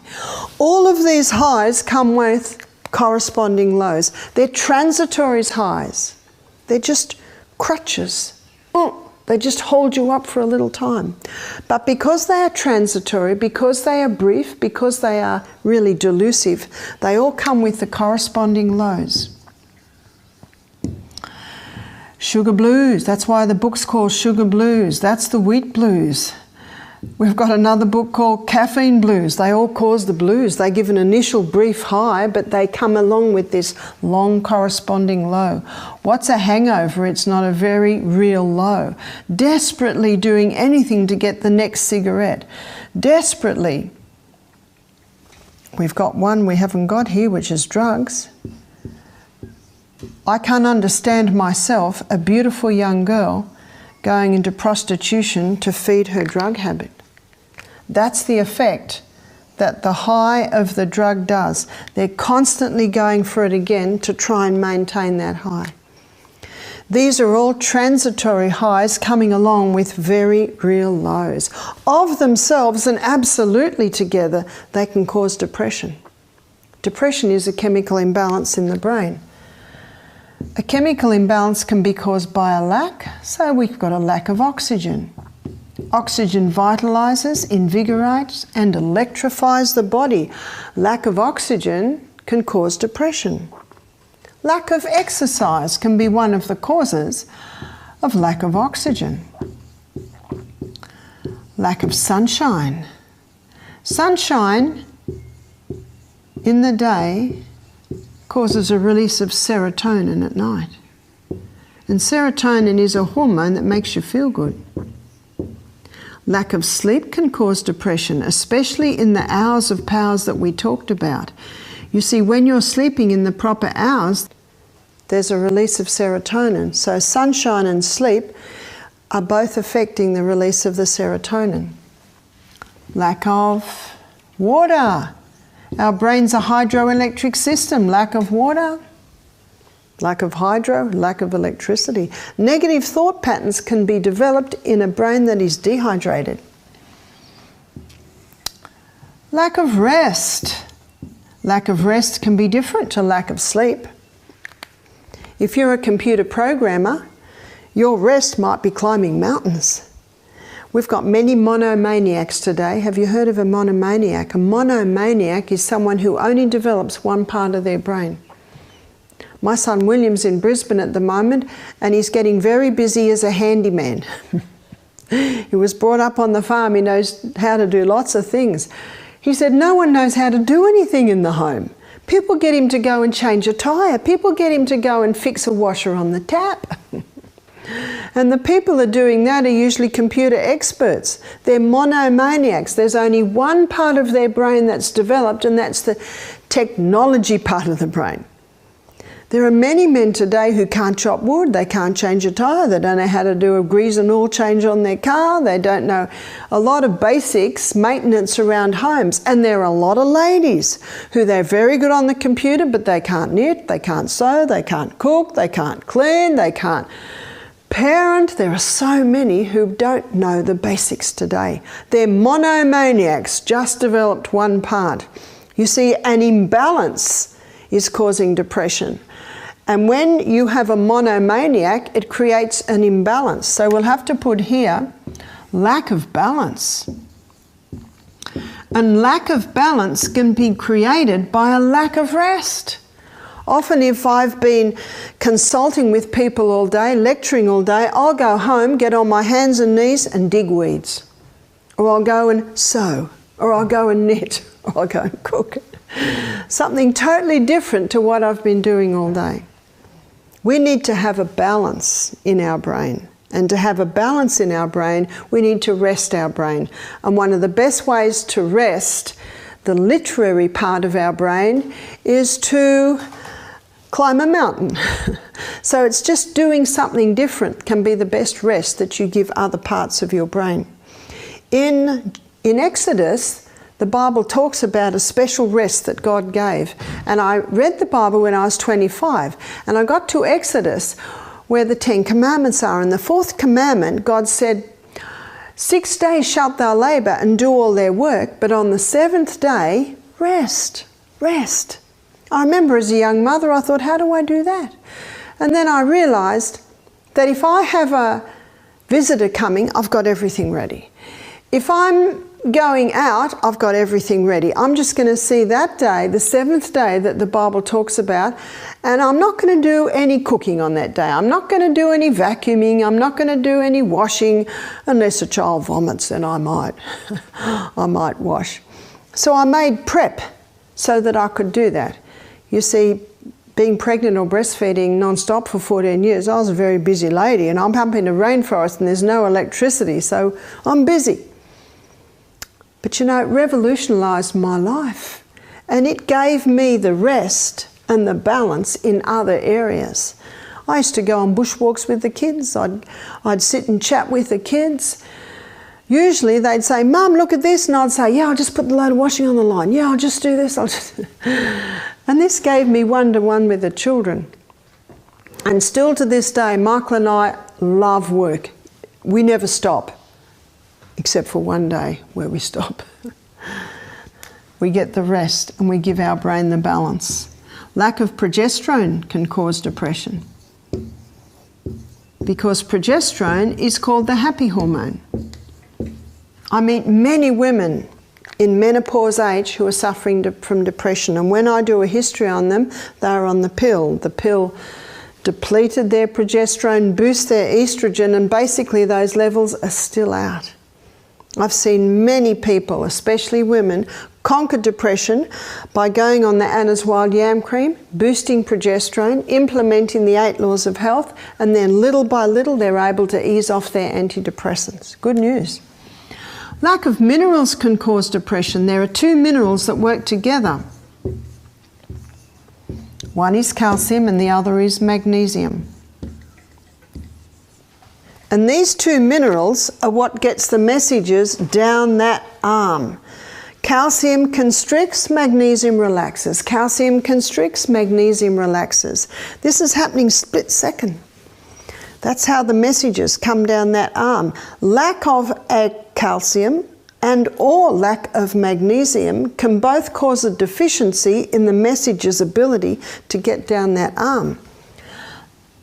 Lack of vitamins, especially the B vitamins. The B vitamins are probably the most famous vitamins in helping people get proper brain function. But probably the most famous of all the B vitamins is niacin, nicotinic acid. About 1% of psychiatrists today are using nutritional medicine to help mental illness, and that would be their most famous. Some doctors are using up to about 10,000 milligrams of nicotinic acid. That's 10 grams. Not forever, it's just initially till we conquer the situation. We're looking at the imbalance that can be caused, or the imbalance that can cause depression. Excess. Excess food can cause depression. This is a big one in Australia today. Australia is suffering from an overabundance of food and an overeating of food. When the stomach is burdened with too much food, the nerves are irritated, and that can irritate the whole system, especially the brain. Excess stimulation. This is the opposite to rest. One of the best things parents can do for their children is keep life simple. Have big expeditions into the bush to get kindling. Big expeditions into the garden to kill the enemy. Boys love that. Pull all the weeds out.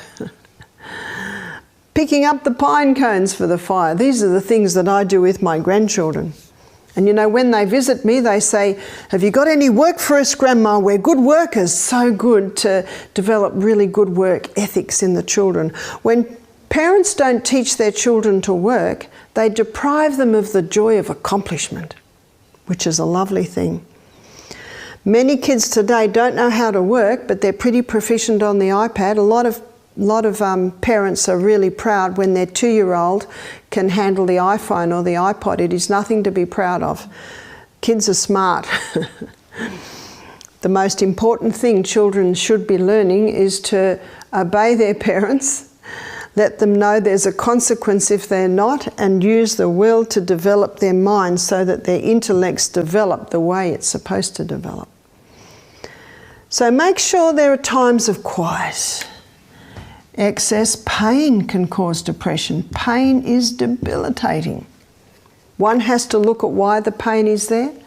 I'm surprised at how many times we're able to reduce pain by simple hydrotherapy treatments or poultices. We're looking at what causes a chemical imbalance in the brain. The brain can be poisoned. This in itself is causing an imbalance. What poisons the brain? Mercury, all your heavy metals poison the brain. Alcohol poisons the brain. MSG poisons the brain. Chemicals poison the brain.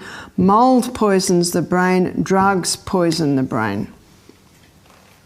These all have a poisoning effect, causing neurodegeneration, which of course is the cause of dementia. Alzheimer's. Something else can poison the brain, and that is negative thoughts. We have no say over what people say to us, but we have total say over what we do with what they say to us. You see, a negative thought may come into our mind, and AA say this, I think it's well said. We have no say over the first thought, but we have total say over every thought after that. You see, a thought is like a breeze. Notice that this nerve cell is like a tree, and here are all the little branches. A breeze comes in and it wafts through the dendrites, the branches of the tree. And it is our choice whether we keep that thought or we let it keep going. And if we keep that thought, it's basically like we build a little nest in the dendrites. And if it's a negative thought, Dr. Carolyn Leaf in her book, Who Switched Off My Brain, she shows how little thorns can grow in between the dendrites when we entertain or cherish negativity. And those little thorns have the ability to damage the tissues. These are your psychosomatic diseases. What does cherish mean? Love. What does entertain mean? Come in, stay for a meal, actually stay the night. Do we do that to negative thoughts? No, they must be allowed to keep going. One girl said, "I get negative thoughts coming in all the time." I said, "Join the club." We all do. It's what we do with them. Let them keep going. Don't let them build a nest in your dendrites, which causes thorns to develop, which can be very damaging. One lady said it to me. She said, I like to think of it like this. We've got our remote control from the television. Something comes on that we don't want, we just change channel. We just change channel. We just change channel. And that's what you can do with negative thoughts. Just change channel, just change channel. And remember, practice makes perfect and practice makes permanent. What this means is, what I've shown you this morning, is that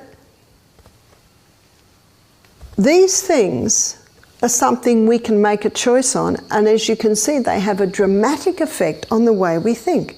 Dr. Neil Nedley stated in his lecture that I attended on depression, he said, genetics cannot cause depression. Isn't that good news? Even if both our parents committed suicide, we need never go there. Remember, genetics loads the gun, lifestyle pulls the trigger. Genetics cannot cause depression. Lifestyle tragedy cannot cause depression. And every heart has its sorrow. It's not what happens to us, it's what we do with it. But he said, you throw a few of these in, he calls them hits, and the scales are tipped. We have no say over genetics, we have no say over lifestyle tragedy, but we have total say over this. Never would I want anyone to think that I'm implying it is their fault they have depression. No, no, no. Many are sick through ignorance. And most people don't know the power of these simple lifestyle changes that can directly affect the way that we think. Dr. Neil Nedley stated that there are over 100 causes of depression. I haven't given you 100 here, but I've given you quite a few. No, depression is not a cause, depression is effect. And that's why the detective hat has to go on and have a look at all the things that may have brought together so that the effect of depression is happening. Before we move on, there's one last, and this is a Bible verse. I'm sure we all know it well. Do unto others as you would have them do to you. It's more than a nice saying, it's divine law. And that law states that whatever you give out, you shall receive again. Now this can be scary and it can be great. When is it scary? It's scary when what we're giving out is not good, because that law states it's coming back again. Now this can be incredibly helpful when someone has been terribly used, abused. Often people say to me, well, they need to know what it feels like. I say, maybe no, maybe so, but not by your hand. Because if it is by your hand, that law states it will come back. No, the second law gives the key on how we can free ourselves from painful past through the law of choice. Forgiveness is the choice that can free us from painful past. One writer wrote it like this: forgiveness sets the prisoner free. The prisoner is me. It's the best selfish decision you can make. Forgiveness does cut the chains that bind you to painful past. Forgiveness gives you wings. It gives you freedom. One lady said, I don't want to free them. I said, you can't free them. You can only free yourself. I have seen many people who are physically sick because they're bitter about a terrible experience where they were badly treated. And when I say to them, have you forgiven? Often their response is, they don't deserve forgiveness. And I say, absolutely right, but it's got nothing to do with it. And they will probably never know whether you've forgiven them or not. In fact, if you don't forgive them, you keep them chained to you. How many people do we meet who have been through a tragic experience and it years later and they're still hanging on to it? Let it go. You can let it go. It's a frontal lobe decision. It is not a feeling decision, because if it was, we would never do it. I'm about to tell you a scientific fact, and it may sound very flippant, but it's a scientific fact. Fake it till you make it. Fake it means I forgive. Why do you fake it? Because you don't feel like doing it. But frontal lobe says you just got to do it. You just got to do it. And you know, when you keep doing it, I forgive this person, I forgive this person, I forgive this person. It might start like that, but remember, practice makes perfect and practice makes permanent. That's what you fake it till you make it is. One lady said to me, I couldn't even say their name the first 2 weeks. But she said, I pushed on, I pushed on. She said, after 2 weeks, I could say their name.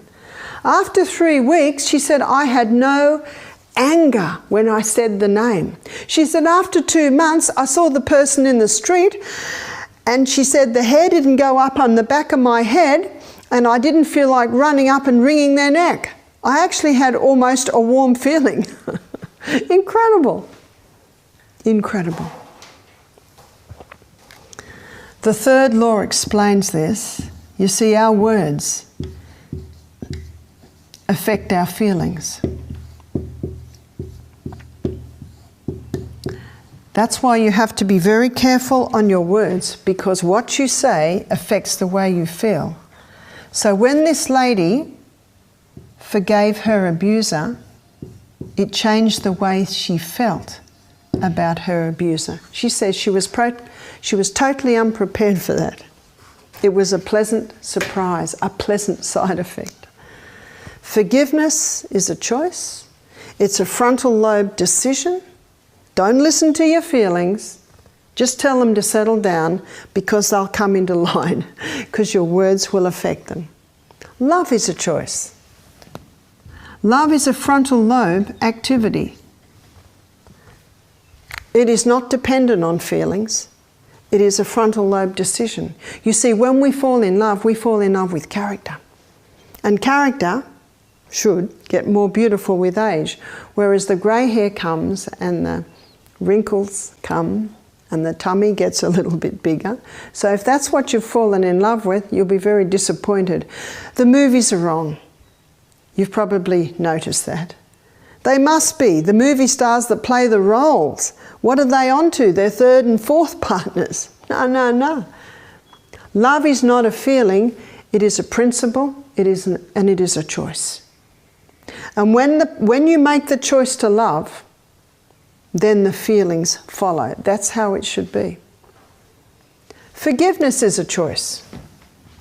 We've done that one. Happiness is a choice. We have no right not to be happy. And when I drove past the rubbish tip in Nakuru, Kenya, we drove slowly past the rubbish tip entrance, and we looked in and saw little children running out with the happiest smiles you've ever seen. Where do they live? In the tip. What do they eat? Rubbish. And they're happy. Happy's not dependent on things. Happiness, like love, like forgiveness, is a principle. But there is a temptation in the human brain to refer to feelings. Feelings are not a good guide. Feelings need to be under the control of frontal lobe. We forgive and we love and we are happy because reason, intellect and judgment tells us this is the best thing to do at this point in time. It's like a friend of mine. She had a difficult birth, and this little baby cried all the time, and he was a bit of a strange looking child. He had big thick glasses and a cowlick on the front, and by the age of 7 she had to get help. She couldn't stand this kid. Couldn't stand a bar of him. And did he know that? Oh yes, and it made him worse. I remember I used to visit this friend, and she'd fuss over my little children because my little James had these beautiful blonde curls and these big red lips, and her little boy's there skinny with a cowlick and big thick glasses, and oh, she didn't like the look of him at all. So she went to a psychologist. She said, I just need help. He said, what you've got to start doing is you've got to start commenting on some great things about your son. She said, you don't understand, there's nothing. He met him and he sort of half agreed. No one liked this child. And the more no one liked him, the worse he got. He said, what I want you to do is I want you to say, I like the way you walked down the corridor. I like the way you walked up those steps. That's where she had to start, in the tiniest little thing. And you know, something happened. She started to actually like her son. And guess what happened to the son? His behaviour settled right down because she was starting to say some positive things about him. You can start so small. Remember, she had to fake it till she made it, and she made it. Your words affect your feelings. Her words weren't only affecting the feelings of her son, they were affecting her feelings. And love began to grow. Be careful of your words. You can't let them all out. You see, the fourth law states that your words reveal your feelings and you cannot let them all out. Proverbs 29:11 states that the fool utters all his mind, but the wise man keeps it in till afterwards. Another Proverbs 17 verse 27 says, even a fool when he holds his peace is counted wise, and he that shutteth his lips is esteemed a man of understanding. Another Proverbs 13 verse 3 says, he that keepeth his mouth keepeth his life, but he that openeth wide his mouth shall have destruction. You would be surprised at how many Proverbs talk about this little member here, the mouth. Be careful on that mouth, because your words affect your feelings and they affect the feelings of everyone around you. Some say it's your right to speak your mind. It is your obligation not to speak your mind. I remember down at our health retreat in Melbourne, I came in one day, we had 18 guests, and I knew that one guest was on slippery elm. It's a powder that coats and soothes the gut. And the guests were there about to have their supplements, and there were 18 slippery elms there. Now I know I would have been a fool to open my mouth at that point. I looked at it and went, oh dear. And then very quickly, you see frontal lobes kicking in. Frontal lobe says, settle down, Barbara. Remember, frontal lobe is foresight. Settle down, Barbara. How are the staff going to feel if you say anything? It's going to imply that they don't know their job. And what's that going to do for the guest's confidence in the staff? So you see, very quickly, this is split-second stuff. I smiled at the guests, I smiled at the staff, and I went into my office. I quickly thought to myself, won't hurt the guest to have slippery elm this morning. It's a very safe herb. Half an hour later, 2 staff members came running and said, oh, we're so sorry, Barbara. We're so sorry. I smiled. I said, what can we do to prevent that happening again? Let's have a look at the charts we have here. And they, oh, did I win their heart? Because there's not a person on the planet that hasn't made mistakes, is there? I'm shocked at what parents say to children. I think, don't you know they're going to grow up? Don't you know they're going to remember?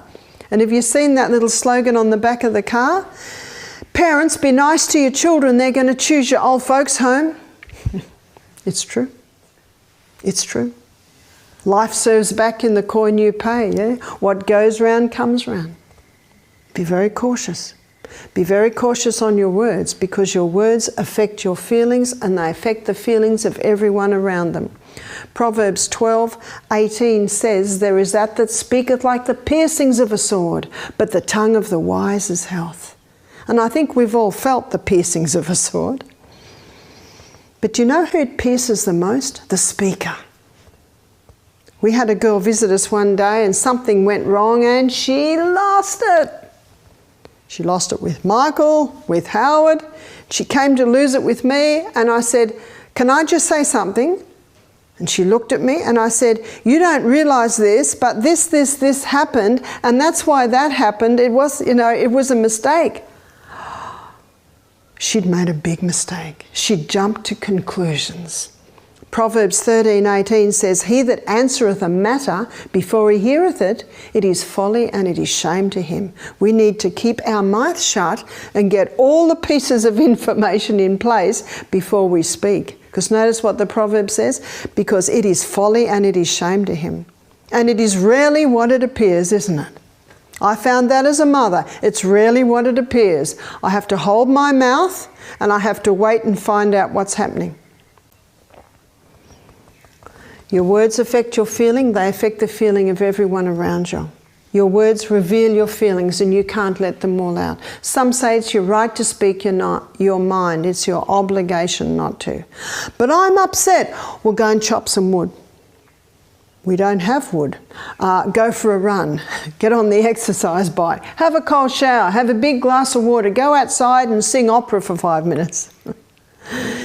Don't speak until once again frontal lobe is boss, because this is a bad boss. Oh, how many words have been said that would have been best left unsaid.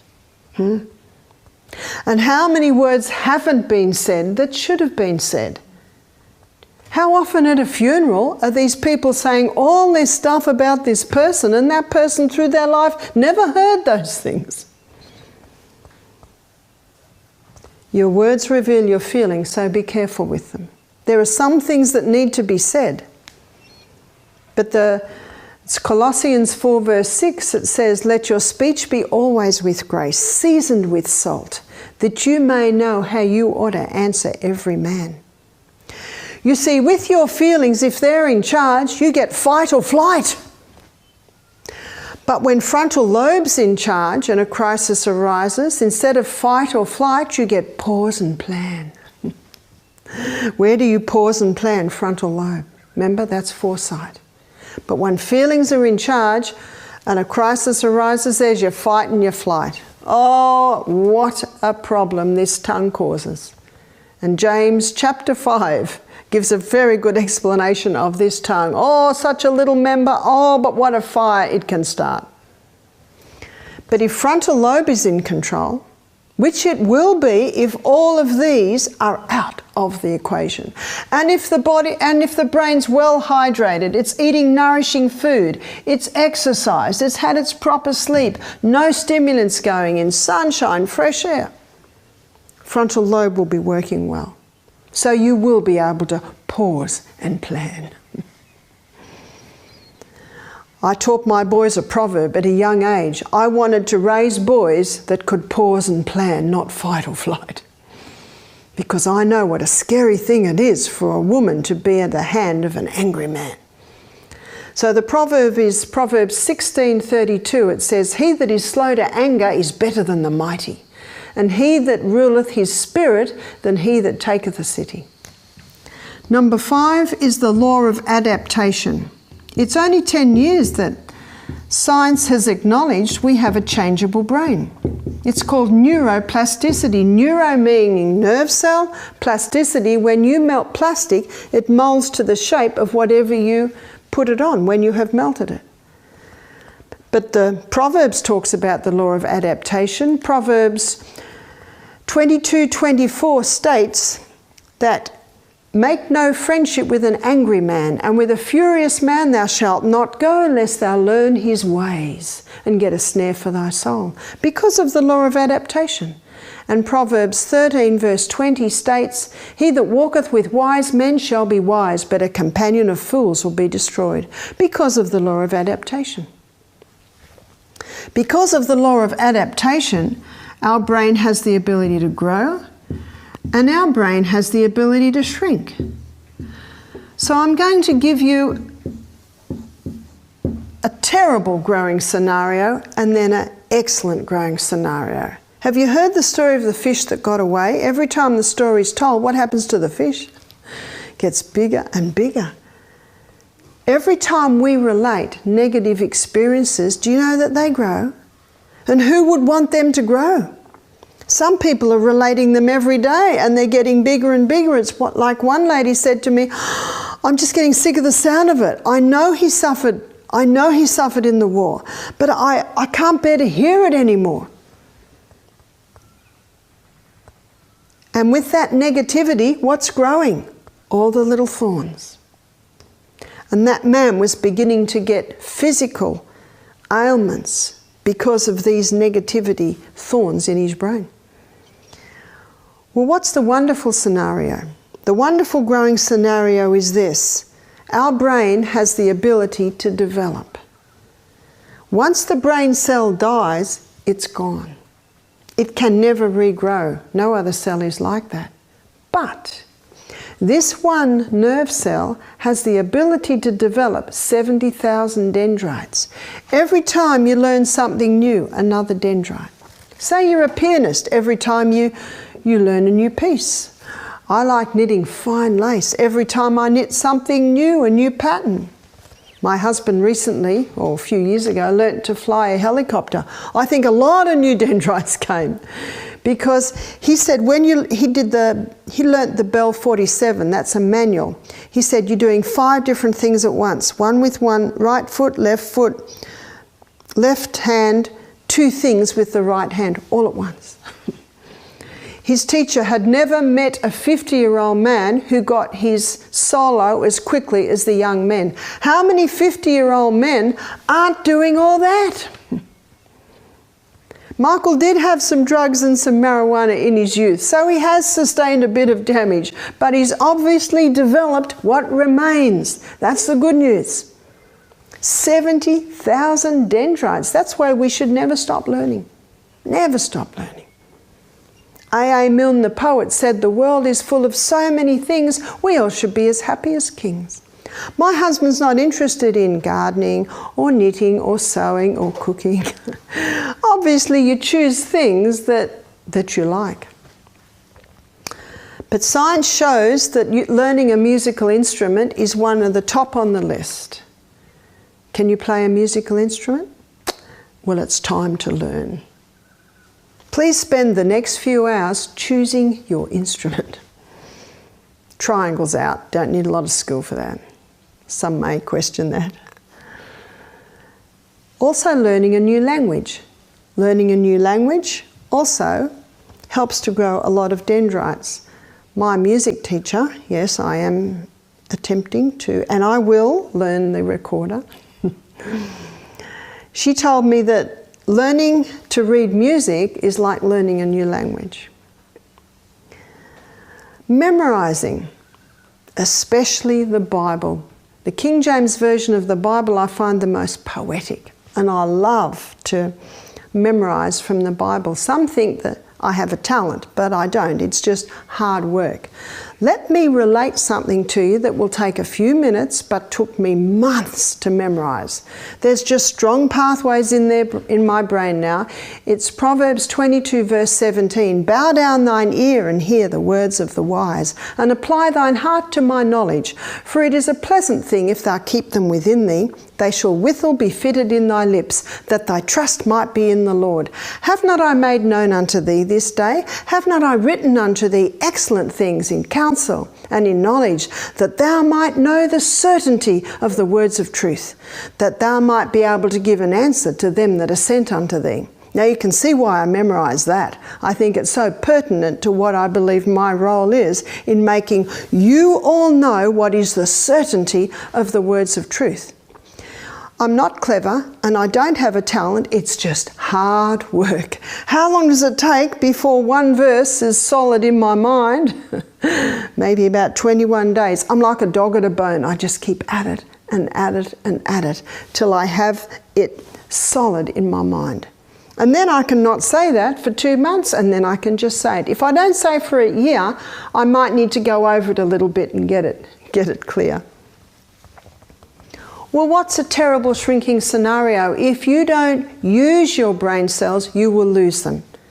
When these brain cells go into stagnation from lack of use, they die. And once they die, they're gone. But what can also cause a shrinkage is these thorns, which are causing damage. Well, what's your good shrinking scenario? When we forgive anyone who's ever hurt us in our life, we turn painful past to dust. And when you turn painful past to dust, there's no bad smell to draw you down to that memory anymore. And so the pathway to that memory actually shrinks because of lack of thoroughfare down that pathway. Isn't that good news? I've seen so many people who've struggled with abuse in past. They have made a decision to forgive and they stop relating the story. You see, there's no bad smell anymore. It's just a little pile of dust. That's the good news. And Dr. Carolyn Leaf, she takes it one step further.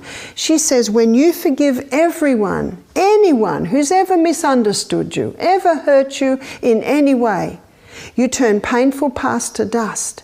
And that night, let's say you do it right now, today, then tonight when you go to sleep, glial cells are activated, and these are the brain's vacuum cleaners, and there are more glial cells than nerve cells.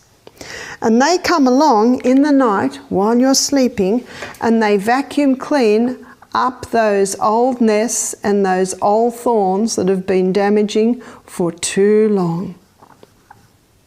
Science now shows us that forgiveness has a physiological effect on the brain to spring clean the brain. Isn't that good news? Amazing. Number 7, the last and the final law is the law of diversion. The law of diversion states that when something is so firmly denied as to refuse any hope for it, the brain has the ability to divert to other pursuits. Don't you love it? What are the old sayings for that? When God closes a door, he opens a window. And my elder son James, at the age of 13, he said, "Mum, sometimes the window's bigger than the door." Good frontal lobe activity for a 13-year-old. One Italian man said, no. In Italy we say when God closes one door, he opens two. And I think we can all relate to that in our life. That experiences that we have thought would be maybe the worst thing that happened to us have been an open door or stepping stones to greater things. That the trials in our life not be rocks to crush us, but stepping stones to greater things. That's why it's like this. If you say it's great, it will be. And if you say it's bad, it will be. In our brain, there are two polar opposites. There's fear and there's faith. And from fear come all the negative emotions, and from faith come all the positive emotions. And the Bible verse for fear is 2 Timothy 1 verse 7, where it states, God has not given us the spirit of fear, but of power, of love, and of a sound mind. In other words, fear is the opposite to sound mind. But over here on the other end of the scale, we've got faith. And faith is a frontal lobe activity. And the verse for faith is Hebrews 11 verse 1. Faith is the substance of things hoped for, the evidence of things not seen. And down in verse 6 of that chapter it says, without faith it is impossible to please God, because God is a rewarder of them that diligently seek him. And there's one way to strengthen faith. Faith grows strong by earnest conflict with fear and doubt. So that's how you get rid of fear and strengthen faith, by going into conflict with it. It is a choice factor. My daughter Julia found this one. She's a lover of beautiful sayings. Hope and faith are inseparable companions, and hope sees the invisible, feels the intangible, and achieves the impossible. These are frontal lobe activities, and it is in the frontal lobe part of the brain where God communicates with man. In Isaiah 1:18, the Bible says, "Come, let us reason together." It's a choice factor. God is not in every human being. You would never say God was in Hitler, Mugabe, Stalin. No, God gave mankind the choice. But oh, what a gamble. It would mean some would choose wrong. And when people choose wrong, innocent people suffer. What a wonderful gift that God has given to us. The ability not only to choose him and choose life, but the ability to make a decision today that can change our life around. Choice is a law, and choice is a function of the frontal lobe. And remember, your will is like a muscle. The more you use it, the stronger it gets. These are the laws that govern the mind. This is like a toolbox, and when law is adhered to, mental health responds. Mental health is the result. Let me finish with one verse. It's actually a few sentences that I found in an old book. Right physical habits promote mental superiority. Intellectual power, physical strength, longevity depend upon immutable laws. Laws of health, laws of the mind, immutable laws. There's no happen so no chance about this matter. Nature's God will not interfere to preserve men from the consequences of violating nature's law. There is much sterling truth in the adage, every man and every woman is the architect of their own fortune.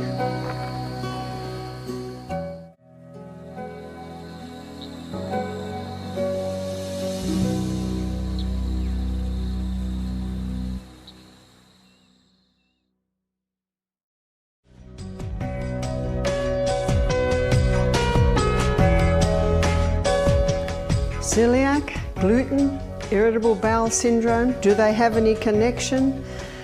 What is celiac? What is gluten? Irritable bowel syndrome.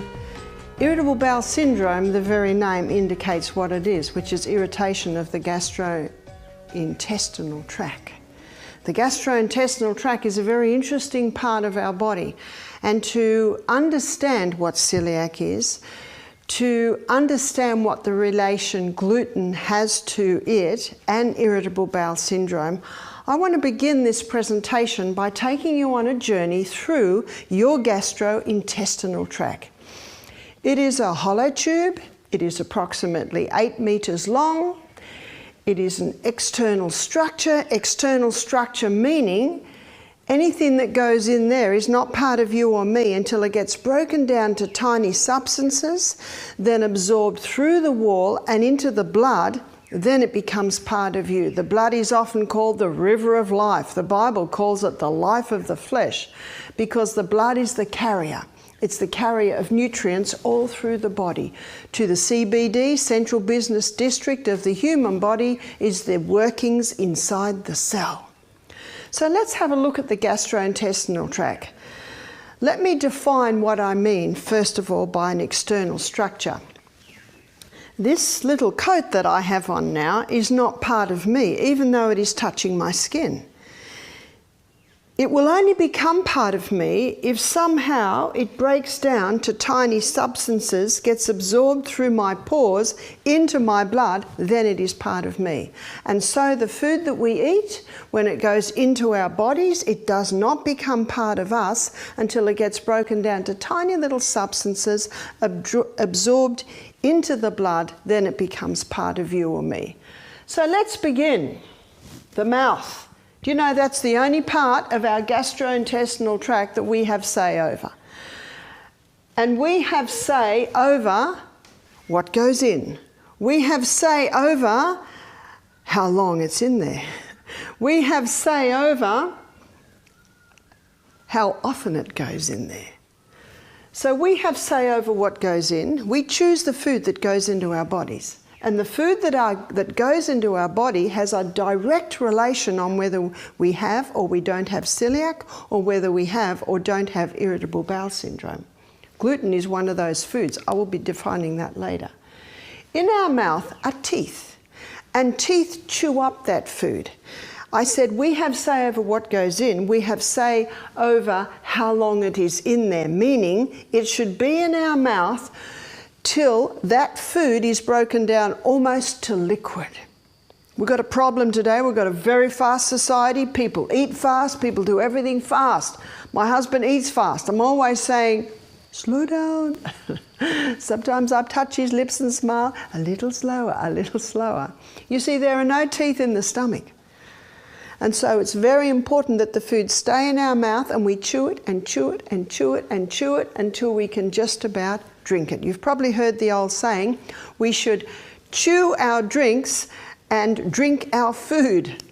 It's actually referring to, and I do mention this to our guests at Misty Mountain Health Retreat, when they take their juices, take a mouthful and swish it round in the mouth, or chew it, then swallow it. That allows time for the digestive enzymes to work in and around or through those little particles of juice, and then swallow it. And what do I mean by drink our food? We should chew it until it's just about a liquid, and then swallow it down. Oh, that makes the stomach very happy. It makes all the other functions of the gastrointestinal tract so much easier when we chew it. And that's why often in families you can have a little bit of a competition to see who can chew the most, even to put the knife and fork down between the meals, because children, especially when they're hungry and they love the food, they can be eating a little bit too fast. So we have say over what goes in, we have say over how long it is in the mouth. When we chew our food and break it down to tiny particles, it actually means there's a larger surface area for the enzymes to work on. Now the mouth is an alkaline environment. And the enzymes in the mouth are the ones that only work in an alkaline environment. And the main enzyme released in the mouth for digestion is an amylase called ptyalin.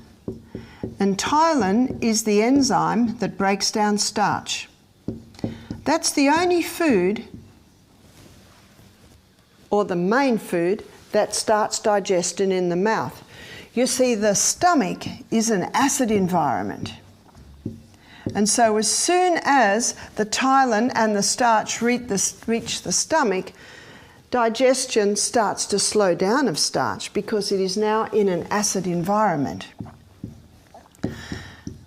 There is one more food that does start its breakdown in the mouth, and that is saturated fats like coconut. It's a short or a medium chain fatty acid, and there are glands just underneath the tongue called sublingual glands, and they release lingual lipase. And lingual lipase is the enzyme that breaks down short and medium chain fatty acids. So we'll say, for short, saturated fat. That's the only breakdown that happens in the mouth. Now the stomach is an acid environment. When the short chain fatty acids and medium chain fatty acids in the saturated fats, specifically I'm referring to coconut, when it comes into the stomach, the breakdown's already happened, so it just happily goes along with what's happening there. The starch digestion, which is all your starch foods, are things like pasta, things like breads, potatoes, cereals, cakes, biscuits. When they get to the stomach, because it is an acid environment, that digestion is slowed down. It is in the stomach that two enzymes are released: hydrochloric acid and pepsinogen. Hydrochloric acid and pepsinogen both unite together to release pepsin. And pepsin is what's often called an enzyme, a proteolytic enzyme. And a proteolytic enzyme is what breaks down protein. That is the only digestion that happens in the stomach. Most people are unaware of that. And that's the only part of the stomach that is acid. In fact, these two coming together can only happen in an acid environment. Pepsin can only work in an acid environment. That's why it is so important not to drink with our meals, because that waters down that acid environment. We should be drinking half an hour before the meal and resume about an hour and a half, 2 hours after the meal. If you're thirsty, have a mouthful. One mouthful is not going to drastically change that acid environment, but the majority of our water should be drunk between meals. Protein is broken down in the stomach in a very acid environment. At the end of the stomach, there's a little gate called pyloric sphincter. And the pyloric sphincter, when we wake up in the morning, it is open. That's why the best thing to do in the morning is drink a glass of water, and the water will be a little bit absorbed here, but it'll come down here, and it's a lovely stimulant for starting the action of the intestines, the large and the small. But when you smell food, when your brain knows breakfast is coming, then pyloric sphincter shuts. all of these enzymes here are started to be released to create the proteolytic enzyme, which breaks down the protein. Everything's ready. Another reason why food should stay in the mouth a little longer is that it gives a message to the brain. Oh, we've got a bit of starch here. Oh, we've got a bit of fat here. There's a bit of protein come in. Brain says thanks. And it gives a message to all the organs further down to get ready for the food that is coming. So everything is ready, because the main function of this incredibly complex external structure is to break our food down right to the right state so it can go into our blood and then travel all through our body to the cell, which is why we see, why we hear, why our heart beats, why our whole body moves, why our brain thinks. So this whole system is designed just to get those tiny structures to feed every cell. As the protein gets broken down, pyloric sphincter begins to open little by little by little. Digestion in the stomach takes approximately 3 to 4 hours. By the time 4 hours is up, usually the stomach is empty. And then the body loves a rest. Specifically, the stomach loves a rest of 1 hour. In that 1 hour rest, it allows all the digestive enzymes to be replaced.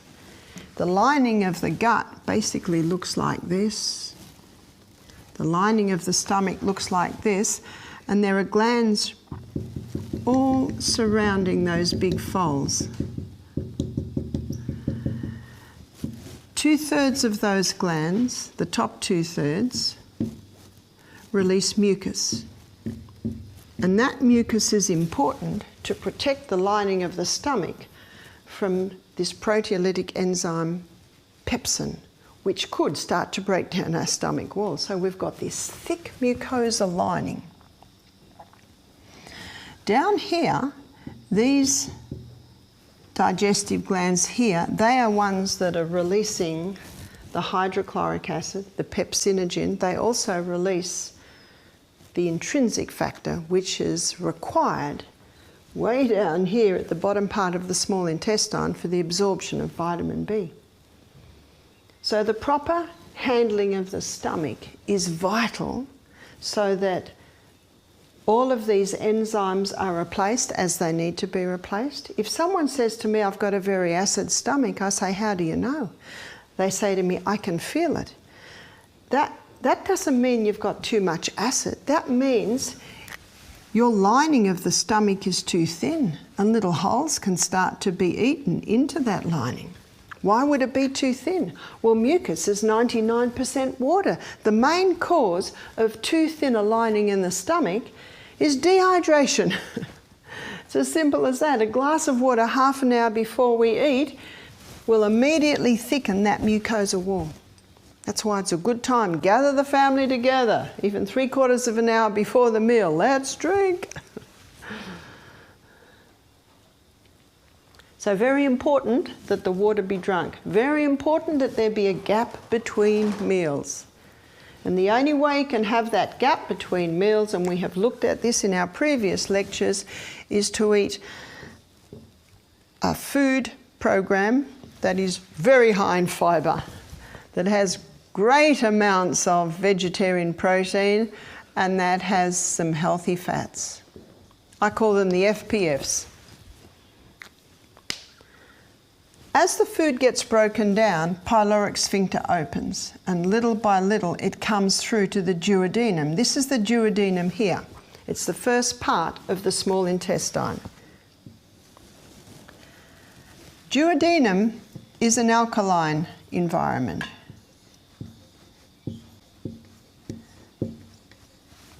As an alkaline environment, then the rest of starch can start to happen. So when it comes into this alkaline environment, a few things are happening here. Here is the liver, there's our gallbladder, this is the bile duct. Can you see it comes down and it connects with the neck of the pancreas? This is pancreas here. what happens in the duodenum is bile from the gallbladder starts to break the fat down into tiny particles. So we've got fat. And it's broken down with the bile. So that comes from your liver. One lady said, what if you don't have a gallbladder? It is the liver that makes the bile, and the gallbladder really is just a reservoir for the bile. So if the bile hasn't got its reservoir anymore, then it really will just be made in the liver and then just put straight down. The body is an amazing organism in its ability to adapt. Quite phenomenal. So the bile from the liver starts to break down the fat here in the duodenum. Something else comes on now, and that is some enzymes from the pancreas. So the pancreas releases quite a few. So from the pancreas, we'll come over here because we've got quite a few. And this one might surprise you, sodium bicarbonate. Sodium bicarb is released from the pancreas to neutralize the stomach acid as it comes out, because the duodenum is an alkaline environment. So the sodium bicarbonate is released from the pancreas. That's not right, is it? I thought we had a problem there. That's better. From the pancreas to neutralize the stomach acid as it comes through, and to maintain or ensure that the duodenum is an alkaline environment. And then from the pancreas, we've got pancreatic lipase. We'll just put a P for pancreatic lipase. And the pancreatic lipase further breaks down the fat. We've also got pancreatic amylase. And amylase is the enzyme that breaks down starch. So can you see starch digestion is happening or begun in the mouth. It's put on hold in the stomach in that acid environment, and then it's revived again in the duodenum under the action of pancreatic amylase. That's where the final breakdown happens.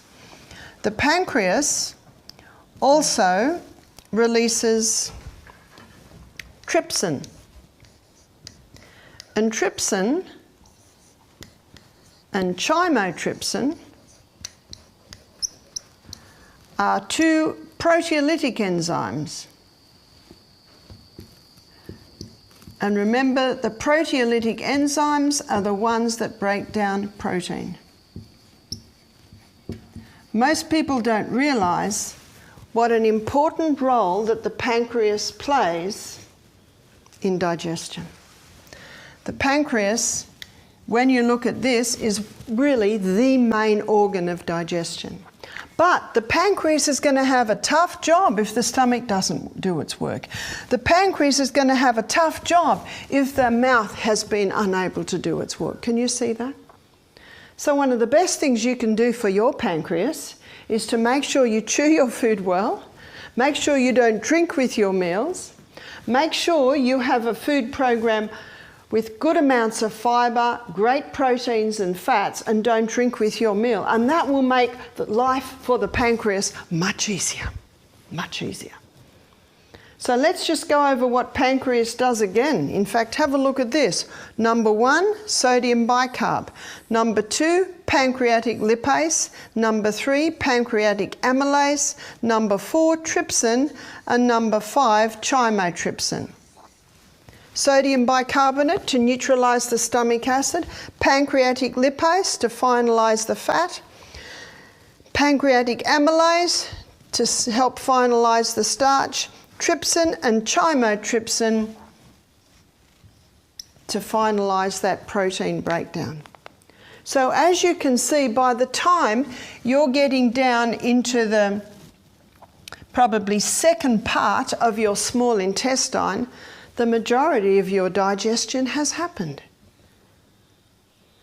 And then, in this small intestine, and it's quite a few meters long, it is here we get the villi. These villi are lining this small intestine. And it's across the villi that you have the capillary network. And remember, anything that goes into that gastrointestinal tract is not part of you or me until it gets broken down to these tiny substances. With the fat, it's glycerol and fatty acids. And the glycerol and fatty acids, they don't go into the blood. The glycerol and fatty acids go straight into the lacteal, which is part of your lymphatic system. But as I defined earlier in the week when we looked at fats, the short-chain fatty acids that you find in saturated fats like coconut oil, because their breakdown starts in the mouth, they don't need the bile and they don't need the pancreatic lipase. So your bile and your pancreatic lipase are the ones that are working on the long-chain fatty acids, and it's the long-chain fatty acids that come into the lacteal. But the unique thing about coconut oil is the breakdown happens in the mouth. Well, it begins in the mouth and it continues all the way down the tract, and then it gets taken into the blood. The long-chain fatty acids, that doesn't happen to. So now we're at the point in the gastrointestinal tract where we've come to the area where it's the final finale, really, of digestion, which is coming through the brush border wall and into the blood, or, as with the long-chain fatty acids, into the lacteal. Now, you'll notice that I have drawn a thick layer, and I've drawn it in green because it is like a jungle or a turf. One writer called it a jungle, another one called it a turf. And that thick turf is made up of Lactobacillus acidophilus and bifidus bacterium. Lactobacillus acidophilus and bifidus bacterium, some people say, can you speak English please? That's the name of our healthy or friendly bacteria, and they are the two permanent one, and all the others, you've probably read of many others, they actually are made from those two permanent ones. They line this gastrointestinal tract, and they are responsible for three main functions. One is breakdown. They are responsible for the final touch, so to speak, the final touch of breakdown. They are responsible for the absorption through and into the blood, but they are also responsible for protection. There's your border protection. Pretty important, aren't they? Every part of this gastrointestinal tract is vital. But I would have to say this is probably the most vital part, because this is the grand finale. This is now, finally, we're ready to go through the gates of the city and into the blood, the river of life that will now, this is the main function of the reason we eat. People don't know that. People think we eat because it tastes good. No, no, no. We eat to get nutrients, to get through to that blood, to go to the CBD. Remember, central business district of the body is the inside of the cell. But something's happening today which is causing a breakdown of your border protection. Let me explain. When we are in utero, we have no border protection. Babies have a sterile gut, so to speak. There is no border protection over it. And when they're born, they come through the birth canal. They are literally showered with the mother's microorganisms. One professor I was listening to, he said, I always thought God made a mistake to put the anus and the vagina so close together. He said, because what's coming out of the anus, you don't want anywhere near that baby. But he said, now we are discovering that it was no accident or mistake. It was carefully designed.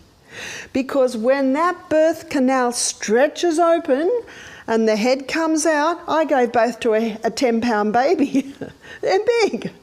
When that birth canal stretches out, the anal sphincter also stretches, and microorganisms literally shower that baby in birth. And that's very important, because those microorganisms that shower the baby are responsible for building up in that baby's gut this important, essential gut flora, our board of protection.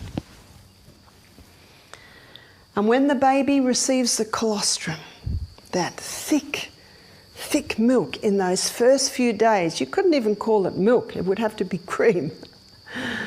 That also has microorganisms that help to line this gut. You've probably read of that colostrum, that's an important part on the baby's immune system in building up that proper gut flora. Because did you know that our immune system is established in our gut? The gut's a very important part of the body. Not often discussed, actually rarely discussed. Until you come to Misty Mountain Health Retreat, people say, I'm talking about things I never talked about. What happens if a baby's born via caesarean section?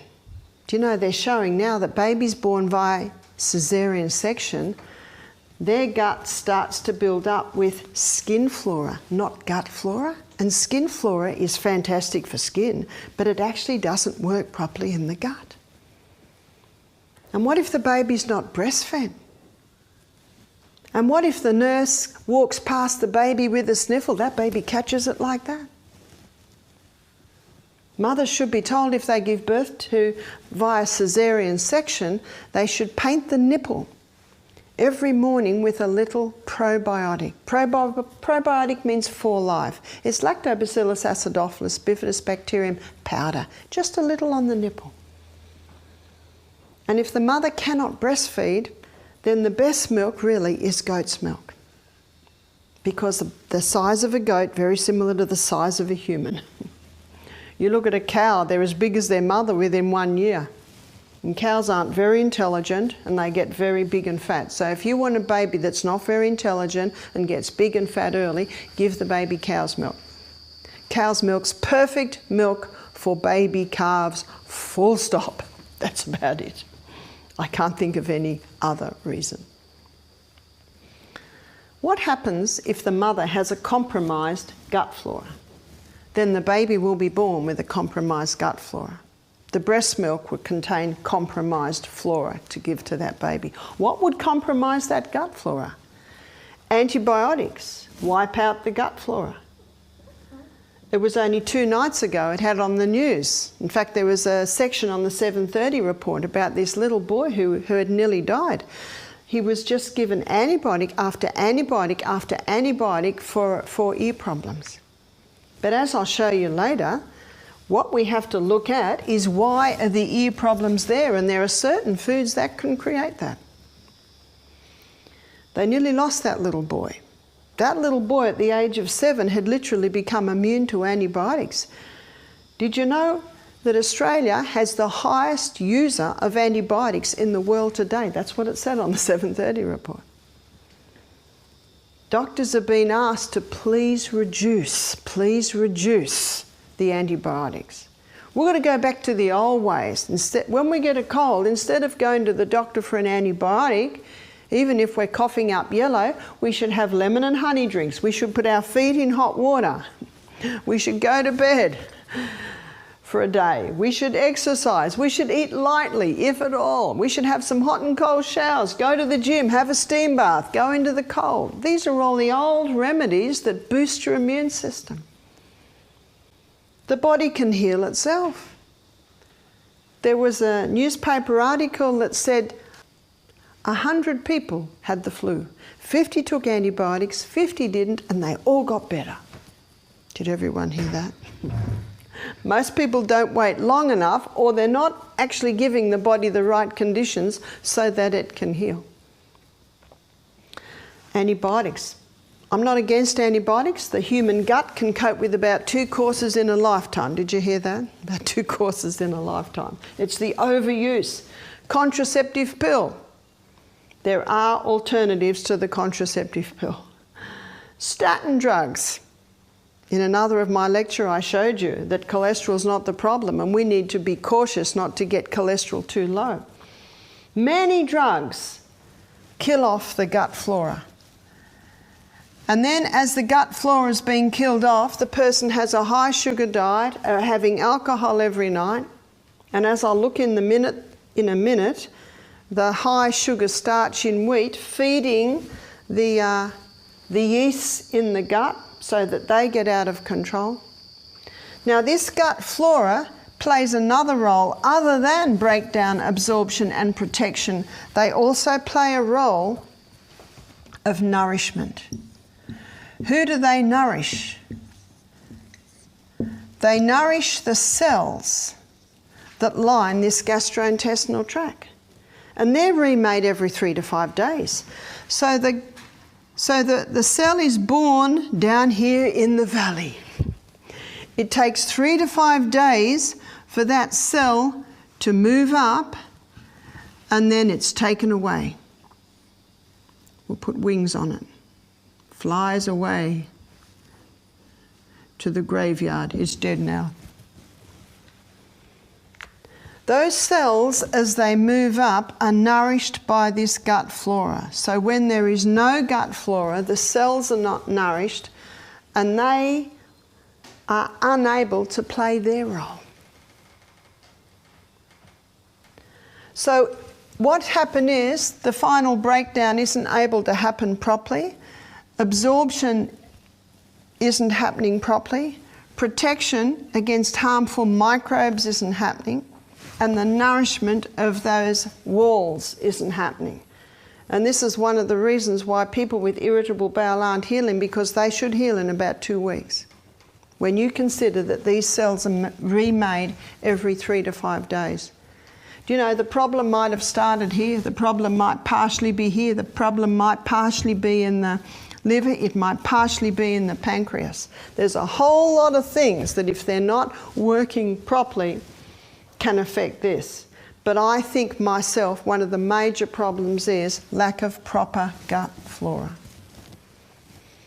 When I have finished my illustration of the gut, I'm going to show you how at every step it can be healed. And I'm also going to show you the role that gluten plays in all of this, which basically, celiac is a total intolerance to gluten. Let's move on. The majority, really all of absorption should have happened by the time we get to the ileum. That's the last part of the small intestine. And it is in the ileum that B12 is absorbed. Notice this little fellow here. That's your appendix. Does it have a use? It has a very important use. God didn't make a mistake. God never makes a mistake. Well, what's the appendix for? It's called the colon's oil can, because what it does, it releases an oily substance that helps to lubricate and move the food through the colon. It releases something else, an antibacterial fluid, and that antibacterial fluid is designed to negate toxic substance as it comes through. What would come through that was toxic? What would come through that was toxic was something that hadn't got its proper breakdown up here, so it's starting to rot. And if it's meat and animal products, it will be putrefying, which is pretty toxic, gives off ptomaine. Have you heard of ptomaine poisoning? It's a toxic gas that can kill you. And let's say on top of that, the person's had a Coke with their meal and ended with a ice cream with chocolate flavouring all over it. What happens with sugar on putrefaction? It just speeds it up. So some pretty nasty stuff in some people are coming through here. So the appendix is releasing antibacterial fluid to try and negate that, to keep you alive and not poisoned, to get it all through the large and out again, and hopefully quickly.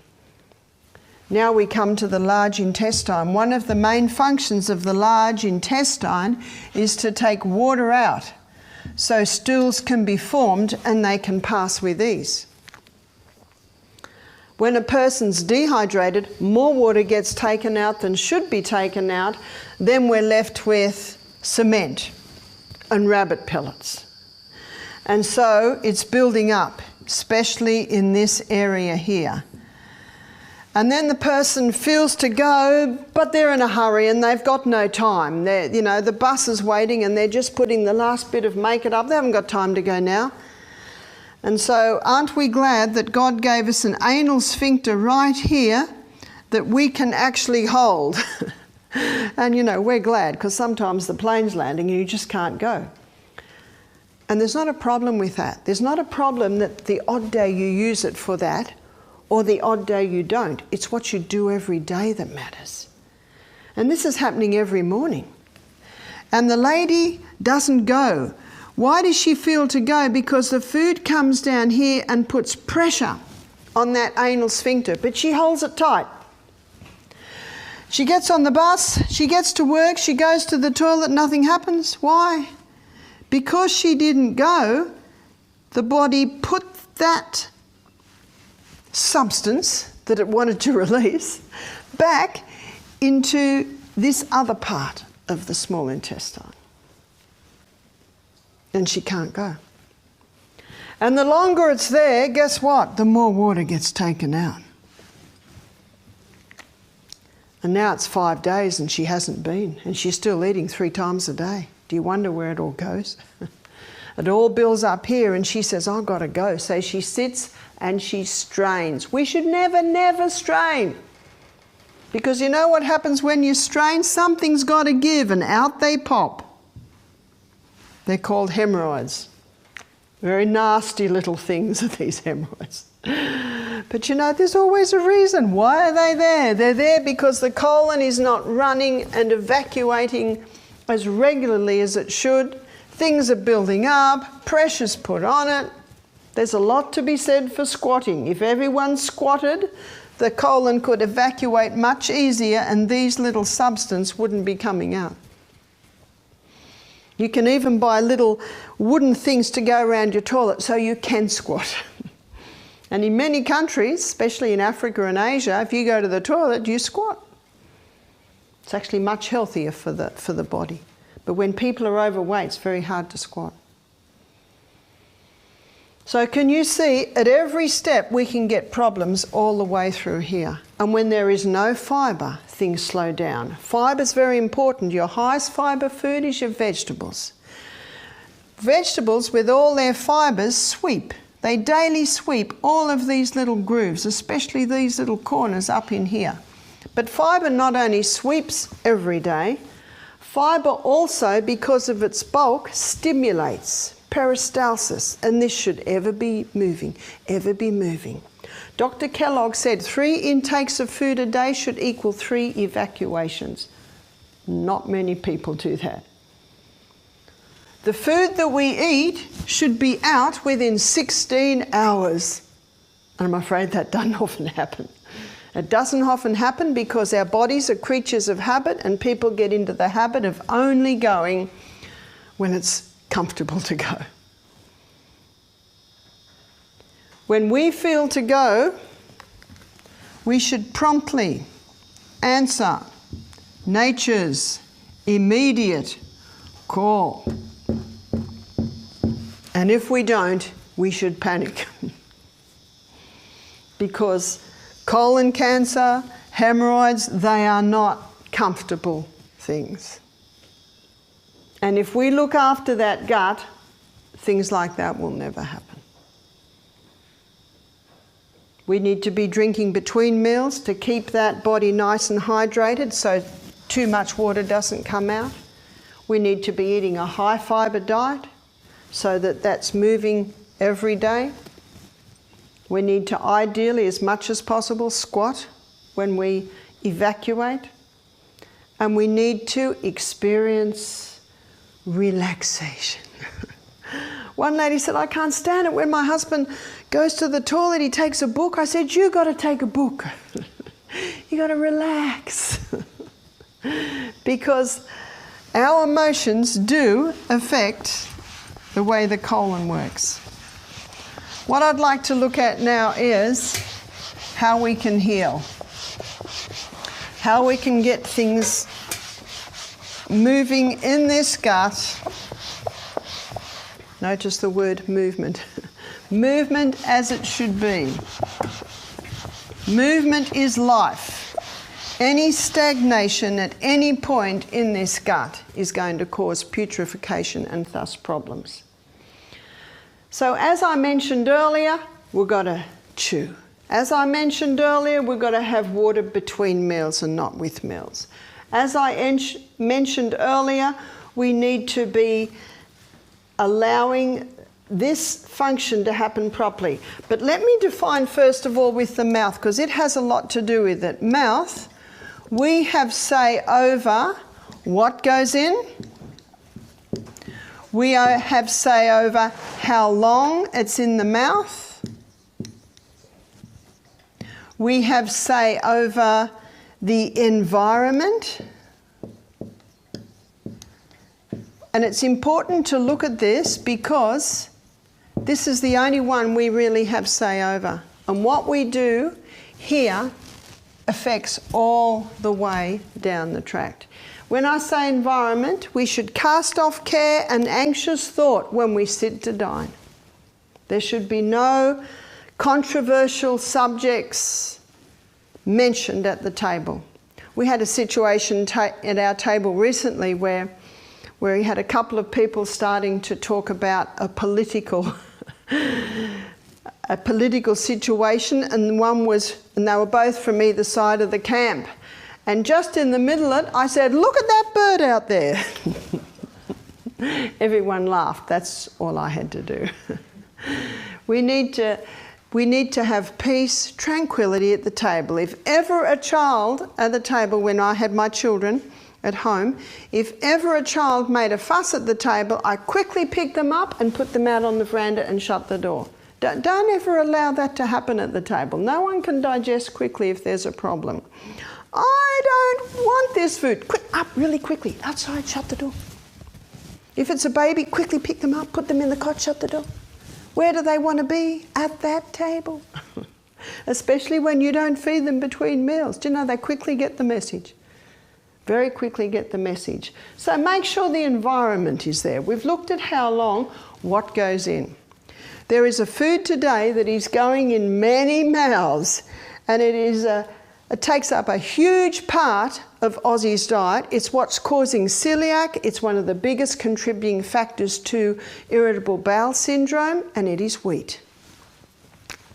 How many people had cereal and toast for breakfast, cakes, biscuits, mid-morning, sandwiches for lunch, pasta for tea? That's almost 100% wheat. Let me show you the wheat issue. This is the wheat, the original wheat. It's Enkhorn. An Enkhorn wheat had a very fragile structure. Basically looked like this. And I've given an illustration of its gluten or protein structure. Very fragile. Fragile is important because if it's fragile, it can be easily broken down by grinding, by cooking, by chewing, by digestive enzymes, easily absorbed into the body. It is not sure when, maybe a few thousand years ago, Enkhorn did a wild cross, or a wild hybrid they call it, with a wild grass and came up with an Emma strain. And this Emma strain, still fragile, but not quite as fragile a structure. In the 1950s, Dr. Norman Bulag and his team of scientists hybridized the wheat. They wanted to create a wheat with a high yield to address the starvation issue in Mexico, in India, in Africa. And they came up with a hybridized wheat. They were very happy with this wheat. It was Such a hit that it went worldwide in the 70s. And in the 90s, in Australia, every bread, every pasta, every cake, every biscuit, every cereal is made from this hybridized wheat.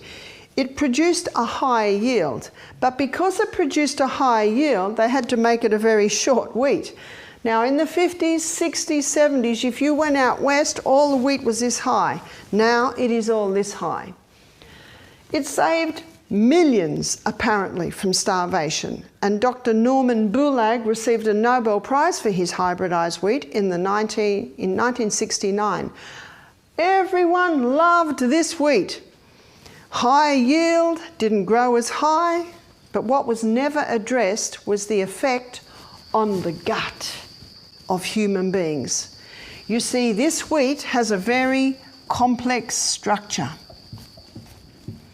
Complex protein gluten structure, and it's almost only a cast iron gut that can break that one down. The person that can handle wheat today is someone with very strong hydrochloric acid. And some do have a strong hydrochloric acid. But many don't, and many don't because they drink with their meals, they're eating all through the day, which just exhausts their hydrochloric acid resources, and these glands that are releasing the hydrochloric acid and the pepsinogen are getting exhausted. I have never met someone with an over-acid stomach. Some say, well, I know it's acid because it keeps coming up. There's nothing wrong with the acid. The problem is it's actually a little dual gate there called the cardiac sphincter. There's a very good muscle there that should stop it coming up. So if it isn't stopping it coming up, the question should be asked why. The reason is most people eat their largest meal at the end of the day and then they go to bed. Let's have a look at what gravity is doing. This is stomach laying down in bed and it's full. So where's it starting to push? It's starting to push that sphincter, and night after night after night it weakens it. And that sphincter is a muscle, and it looks like this. And when that muscle is relaxed, it's closed. And when it tightens, it opens. So can you see a large meal at night and someone who's highly stressed, their muscles tighten and their little cardiac sphincter opens and it comes up. Everyone that comes here with reflux or heartburn, which is often what it's called, because it feels like heartburn with the acid coming up, goes home without it. Because we feed our guests breakfast like a king, lunch like a queen, tea like a pauper, and if they are prone to it, we give them magnesium. We give them magnesium 4 times a day, which relaxes that cardiac sphincter and closes it. Very simple. We feed our guests breakfast like a king, lunch like a queen, and tea like a pauper. Most people in Australia today eat breakfast like a pauper, lunch like a pauper, and the tea is the king and the queen together. No wonder we've got so much reflux. We don't need to kill that acid. We need that acid. We need to look at why the discomfort is there. Wheat has this very complex structure. So when the hydrochloric acid, the pepsinogen, the pepsin aren't working very well, it's hard to break it down. Yes, the starch is broken down here, but wheat has a protein or gluten structure, and that's the one that gets broken down in the stomach. And if the enzymes there aren't working, we're not going to have much of a breakdown. But let me give a little bit more of a picture of the wheat before I show you what happens as we go down. If you make this wheat bread into a sourdough bread, the sourdough is a culturing process that breaks down the protein or the gluten in the grain, and you get a simpler structure, but it's still more complex than it originally was. But you can get a grain today called spelt, and it's a wild or field hybrid of the emmer wheat. So it still retains that fragile structure. Another one is kamut. Kamut is also a wild or field hybrid of the emmer wheat, and it also contains that fragile structure. And if these flours are made into a sourdough bread, that brings it virtually back to the original Enkhorn structure. Isn't that good news? So some people say, can you get the original wheat? You can in the form of spelt and kamut. So why the celiac? And by the way, a celiac, they can't even handle the spelt and the kamut. They need to go totally gluten-free. And let me show you what's happening with this hybridized wheat in the gut. As I've just showed you, stomach's not working, so the breakdown isn't happening effectively there. It comes all the way down to the section of the gut where the final breakdown, absorption, is going to take place. And that wheat breaks down to a substance called glutamorphine. And glutamorphine, as you can see, it's an opiate derivative. Now, if that glutamorphine, let me give, to make it easier, that's the gluto and that's the morphine.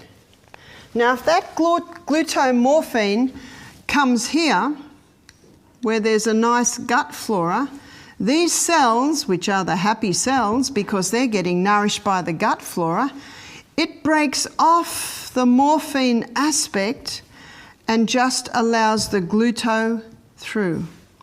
But if that glutamorphine comes to this section here, where the cells are very unhappy and can't function properly because they have no nourishment, they cannot knock off that morphine aspect, so the glutamorphine gets into the blood, taken to the brain, the opiate receptor sites on the brain pick it up. Can you see the importance of the gut flora? It plays that vital role of protection. But there's something else,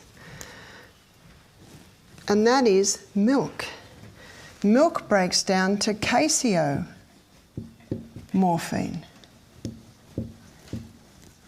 But it is true, there are some guts that can handle dairy. It's usually if there is a history of dairy, then that gut can handle dairy. There is a genetic thing that comes in here too, because some people say, isn't celiac genetic? You can inherit a weakness or a tendency in that area, but remember, genetics loads the gun, but lifestyle pulls the trigger. So caseomorphine, let's give it a picture. There's the morphine on the caseomorphine. Comes through here, the morphine again gets knocked off by the happy cells who are well nourished. But if it comes through here, this unhappy cell cannot knock off the morphine. And these caseomorphine and glutamorphine are getting into the blood, going to the brain, and the opiate receptor sites are picking it up. And that's why in the book Grain Brain he shows this very carefully. But who goes into more detail in this is Dr. Natasha Campbell McBride in her book Gut and Psychology. She does a very good job at defining all of this.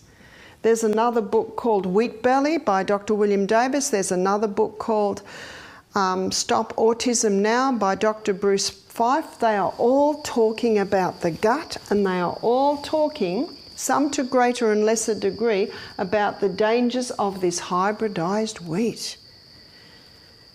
Can you see we've got a combination here of not only the hybridized wheat, not only the hybridized wheat, but the over-consumption of the wheat, as in the diet I just related to you, cereal and toast for breakfast, sandwiches for lunch, pasta for tea.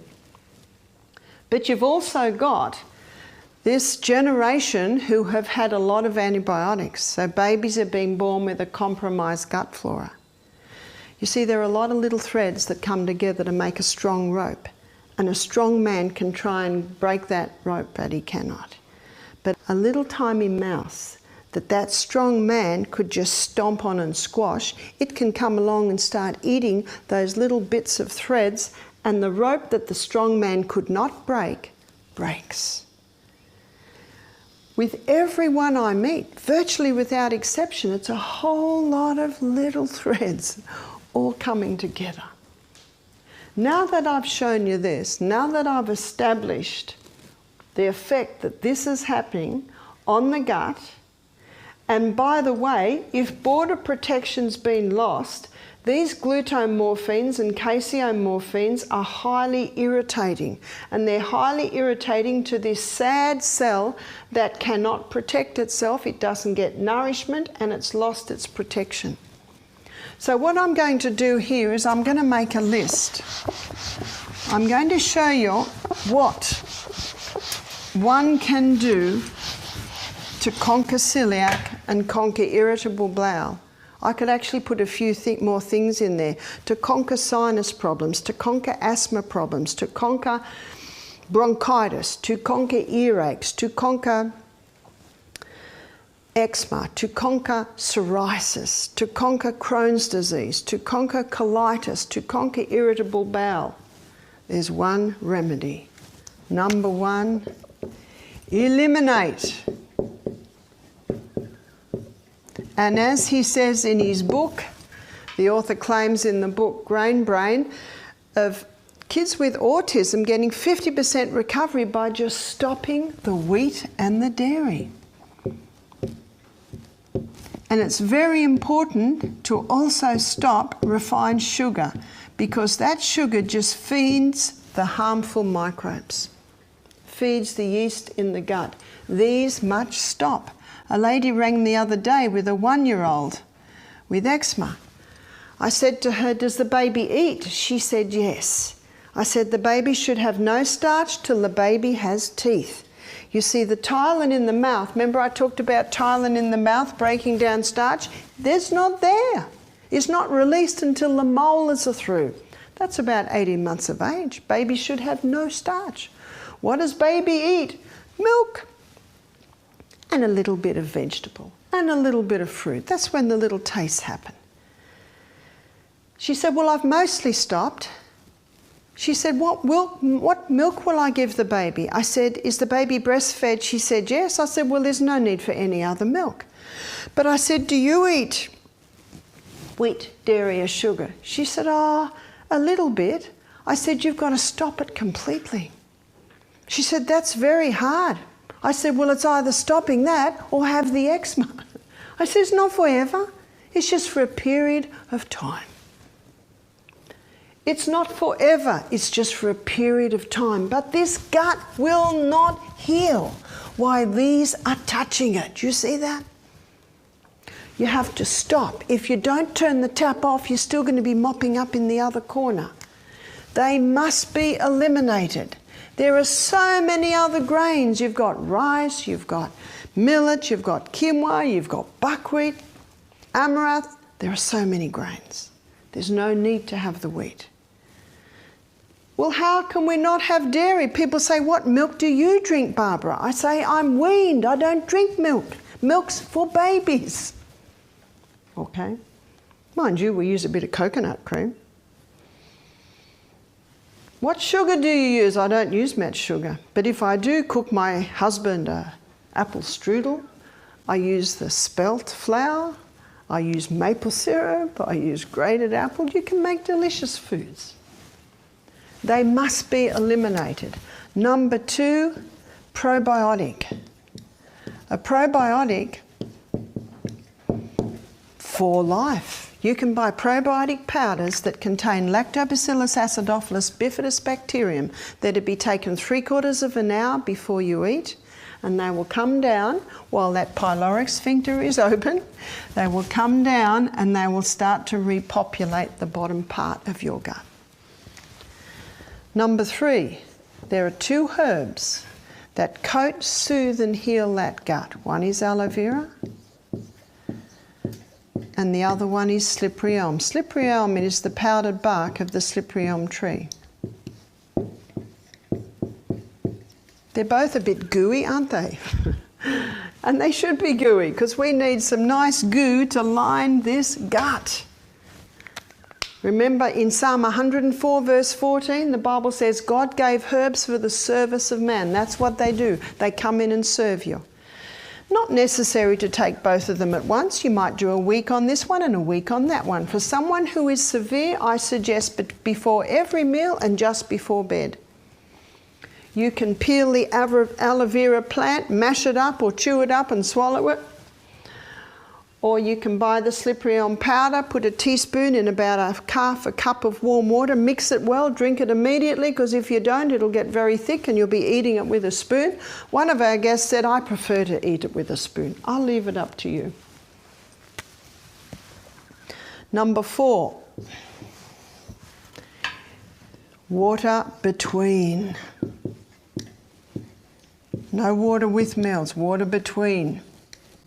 Approximately 2 to 2.5 litres every day.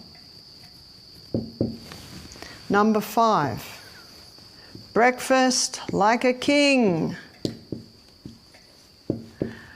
Lunch like a queen. And tea like a pauper. When your body goes to bed, your gut wants to sleep. And if you go to bed with a full stomach, your gut cannot sleep. If it does go to sleep, you'll die of main poisoning because all the food will rot. Tea like a pauper. And sometimes paupers don't eat. You don't fuel your car up at the end of the journey. You fuel it up at the beginning of the journey. Number 6, very important to exercise. Exercise, and this will get stronger as you use it. It's called self-control. Got that? And exercise the body. Very important that the body move every day.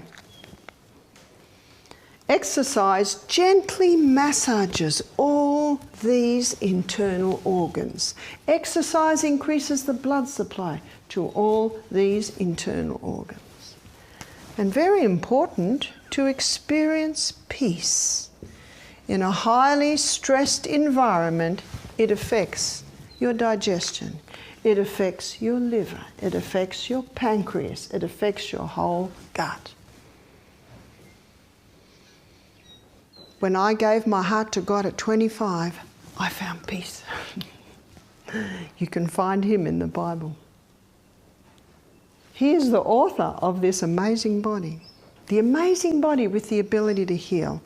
As we close, let me just give you a story of Zach, our cook.